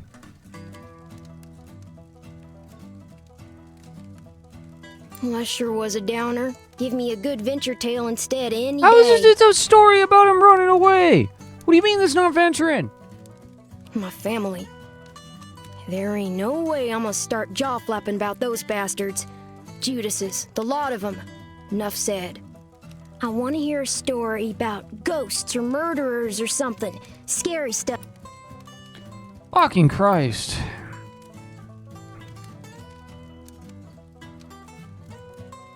The Rider in the Woods. You spin a good yarn.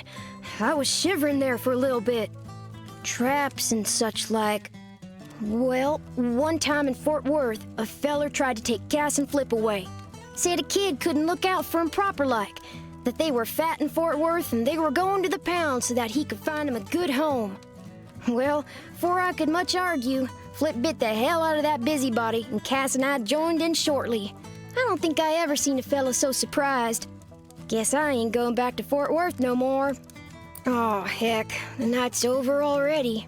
I sure enjoyed talking to you, but I gotta get on. I think I'll see what's happening up the road this way. He's heading back the direction you... Okay, you're going to Rhode Island? Yeah, you have fun with that. The tramping life suits me just fine. With things being so depressed, plenty nice things. Yeah, you go. I'm not going back to New Jersey. I already went through New Jersey, and that's... Once is enough for me, really.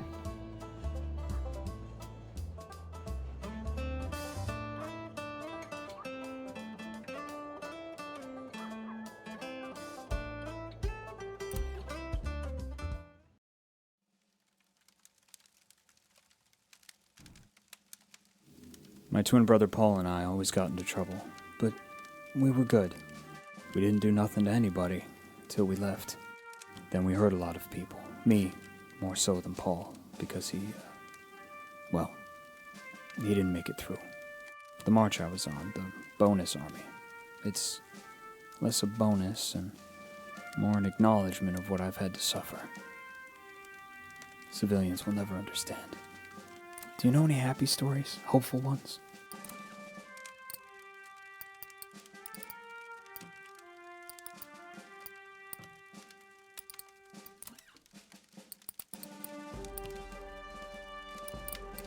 Lighthouse Keeper, maybe.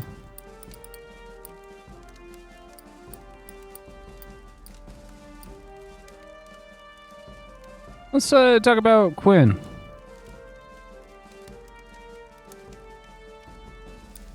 For a moment there, just a moment, I felt better about it all too. Travel. Well, this walk feels like a little bit of freedom now and again. The flowers along the road make for a fine company. Tell me a happy story. Something to make the world seem kind. I don't have many of those, dude.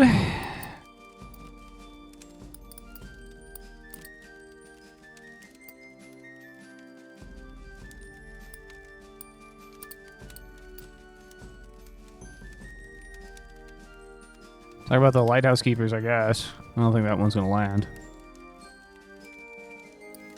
I liked that one. There's some hope left for you too, you know. Hey, don't give it away. Sort of too worked. quickly. Love? It was a real long time ago. I pulled a ribbon on her hair, and her pigtails came undone, and she tattletaled on me. Never really tried after that.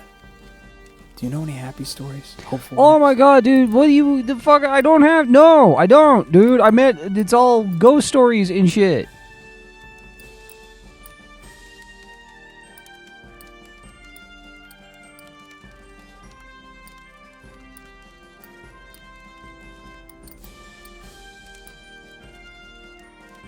You can tell them about the seagulls and the fishermen.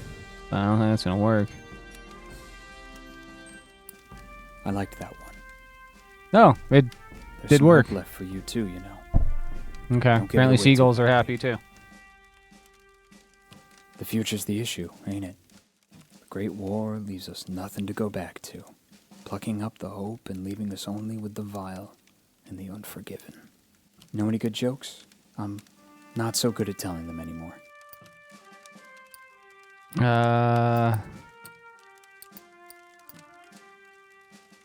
Something about the brothers, I guess.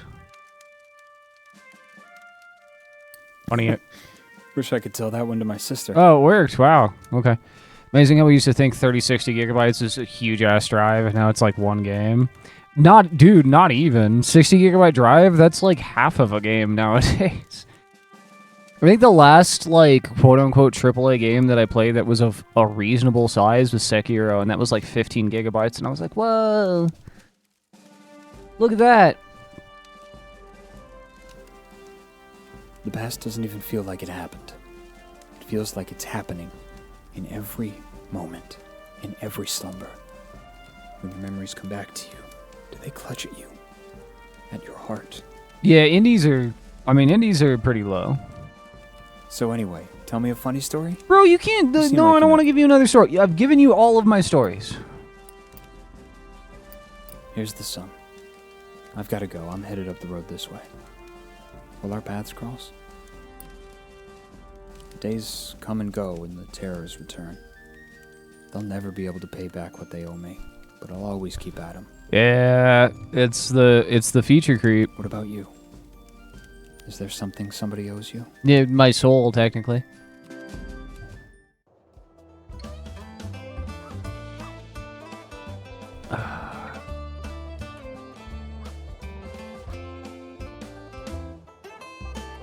Well, I made it to Washington.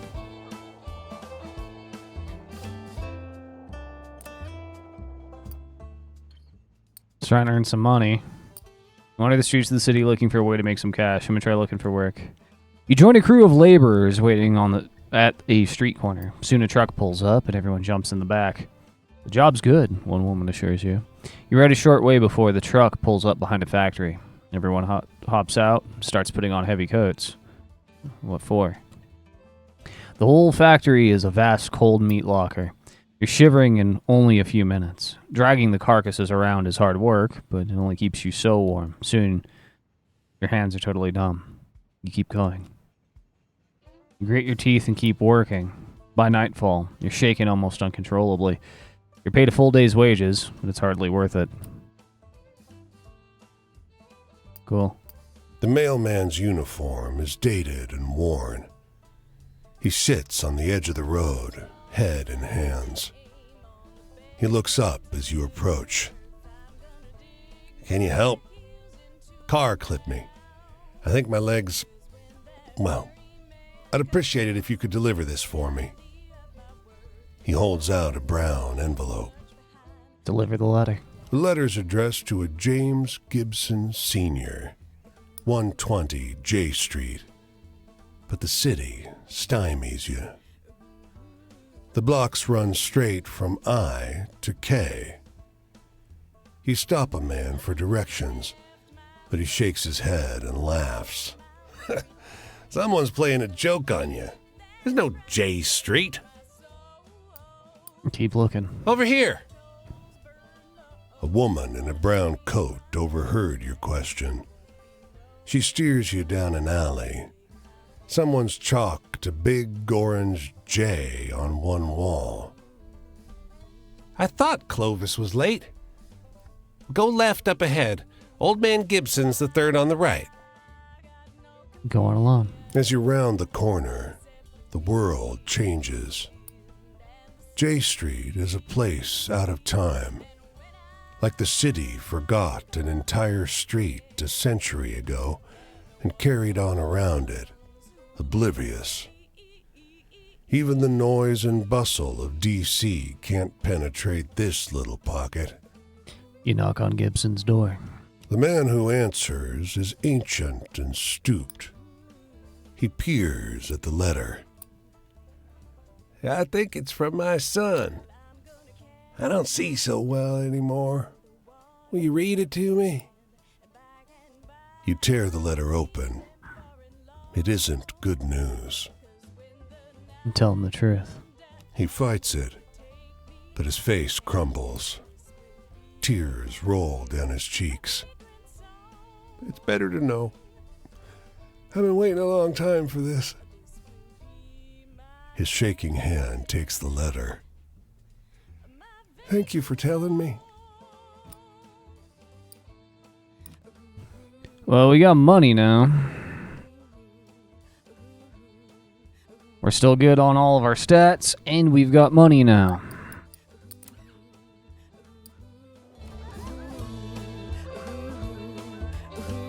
Wait, now all of a sudden we don't have. All of a sudden our stats are terrible. Leaving DC, we suddenly are fucked.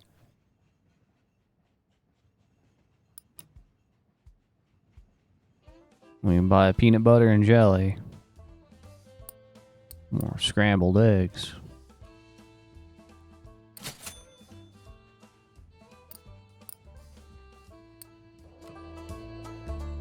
Yeah. We needed the health anyway. So, we can head down into Virginia and go south.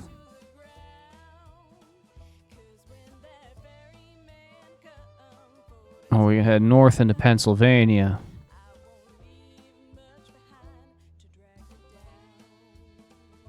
I think if we head south through Virginia, it's going to be a long walk. But we can make it to Florida.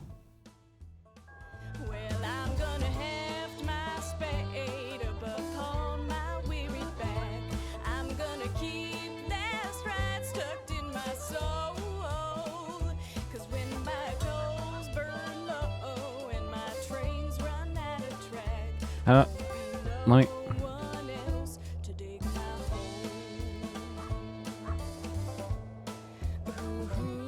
Not gonna let me cross that bridge there.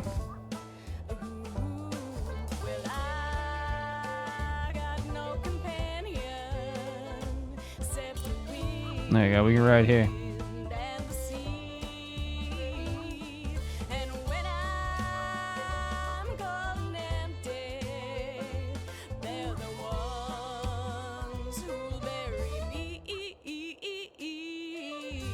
We're gonna head into Richmond.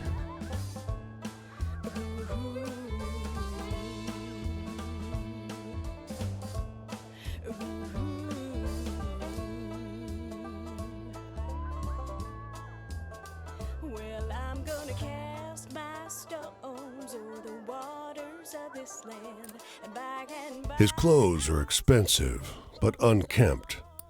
A tailored jacket stretched and warped out of its best fit by long days on the road. His thinning frame weighs down the boxcar next to yours. You got a light, friend? Sure. You offer a match, which bends and nearly snaps as he scratches it against the pitted iron edge of the boxcar. Thanks. he mumbles. Yeah, the narration's perching super one good. last cigarette on his lip.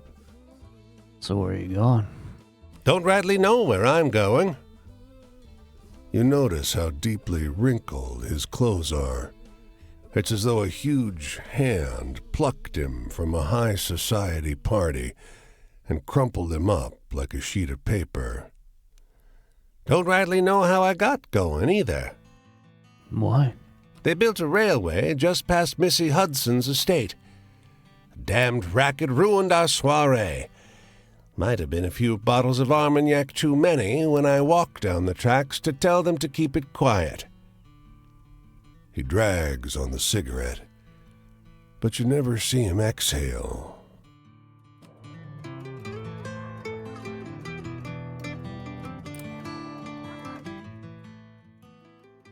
You share this bus stop with an old man who shifts from foot to foot, thumbing his suspenders and watching the passing traffic with anxious focus.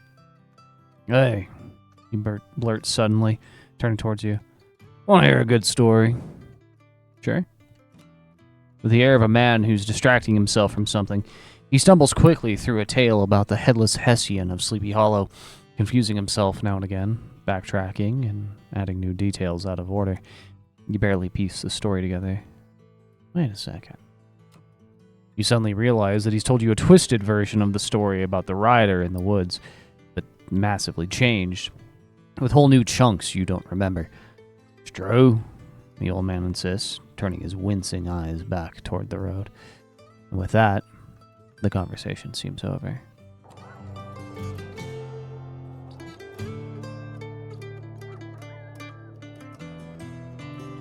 Well, we can hit camp here.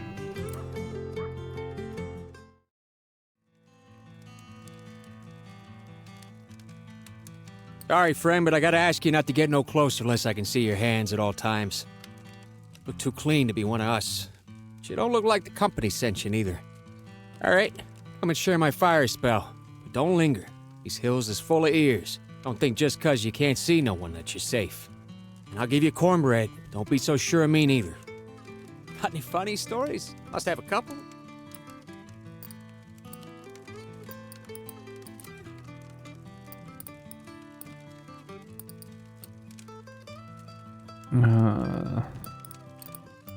Which one is the brothers?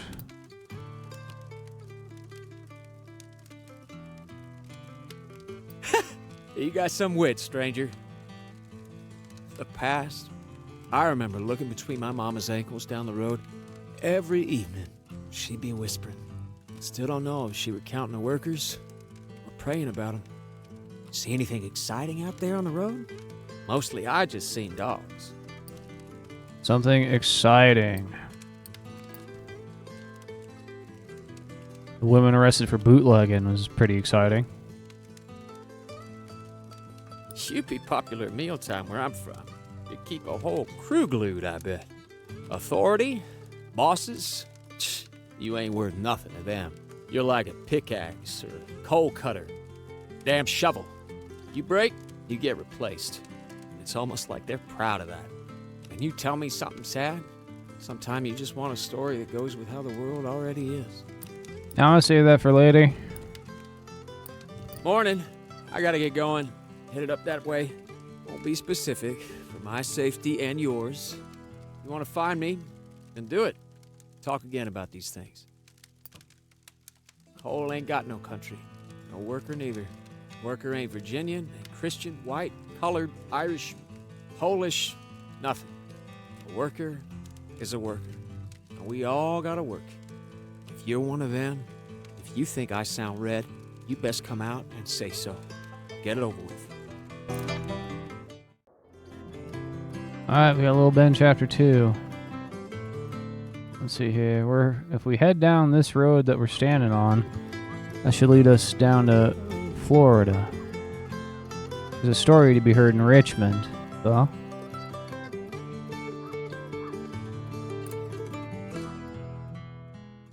This man can barely wait to get through the pleasantries before asking if you heard this story.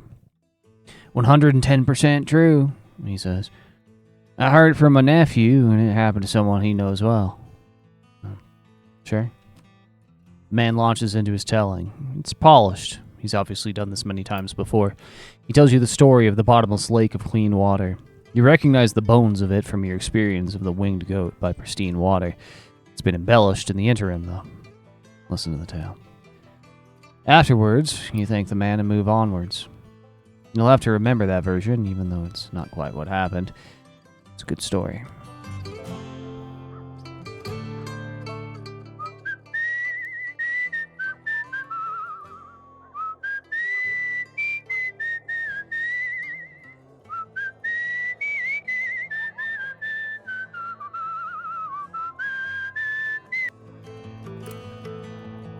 You hear the whippoorwill first, shrill and close.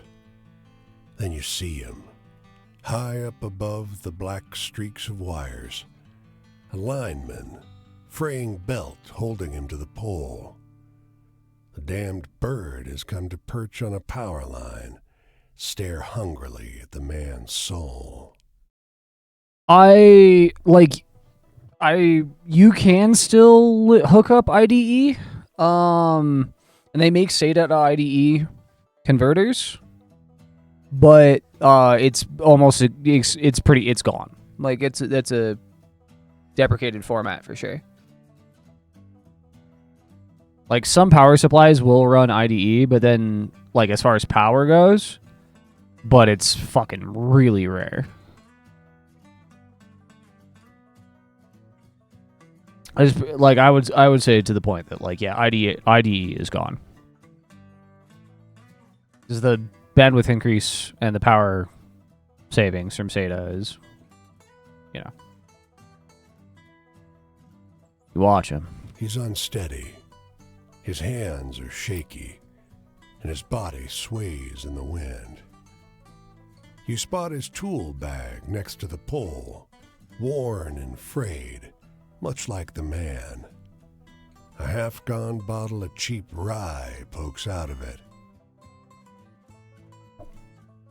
Yeah, you're gonna need... Yeah.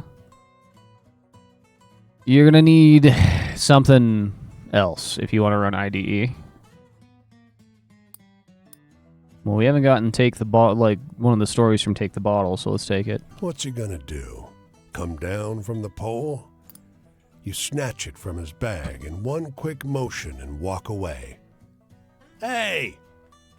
He starts, but whatever he's about to say slips into a slurred whine as his belt snaps. Look at him. His body plummets, and his limbs go slack with the understanding of what is happening to him. He tumbles into the tall, dry grass by the side of the road with a muffled noise.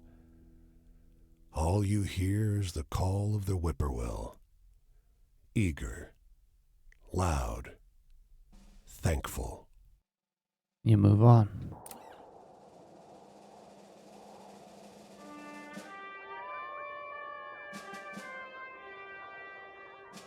Yep, we're heading south.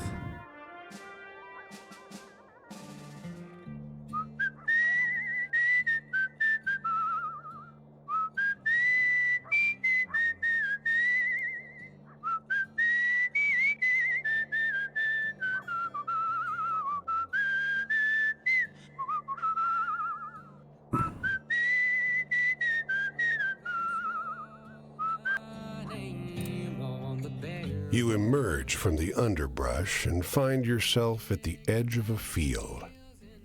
A farmhouse sits at the other end. Close by, large family. I have played this before today, but what ended up happening is I was playing the Steam version. Almost This is a long time ago, so I'm surprised you remembered it. But I lost my save for that one. This game has some problems. It's never been updated.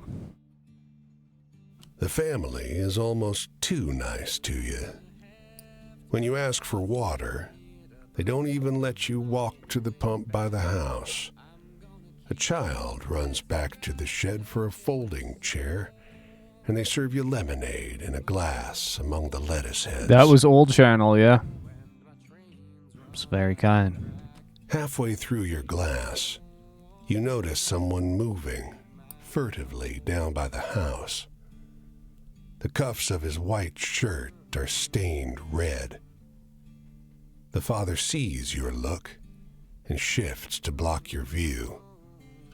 His eyes are bright, and his teeth are bared in something like worry. How do you like your lemonade? It's great.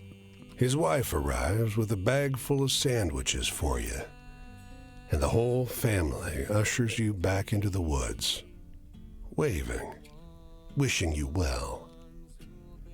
You take one look back over your shoulder.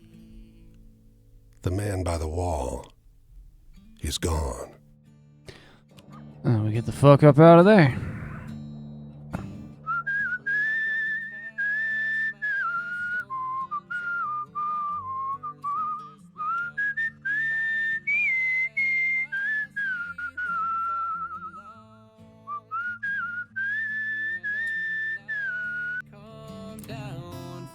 No fence, gate, or sign marks the entrance to the cemetery. Just a moment ago, you weren't surrounded by graves, and now you are. How long have you been? It does have a very stepping on distinct dead style, yeah. folks, fully unaware. A wood board, bleached white. Unknown. The word was painted on black by a steady hand, each letter signed with a flourish. Whoever made this memorial had more compassion than money. Look around. The other graves are the same. Unknown. Unknown. Unknown. Handwritten, nondescript. You walk for a while, reading every marker in sight, and not once do you find a name.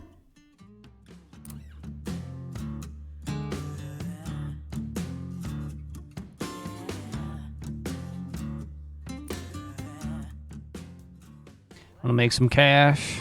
This woman asks. She's balancing a box of bread and lettuce on her head. You help her grill hot sandwiches in the tent at the edge of the county fair. The work is easy as hell. She pays you decent money, too.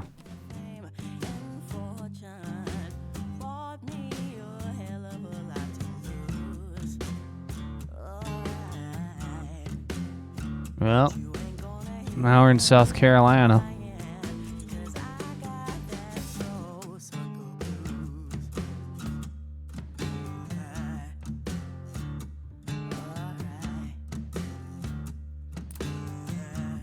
First tree in a mile, and it's a stout myrtle with bald branches. No relief from the sun out here. Leaves would help. Someone hadn't replaced them all with dusty glass bottles. Decide to rest. You cool down in the shade. The breeze blows through the bottles, making a series of heavy, hollow sounds. You think about wind chimes and the smell of fresh pies on windowsills. You're not off. The dense sound of many conversations cuts your nap short. There's no one around. Not until you look up at the bottles. They're filled with bright blue orbs, and words echo from them. None seem to notice your presence. You listen to the laughter. Can't get enough. Porcelain, chrome, the rusty ones. Gotta turn those sleek faucets. Ever find me in a hardware store, I'm gonna haunt it till the cows come home. Laughter rumbles inside neighboring bottles.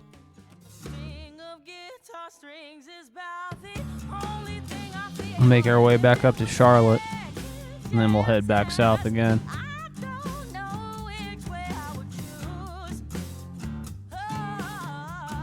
Something or other, a couple something or others happening in Charlotte.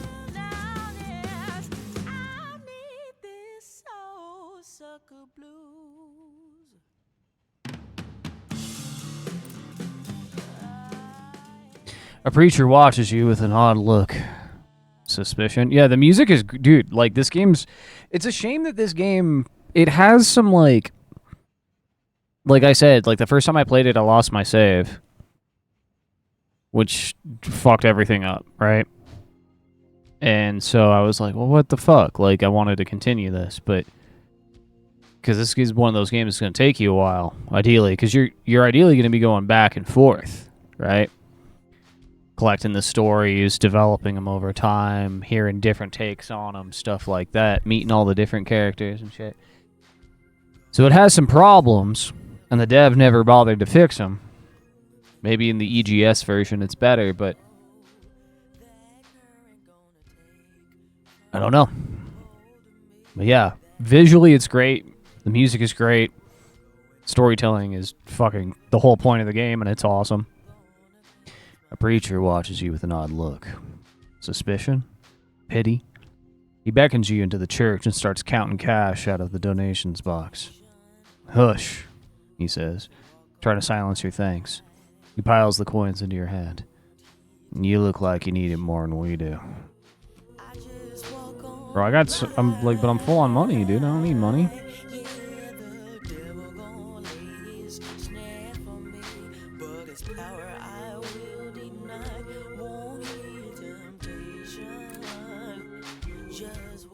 The waitress at this diner is sharing an outlandish tale with one of her regulars. I heard it from my sister-in-law, she says. It happened to her daughter's friend. It's true. She notices you listening. Hey, have you heard this one before? Which one? She regales you with a story about the blessed lighthouse sanctuary, where souls in love could find respite. Halfway through, you realize it's a story of the two lighthouse keepers, but highly embellished. What do you think about that? The waitress exclaims. It's an interesting tale. Sure is, she agrees. And true. Every word of it. Gaze in the lighthouse. Excusez-moi. Beckoning you over, the woman shows you a letter, beautifully typeset on thick vellum. You're struck by the scent of a fancy department store? She points on the parchment to the address. This address, you know? Her accent is very thick. Take a closer look. You are dismayed to read the first paragraph. Lorem ipsum dolor sit amet. And the address under the monogram in the letterhead.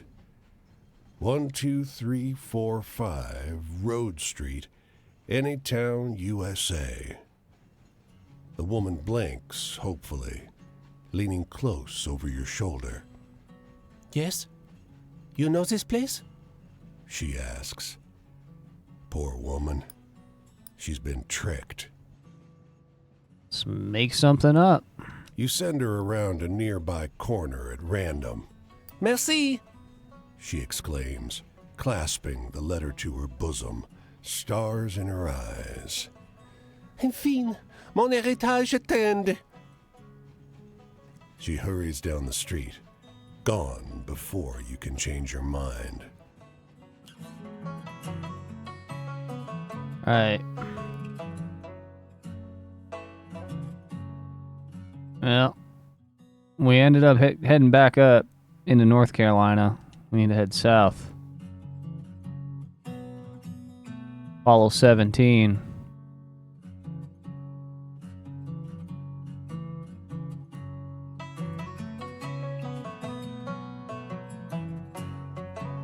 See if we can't hitchhike a little ways.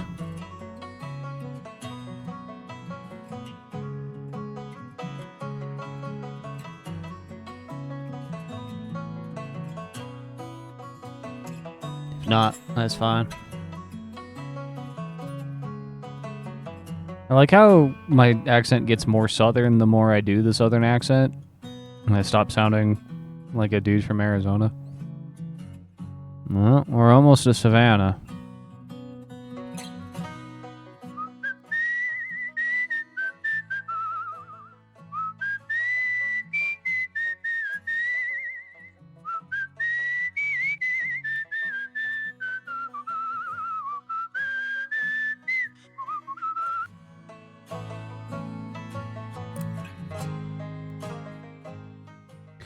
You say there's a bus stop with an old man who shifts from foot to foot. Oh, we already know this guy. Fortune tell. Oh, okay. Just telling. We just added to the fortune teller. That's all. Nothing of real interest there. His smile lights up the room, or rather the cab of the locomotive. Folks gather round as he holds the pull cord.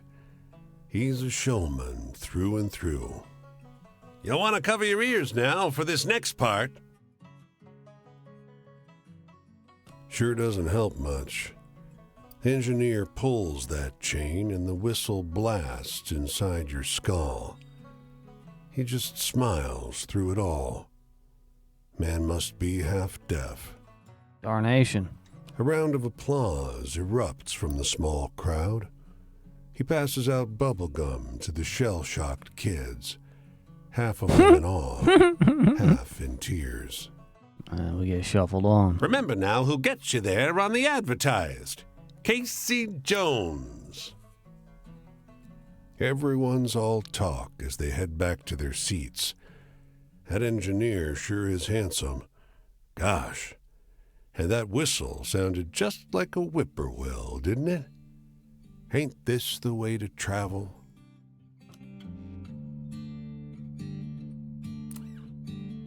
A family of 9 invites you into their home for a meal. Hogs roam free in the yard. They wallow in shady patches of cool mud, not paying any mind as you pass. Eat with the family. During supper, the hard wind puts an awful burden on the walls. The glass dishes rumble on the table, but the mother seems calm. Can't butcher a hog in these parts without me, Ma, hollering for pig's feet. Yes? The mother raises up her shoulders into a stern posture. I teach my children to only fear the Lord. We don't have haints, just me, Ma.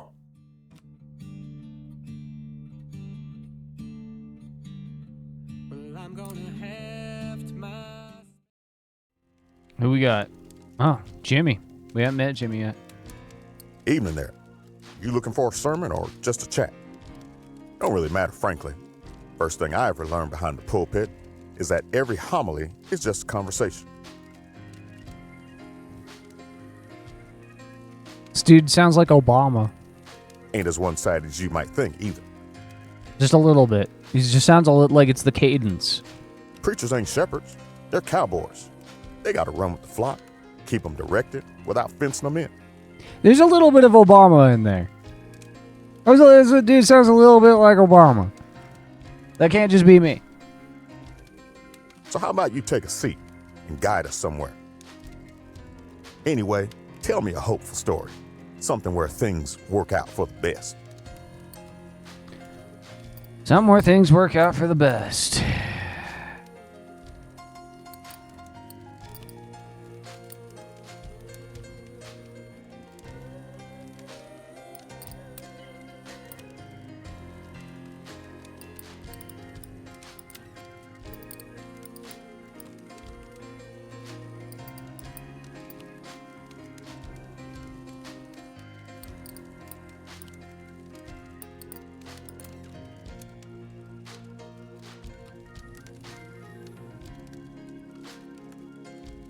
Are you sure you ain't the preacher here?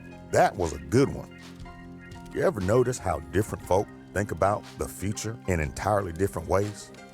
Talk to a man up in Harlem, Hat Man, sells hats, and he's talking about quarters and fiscal years. Talk to one of them boys at the Shaw School, they start yapping about automation and aeroplanes. But when I talk to my auntie down in Macon, she can't see past her next payday. Some folks don't have the privilege of the future. You must have seen some pretty wild stuff on the road. What's the most exciting thing you've seen? Exciting.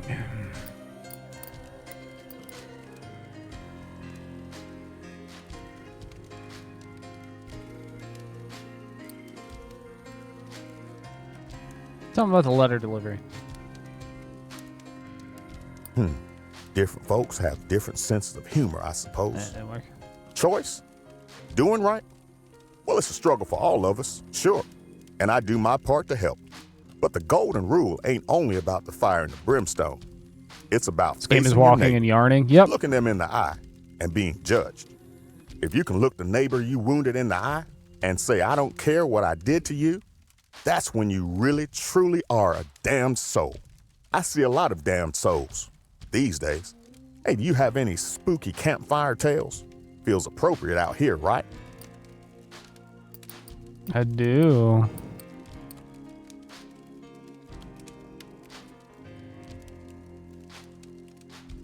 Oh, you could rattle a congregation's bones, I bet. Luck? Forget about luck. Think about necessity.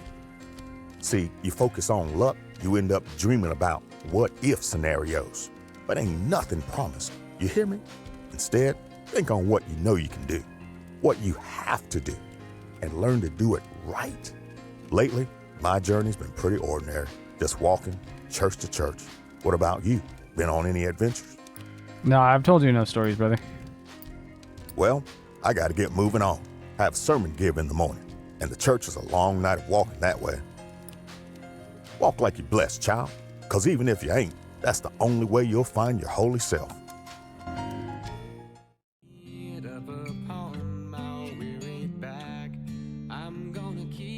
Alright, we're gonna head south through Jacksonville. Down through Mississippi. And hopefully into Florida. Hey, it's the Georgia-Florida line.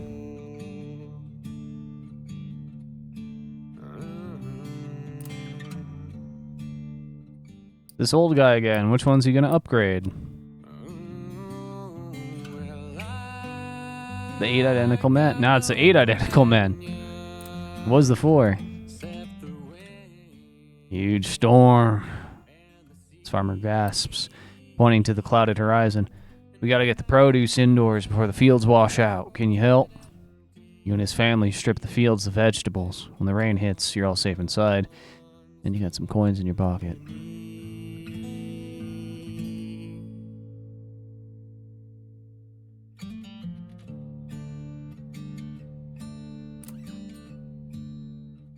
The waitress at this another waitress. Fisherman and his fish calling seagulls. That's upgraded now.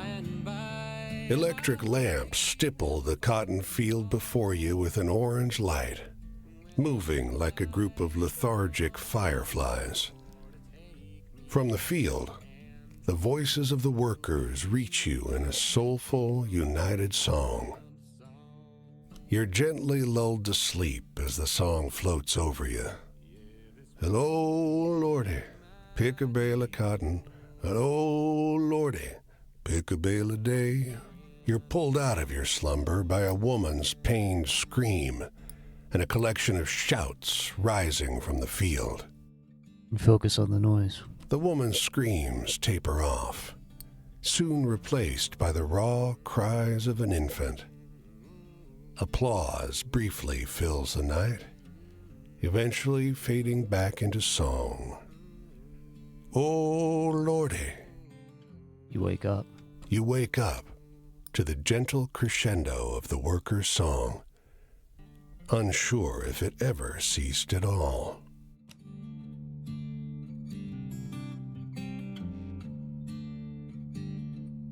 And on down we go. We're gonna make a circle around Florida here. Well, I'm gonna scroll my name on the bare bones of the earth.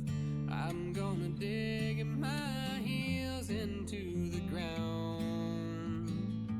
'Cause when that ferryman comes for to tally up my worth, I won't leave much to find that can be found.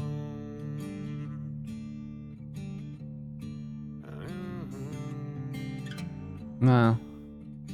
We don't much need to hitchhike from here.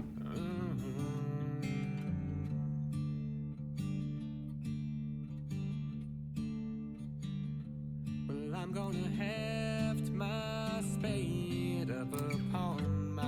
He sings as he works, his voice warm and soft as the late afternoon sun. The air's sweet with the tang of recently cut sugar cane. There's a practiced, almost soothing precision to the way he works. He looks up and nods hello. You greet the man.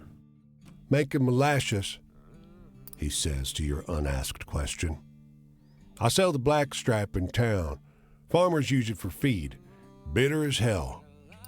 He grins. Master, try some. Got some set aside. He comes back with a murky flask, waving off any offer of payment. I ain't charging. Folks around here need what they can get. Makes a mean loaf of bread. He nods at the barrels. I'm about done filtering. Got to boil it next. Lend a hand? Right, happy to help. You help him haul the barrels over to the metal boiler. You pour in the juice and set the fire. It's hot work. He fetches water and dark bread, and you share the small meal and a smile. It's good to find another who takes joy in honest labor. Apparently we are sleepy.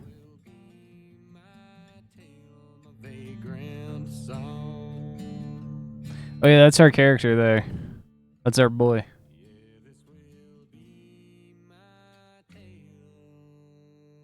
We do own a pair of bone dice, loaded to roll snake eyes nearly every time.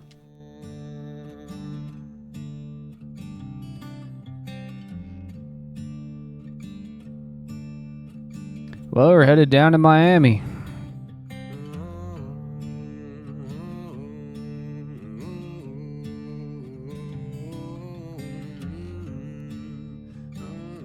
It's starting to get dark too.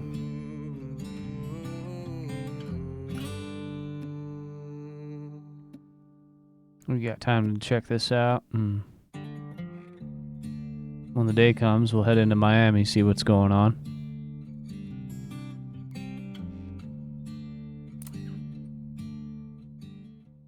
It's break time at this half-finished bridge. The workers are gathering around a young woman who sits on a bucket like a king. You listen raptly to the story about the boy whose shiftless father left him alone in the woods. You realize it's the story of the boy who ran away with his father, but heavily embellished. The young man on the bucket. Did they just say it was a young woman on the bucket? Did I misread that? Tells it masterfully, doing all the voices, as if he's told it this way 1,000 times before. What a story. Nothing close to what actually happened, but this version is pretty good. You'll have an easy time remembering it.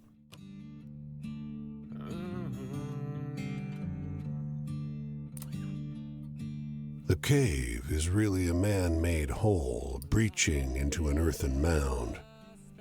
The man, khakis dirtied by kneeling on the rough earth, has assembled a macabre little pile of skulls to the side. What are you doing? Readying these for sale, friend. He wipes his hands on his pants. This pile of skulls, clearly claimed from his enemies by an Indian chieftain, would be perfect for any cabinet of curiosities or sideshow attraction. But why dig up a grave? Why, these skulls belong to no one. They're just here, lying under this mound, waiting for an enterprising soul to make something of them. Isn't this what America's all about? I feel like that's not very Christian-y there, my boy.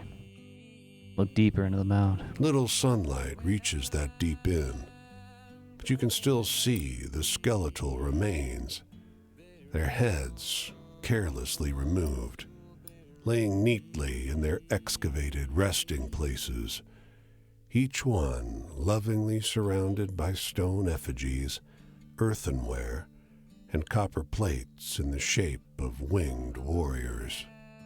Threaten the man. You pause and consider this small man, greedily arranging someone's remains as though they were a trinket for a mantelpiece.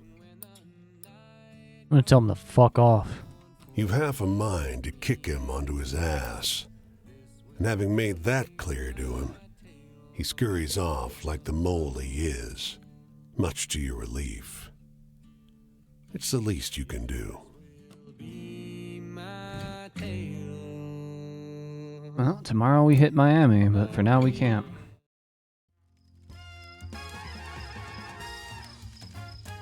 You look good, honey. You got a light? You like a good story? Ma'am, you don't need a light, you have a fire. I like to hear about people and make bets with them. I like to hear about the weird, handsome people. Get convinced by the rich jackasses who'll play blackjack and lose into the night. Dames who are lit cigarettes burning to the end. I want to be around furious people who use me and I use them. Are you one, stranger? Come close to me. Hey, got any exciting stories? Like the movies? Exciting. The bootlegger girls? Well, well, they should let you make the movies, honey. All I know about lighting a smoke off a campfire is get used to hot hands. Yeah. Well, it depends on how roaring the fire's going. The law? Typically what you do is you I put can a get by stick with in the law. fire and then you use the ember off the fire to light the smoke. The law thinks I'm a victim, a sad girl of the streets, a damaged girl, a girl who ain't got no fate and whose daddy didn't love her. My daddy's dead, and all cops are in my pocket, stranger. I will tell you that if I tell you anything. The law's bad for us Roman kids. It does not serve us. But you learn to get that sad, pale girl on. They love that. Sometimes you gotta promise them something more and... Well, I don't say it's pleasant, but you born in a body. Sometimes people treat you like you need the power taken from it. A boy told me a bunch of sad story lies today, and I saw right through him. You bring any true ones to tell? True story. I'm gonna tell her about Quinn's adventures.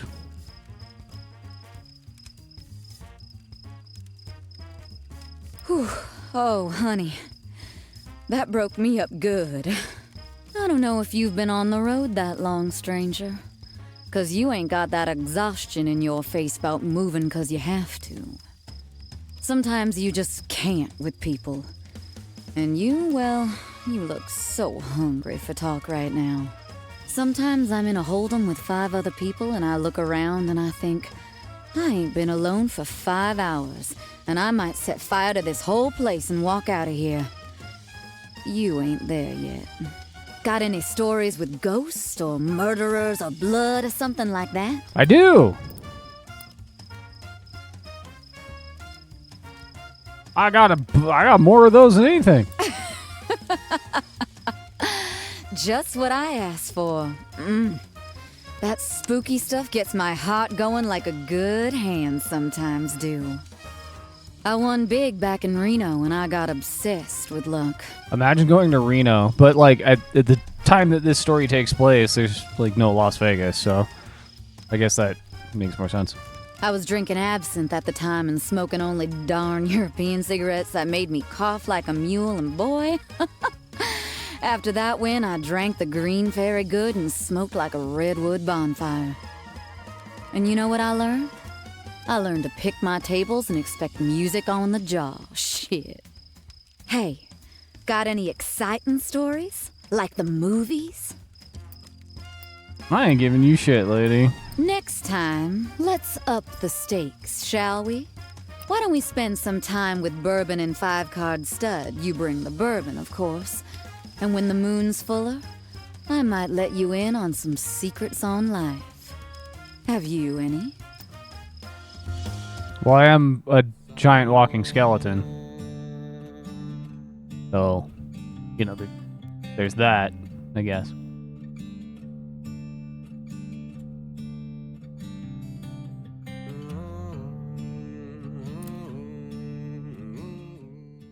You wait in the soup line for over an hour.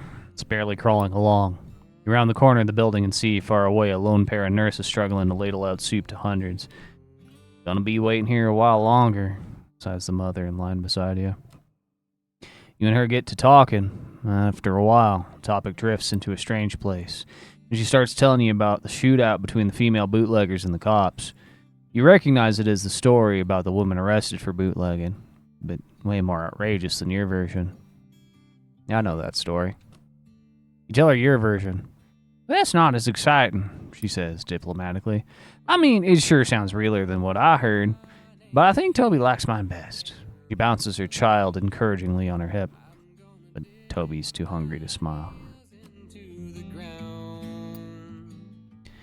And this is my time to take a quick break, because I have to pee and get more booze. Wow! What a surprise. Have you ever heard that one before? Have you ever heard Flavorful go like, hey, I have to take a break because I have to do the same thing I do roughly once every 2 hours?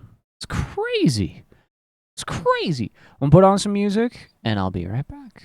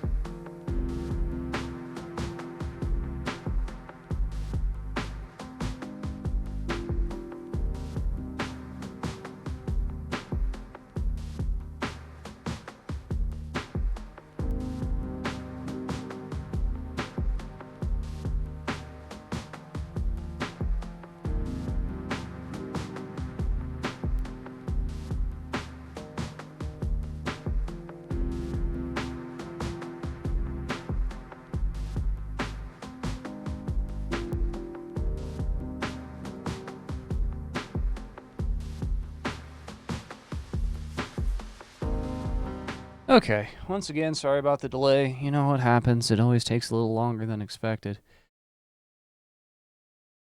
That's how this goes. Alright, let's go see what's going on in Miami.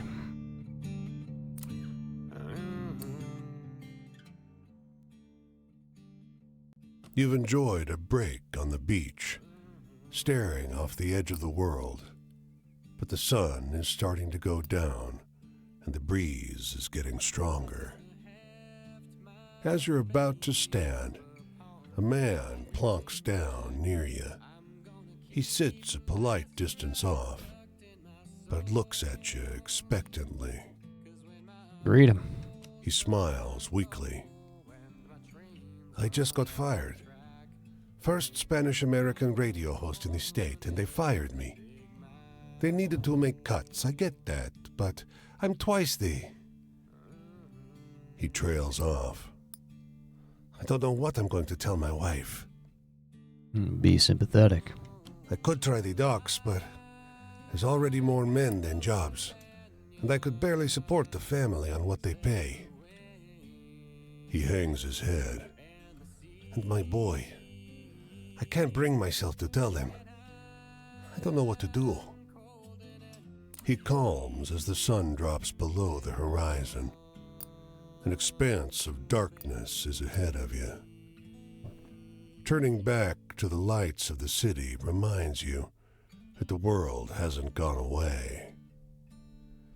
After a long silence, he speaks. It's never going to get better, is it? Give him hope.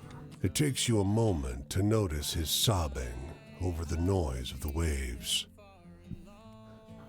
I've got to tell them, haven't I? I'll go to the port in the morning and see if they'll take me. You can no longer make him out in the dark, but his hand touches your shoulder as he leaves. You wander the streets of the city. Let's panhandle. No, didn't work. Okay. Alright, well, that's Miami. Let's head up the interior coast of Florida here. See if there's anything worth seeing.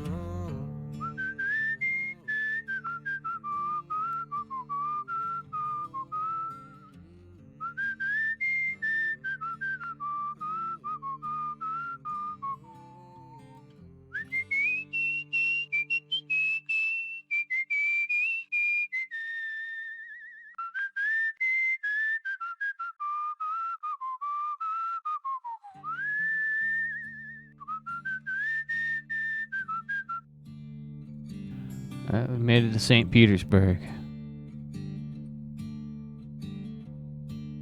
Somebody's got a story to tell us that we've already heard. Spend a while in the cool shade of this gas station. You notice 3 kids sitting beside their family car while their parents argue loudly with the cashier inside. The children seem embarrassed. You see the oldest brother lean over and distract his siblings with the story. Starts telling them the story about a French spy seeking delivery of coded messages. You realize almost instantly he's telling a new version of the tale of the mysterious woman with a letter delivery, with a new, exciting, over-the-top detail. When the parents come stomping furiously out of the gas station, you make yourself scarce, missing the ending of the boy's new story, but the part you heard is definitely easier to remember. I'll stick with you for a while. See what's going on in St. Petersburg. Faded shotgun houses sit in rows under the tall shadows of smokestacks. A worker in full uniform hollers from a porch. Hey, traveler! Throw me inside! Got some literature here! As you shut the door, the man glances out the window and draws the shades. Landlord toss you out? Ha! Don't mind me, it's none of my business. He pries up a floorboard with a crowbar. You glance over the man's shoulder to see inside the compartment. Canned goods, a pile of leaflets, the wood stock of a rifle. He replaces the board and stands. He hands you a can of whole potatoes, then a leaflet which reads, "No evictions, no fascists, no hunger." Headed back to the shop, but we'll have a Bible meet soon. Travel around. Nothing wrong with that. Careful in those boxcars, traveler, and take care of your neighbor. Well, I'm gonna cast my stones o'er the waters of this land, and by I'll see them. I'm gonna do some more whistling.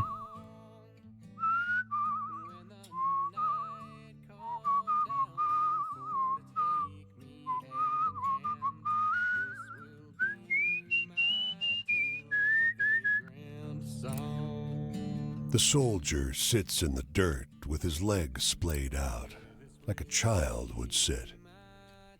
Beneath the tattered fabric of his antique uniform, several open wounds fester in the hot sun. Lend a hand, traveler? Help the man. You kneel in front of the soldier. What up, Wayne? His body is marked with bullet holes. Yeah. Along with I lost my old save because the game has a save corruption problem. Bayonets. Maggots squirm inside the raw, red flesh.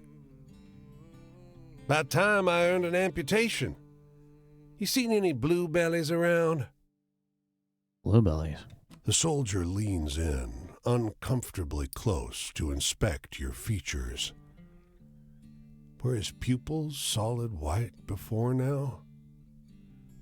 He tilts his head, narrows his eyes, sniffs you. What are you, stranger? Beg your pardon? A shadow falls on the soldier's face. You damn Yankee! He pulls you in by the wrist and drives a bowie knife into your gut. As the blade bites your flesh, the soldier stares into your eyes, his body dispersing into the wind like a cloud of dandelion seeds.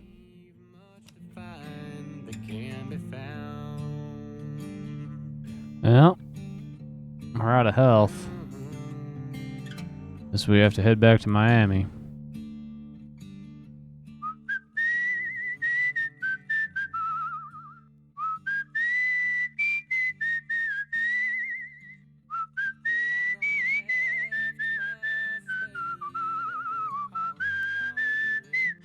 Got stabbed by a black man in Florida.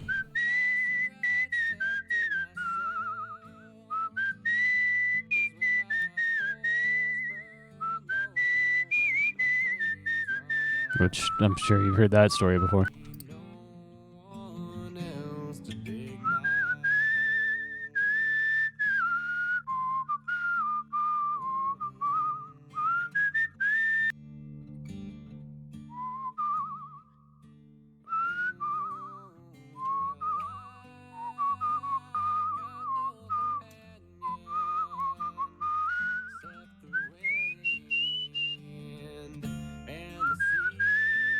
At least my controller's left bumper is failing.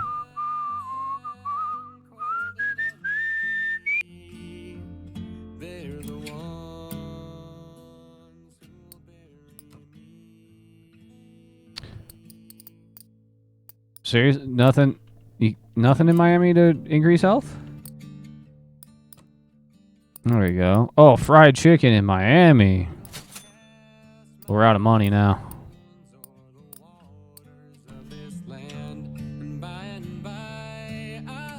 Yep, we're broke again. Well, we can get the upgraded story for Pigeon Keeper. Right, we got a lot of... Let's see if we can't... No. Cars ain't coming out of Miami. They're going to Miami. Well, we got a lot of walking to do. We're gonna run the Gulf Coast.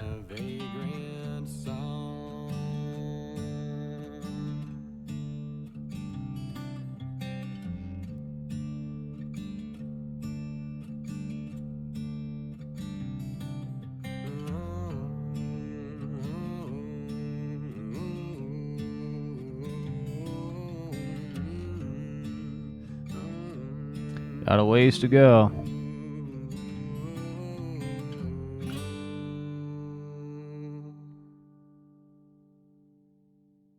Got a ways to go.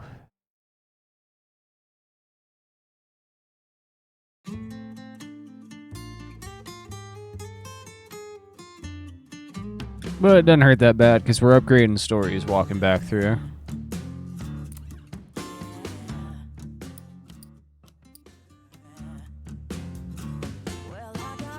Fortune teller story goes up.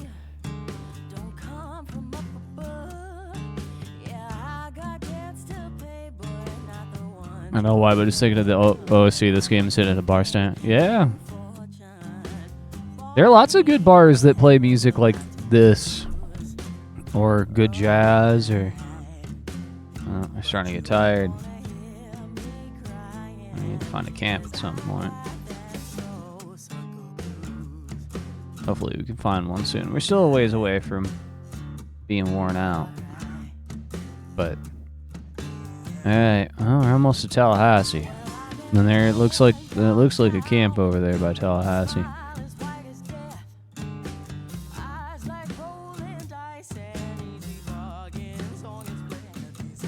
We need a sixth. She told you, beckoning from the steps of a great dark mansion. And just like that, you found yourself sitting with strangers around a velvet-draped table. Her voice is reedy and high, modulated by the tight collar of her Victorian dress. Join hands, everyone. Your host keeps her eyes closed as she beseeches the spirits of the dead. But everyone else around the table lets one lingering, awkward glance bounce around between them. You sense they're just about done humoring her when it happens. A deep, nasty thump beneath the table. The whole table starts to shake, threatening to lift right off the ground. And then, the staid candle flames start flickering like mad, casting ghastly shadows on the walls.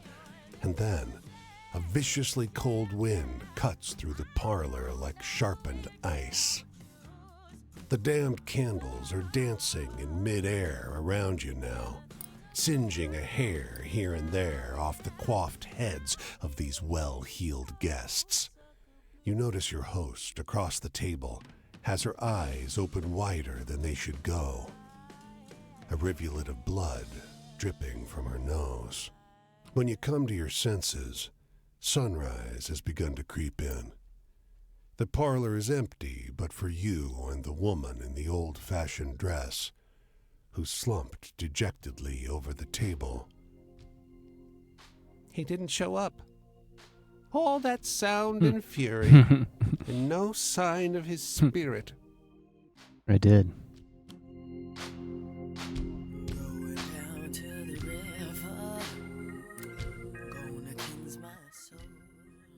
This farmer notices you walking by. Listen, he says. You look warm thin. If you want to rest up a spell, you can sleep in the hay. Help me with the chores when you're awake. Seems like a good, honest offer, and the hay looks inviting. After a few hours nap and some light chores, you take your leave.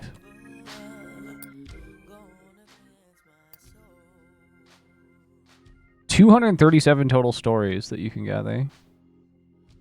Jesus.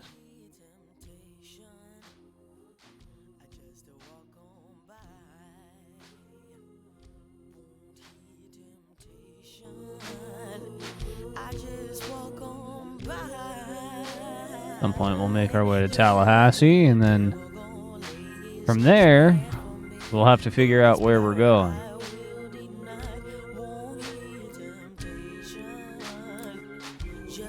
He's small for his age. Boy of 13 or so, sitting on an upturned bucket by the side of a tiny wedge of farmland. The dog, as though by contrast, is massive. An enormous yellow-brown mutt. He's called Rover, the boy explains. Paul says he can't come with us. Where? West.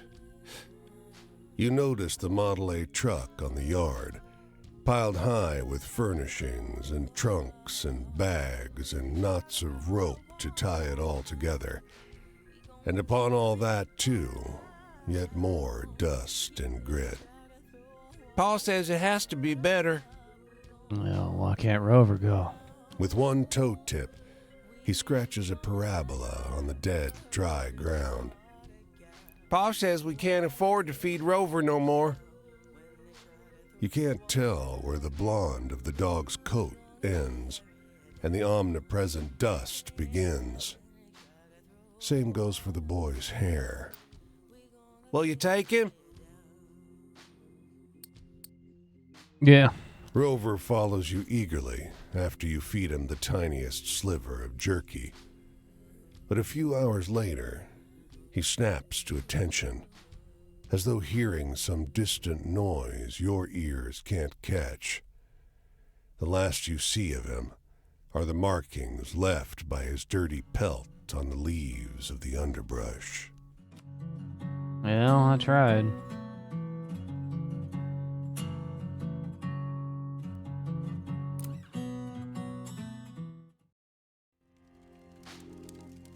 Oh, Jimmy chapter 2. Oh, it is a good day to see you, child. Just need a little company is all. Led a celebration of life today. Young man, 17, maybe 18. Closed casket. Oof. They did that boy wrong, they did. I suppose I'm glad I gave his family a little hope, at least. Anyway, why don't you tell me a scary story? You must have heard some good ones. Oh yeah, we got those. Tell them about that seance we just saw.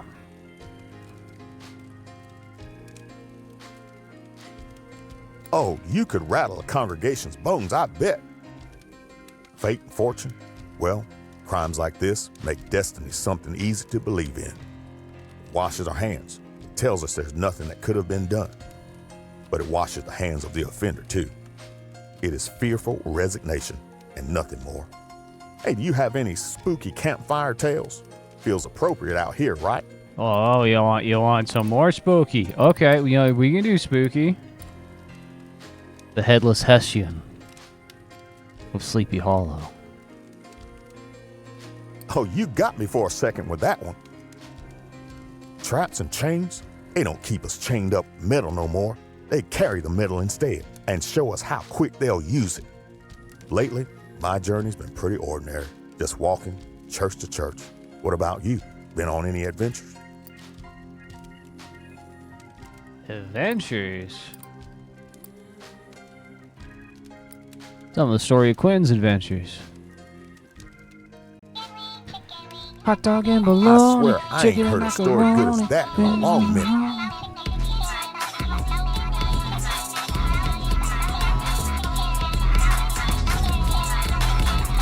Hi, Emmerich.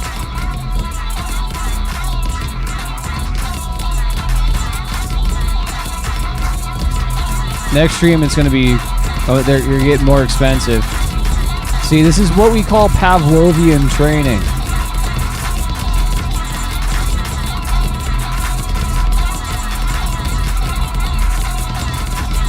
It's a good jungle beat, though.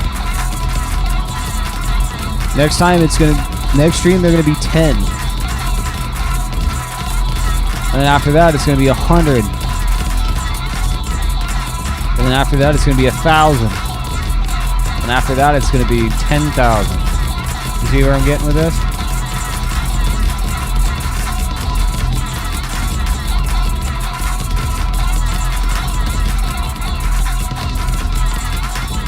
See, they forgot that fishing exists, but they see this. But this is good because this is interaction, right? See, I remind them of fishing, and then they start to fish again.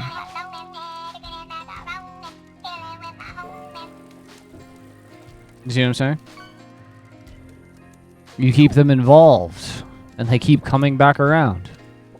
All of my viewers are weak-minded Pavlovian dogs. Me and my stammies, we all do love a good stammy. This keeps him entertained when I'm not doing Weebstiary. Which, by the way, this Sunday, 11 a.m. Pacific. Weebstiary. As a traveling man, I don't do funerals often. See, the burying is one thing, but the real service you provide is in the weeks to come as mourners turn over in their sleep and doubt creeps in. I know that pain intimately. You must have seen some pretty wild stuff on the road.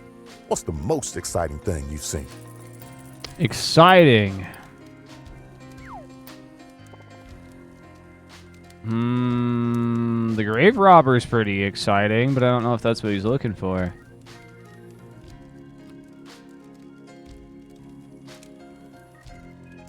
That's how it is, huh? Well, maybe you ain't seen as much of this world as I have. Bro, I saw a guy grave robbing, and I kicked his ass. Or threatened to, at least. Choice? Yeah, some days. I really believe that we all have choices in life. We are truly free to decide whether to live moral lives or to throw ourselves headlong into sin and profit. But on days like today, I think maybe only God chooses, and he does so with arbitrary cruelty. Anyway, why don't you tell me a scary story? Oh, I could do that. I got you. I got you on scary stories. Now that apparently those ones are sad.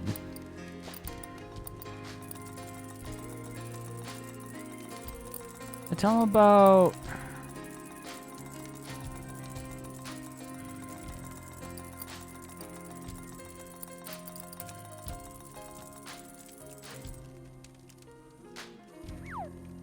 Oh, you could rattle a congregation's bones, I bet. Got him. Okay, good. Chicken wing. Chicken wing. This country? Listen, I saw his face. I opened the lid and saw what they did. A country that lets the men who did that to him live full, happy lives. That country ain't no home. I've got to go now, friend.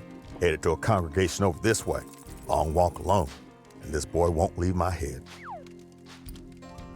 And I keep thinking, I left America when I was his age. Lied on the forms. Told him I was 25 when I was 17. I'd heard that the 369th Infantry Regiment needed a chaplain, so I told him I was a preacher. Don't get me wrong, I believed fervently, but I wasn't no reverend. I just memorized a few verses, some psalms, enough of the commandments to make them think I was a true man of God. Oh, my proud, arrogant lips.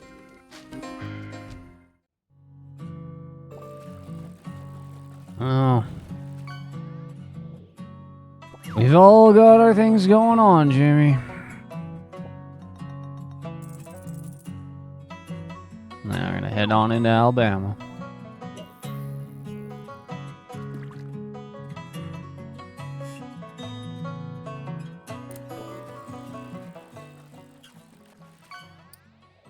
Oh, cool. We got some cash. That helps, actually. Because we're going to need some cash. Especially if we get stabbed by a ghost soldier again.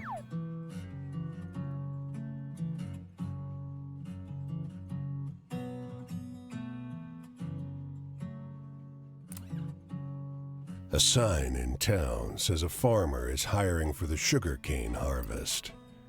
A bag-eyed man drives you and 10 hungry strangers out into the cane, where he leaves you. Everyone gets a hatchet, but no instruction. The foreman is missing for some reason. Nobody is sure what to do. Oh, great. A young man in a red jacket stuffs all the hatchets in his pack. "This is stupid," he says. "I'm leaving. You can get $5 for a nice axe like this."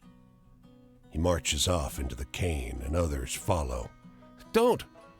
a young woman shouts after them. "It's not right."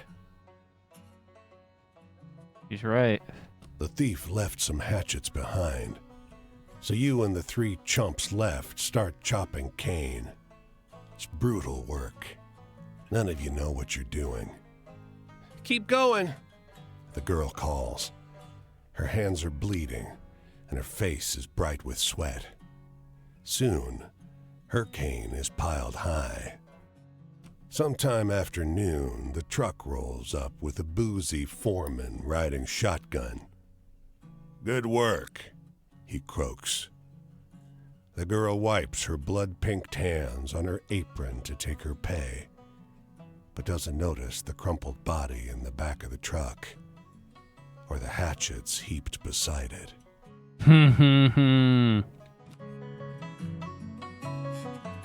Let's see.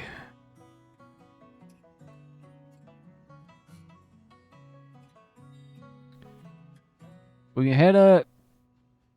We keep going on down the south route. This is the slowest map ever. And maybe we can make it to into Louisiana. Like the semi-horror. Yeah, it's so this is what you'd call like American Gothic. Back in the old days, there were a lot of tales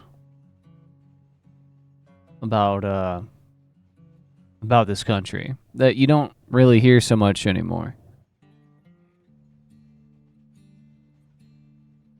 Say we go, okay.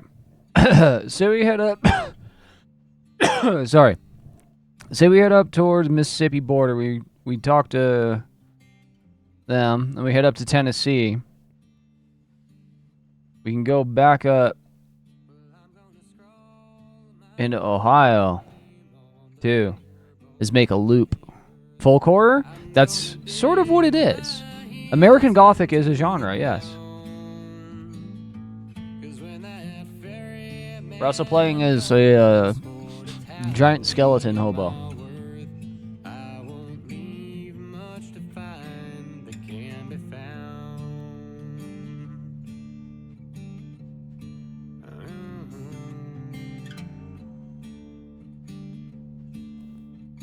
Go to Ohio, you'll wake Woozle. The blistering sun has scared even birds into the shade. But a middle-aged woman and a young couple are still collecting scraps of cotton that the machinery missed. With a ragged voice, the older woman calls to you. "Got any water?" The three of them rush over to you, suddenly reanimated. They pass around your canteen. When you get it back, it's empty. The woman squeezes your hand and sighs with relief. "Sweetest thing I ever tasted," she tells you. Goddamn cotton pickers drinking all my water. That's not a racist thing. Those people were literally picking cotton. You can't get mad at me about that.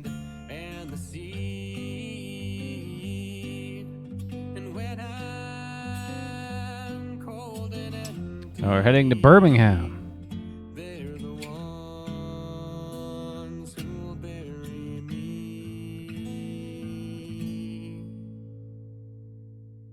But that's on our way, so.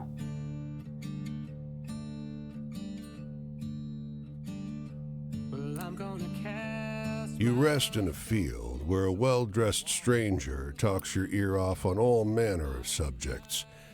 The weather, fireflies in summer, how combine harvesters work. After a while, the mood shifts. Heard my death bones this morning. Death bones. Heard 'em rattle like clank, clink, clank. More startling than wind chimes in a tornado. He plucks dry grass and chews on a piece. Ain't much time left now. Any family? Not much. Sent him a letter, mostly apologies. Bothered the postwoman a lot about how to spell this and that. Ain't that bad. He seems to perk up some. I did right by most folks. Sure was good to meet you. The man pauses, rubs his chin in contemplation. Don't let the bedbugs bite. He walks off slow. After his silhouette becomes small in the horizon, but before he vanishes, you see him collapse to the ground.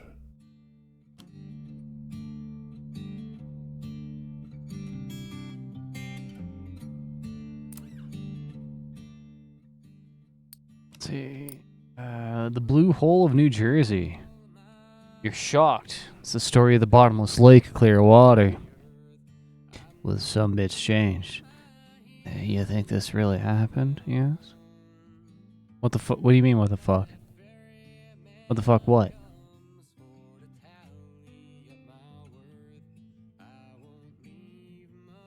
Didn't steal his shoes? You're gonna steal shoes off a dead man? Bro, my character's already dead. I'm a giant fucking skeleton, dude. I don't need shoes.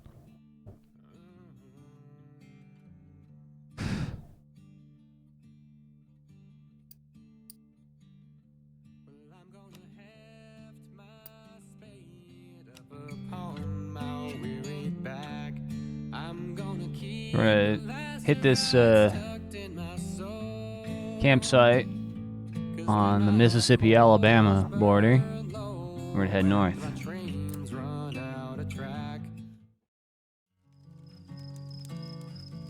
That's Shaw. We ain't met Shaw yet. Take a look at you. Figure we're heading to the same place. You've been walking a long time, same as me, trying to find where you fit. You ever wonder if that place don't exist? No shame in it, I do. Plenty of time I wonder if I'll just walk forever. You start to wonder, how did I get here? You may ask yourself, how did I get here? When you're alone, all you have is all this time. Time to trace the lines back to where things started. Letting the days go by. You got any good happy stories? Where things work out for someone, maybe? I do. The gay dudes in the lighthouse. That was a good one. Wish I could have your stories around when I'm in a dark place, you know? Well, as far as love stories, I mostly love work. Working the land felt natural. It felt good. That is something to be said, dude. When you're just out there with like a shovel or a pick, or you're just like planting, you're in the garden, even if it's just like a little plot, like there is something about that speaks to your soul, right? It feels right. Like, you know, the longer you do it, like all your other thoughts just sort of disappear. And in those moments, you're just, I don't know, it's right. It's what you should be doing. You don't have to think about your bills. You don't have to think about your responsibilities. You don't have to think about what some cunt said to you the other day that fucking pissed you off that you still haven't forgot about because your brain won't let you forget about it. You know? There's just, like, when you're out in nature, like, it's just, I think that's part of the problem. I think that's part of the problem with modern, like, and I don't want to be, like, one of those, like, oh, return to nature, unga bunga guys, right? But there is something to be said for the idea that, like, do get out into nature. Do get out of the city, at least for a little bit. Walk around. Like, even if you're not doing anything of importance, you know? Bring some snacks and some drinks. And if you can, some friends. And just, like, fucking sit around the fire for a little bit. Or if you can't get any friends to go with you, like, just fucking go out there and walk a path, you know? See stuff that you can see. You know, smell that clean air. Like, it's different. Here, listen to the silence. That's one of those things that, like, a lot of people don't realize is that silence has its own sound. Yeah, you and I as well, Necro. And it's so nice. Like, the other day, I just walked out into my backyard. And it was just completely silent. Because we're always hearing sounds. Your phone's ringing, you're watching YouTube, there's something on the TV, the fucking cars are going by, etc., etc. Oh, just get a gun, Necro. Also, you'll know when a mountain lion's nearby because you'll smell cat piss. Trust me. In the wintertime, like, you'll be fine. It's only like spring when they start to come out more that you have to be worried. But just get a gun. Wait, you can't get a gun. Never mind.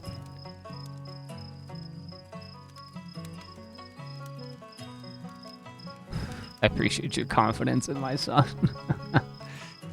We're not open carry. You still can. So, like, my uncle lives in LA County. And he was able to get one. He was able to get some guns. They're restricted, but it wasn't that big of a deal for him. There's a waiting period.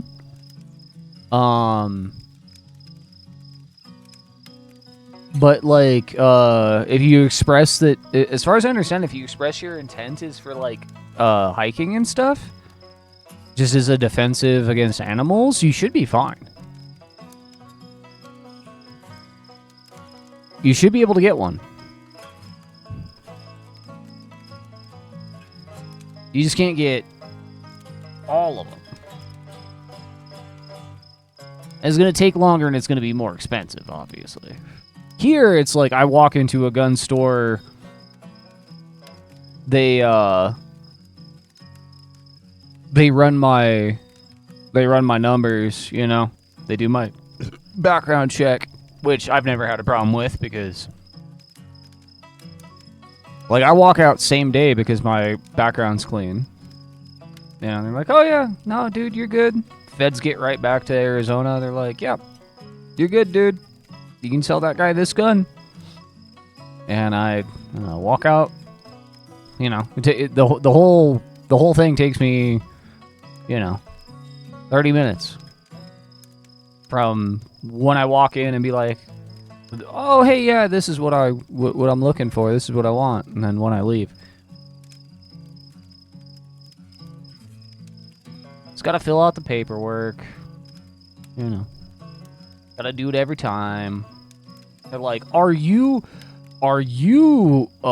somebody who has mental problems? And I'm like, no. No, I don't. I'm just your friendly neighborhood alcoholic. I'm like, do you have a felony? I'm like, no, my record's clean. All that kind of stuff. You just click no, just check no on all the boxes and shit. It's an excuse to drag friends with you. Yeah. I mean, it absolutely is. And, like, being out in the wilderness with friends, too, even if it's just, like, a day trip. Just do a little bit of fucking hiking or whatever. Like, that shit's so much fun. Hi, mules. It was the work itself, the labor, the sweat. And knowing that I could point at it and say, that's mine. But tell me, what's the wildest thing you've seen out there so far? The wildest thing I've seen.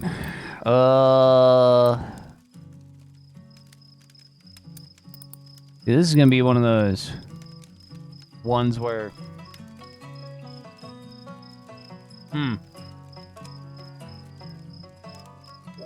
let's talk about the French Spy. See if that one lands. Maybe not. Well, if you say so, but I don't get it. Some folks have choice. Sometimes you have options, but no choice. You understand? Sometimes you're told you could do anything, but there's only one thing to do. I thought that story I thought spies would be pretty wild, but he's like. But anyway, you know any good true tragedies? I feel like one of those tonight. Oh, a tragedy? I could do a tragedy.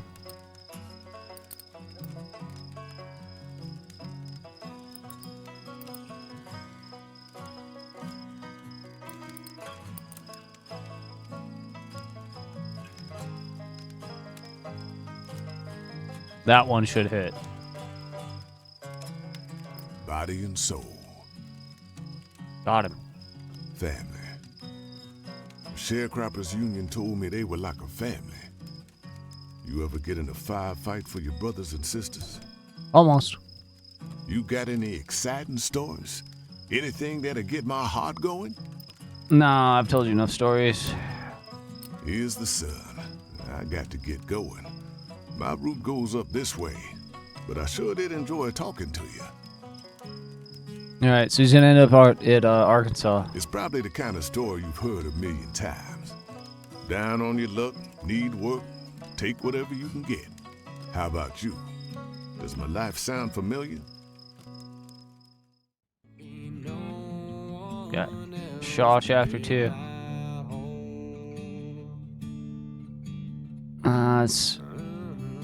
Let's see. Let's look at the map here. We can head north through Tennessee, Kentucky. I mean, we can get all the way back to Ohio. I don't know how much there is up in Michigan. But if we zigzag, we might find some good stuff. Let me see. I've had this message on Discord for a little bit. Let me check. Hold on. Oh, shit. It's Evra. Okay.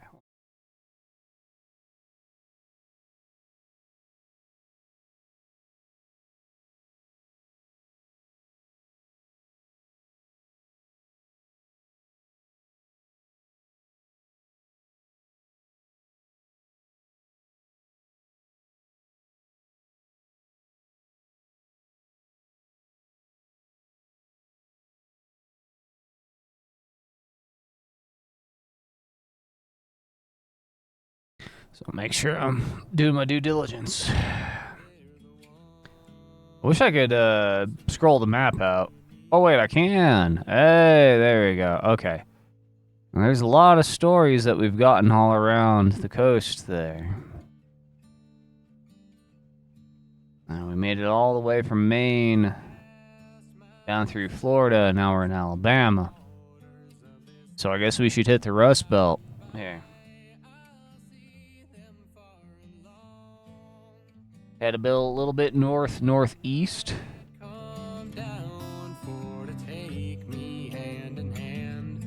This will be my tale, my vagrant song. Then we'll zigzag around. Well, we can hit Nashville too. Probably a good story in Nashville.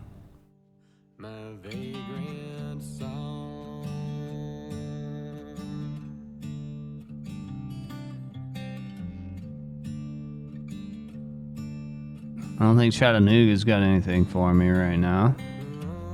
Chattanooga looks like it's got some.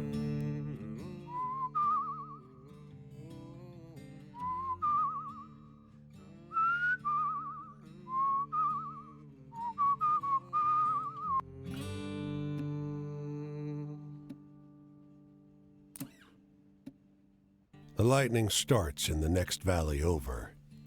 Then the wind picks up. The long grass hisses, and suddenly, it's raining so hard you can barely breathe without a hand over your mouth. The lightning momentarily illuminates a farmhouse on the opposite hilltop, the only one for miles.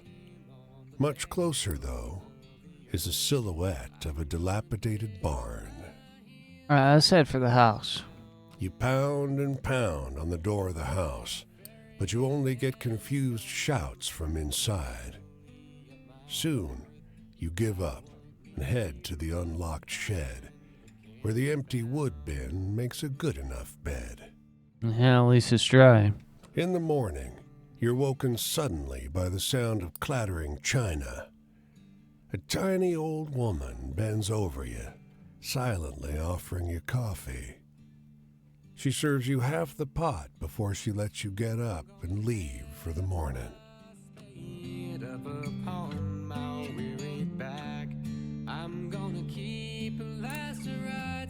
The woman finds you as you wander the streets. "Come with me, child," she says, looking you up and down. We're going to church. All right. You follow her to a simple clapboard building. There's no steeple, but a cross is painted on one side. Inside, after a rousing sermon, you're treated to a meal and given a worn but clean set of clothes. Works and not faith alone might be the motto of this place. All right. Let's head to Nashville.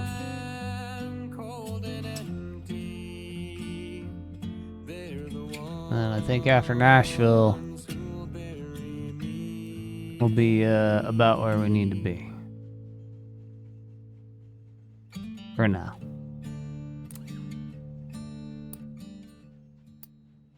We're good on money. From the windows of the store, you can hear a radio, turned all the way up, tuned to the Grand Ole Opry show being played across town. Two young girls sit outside listening to the music. Suddenly, it cuts off, and they howl in protest. Let's talk to them. Despite their obvious vexation, neither of the girls seems inclined to enter the store to see why the broadcast ceased.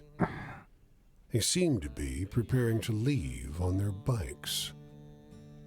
When you approach, one says, Don't bother.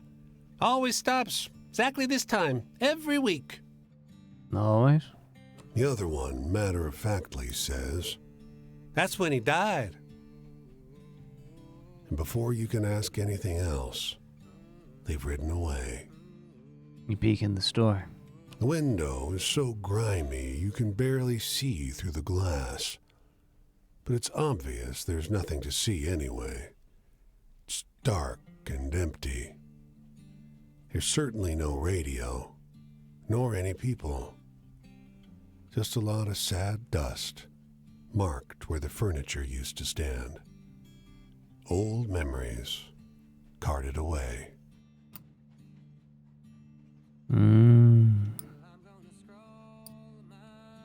Nashville. This is a tired city, but things are changing, locals say. For instance, the local, full-size, replica of the Parthenon was recently rebuilt. Huh. Mosey down that way for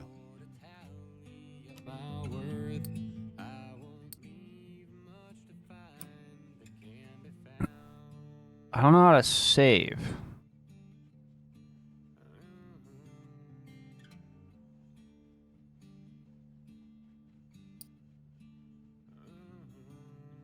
There's no save button. So either this saves or it don't. And if it don't, well, then we're up shit creek, ain't we?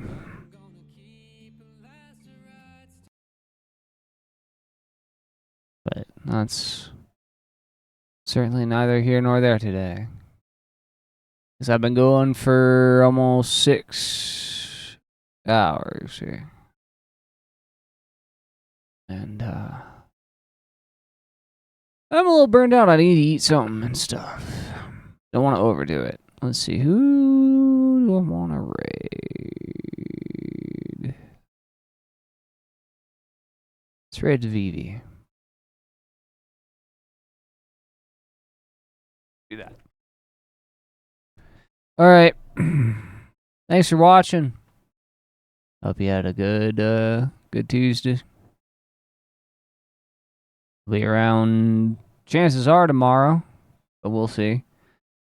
I need to figure out what I'm doing tomorrow. But yeah, it was fun. I like that. Alright, well, yep, that's about it. No, I ain't got nothing much else to say other than Sunday we're doing the next Weebstiary. Doing another interview. All Bones Jones. So that'll be fun. I hope you'll enjoy that too. I hope I see you. That's 11 Pacific. Sunday. This upcoming Sunday. Was it the 24th?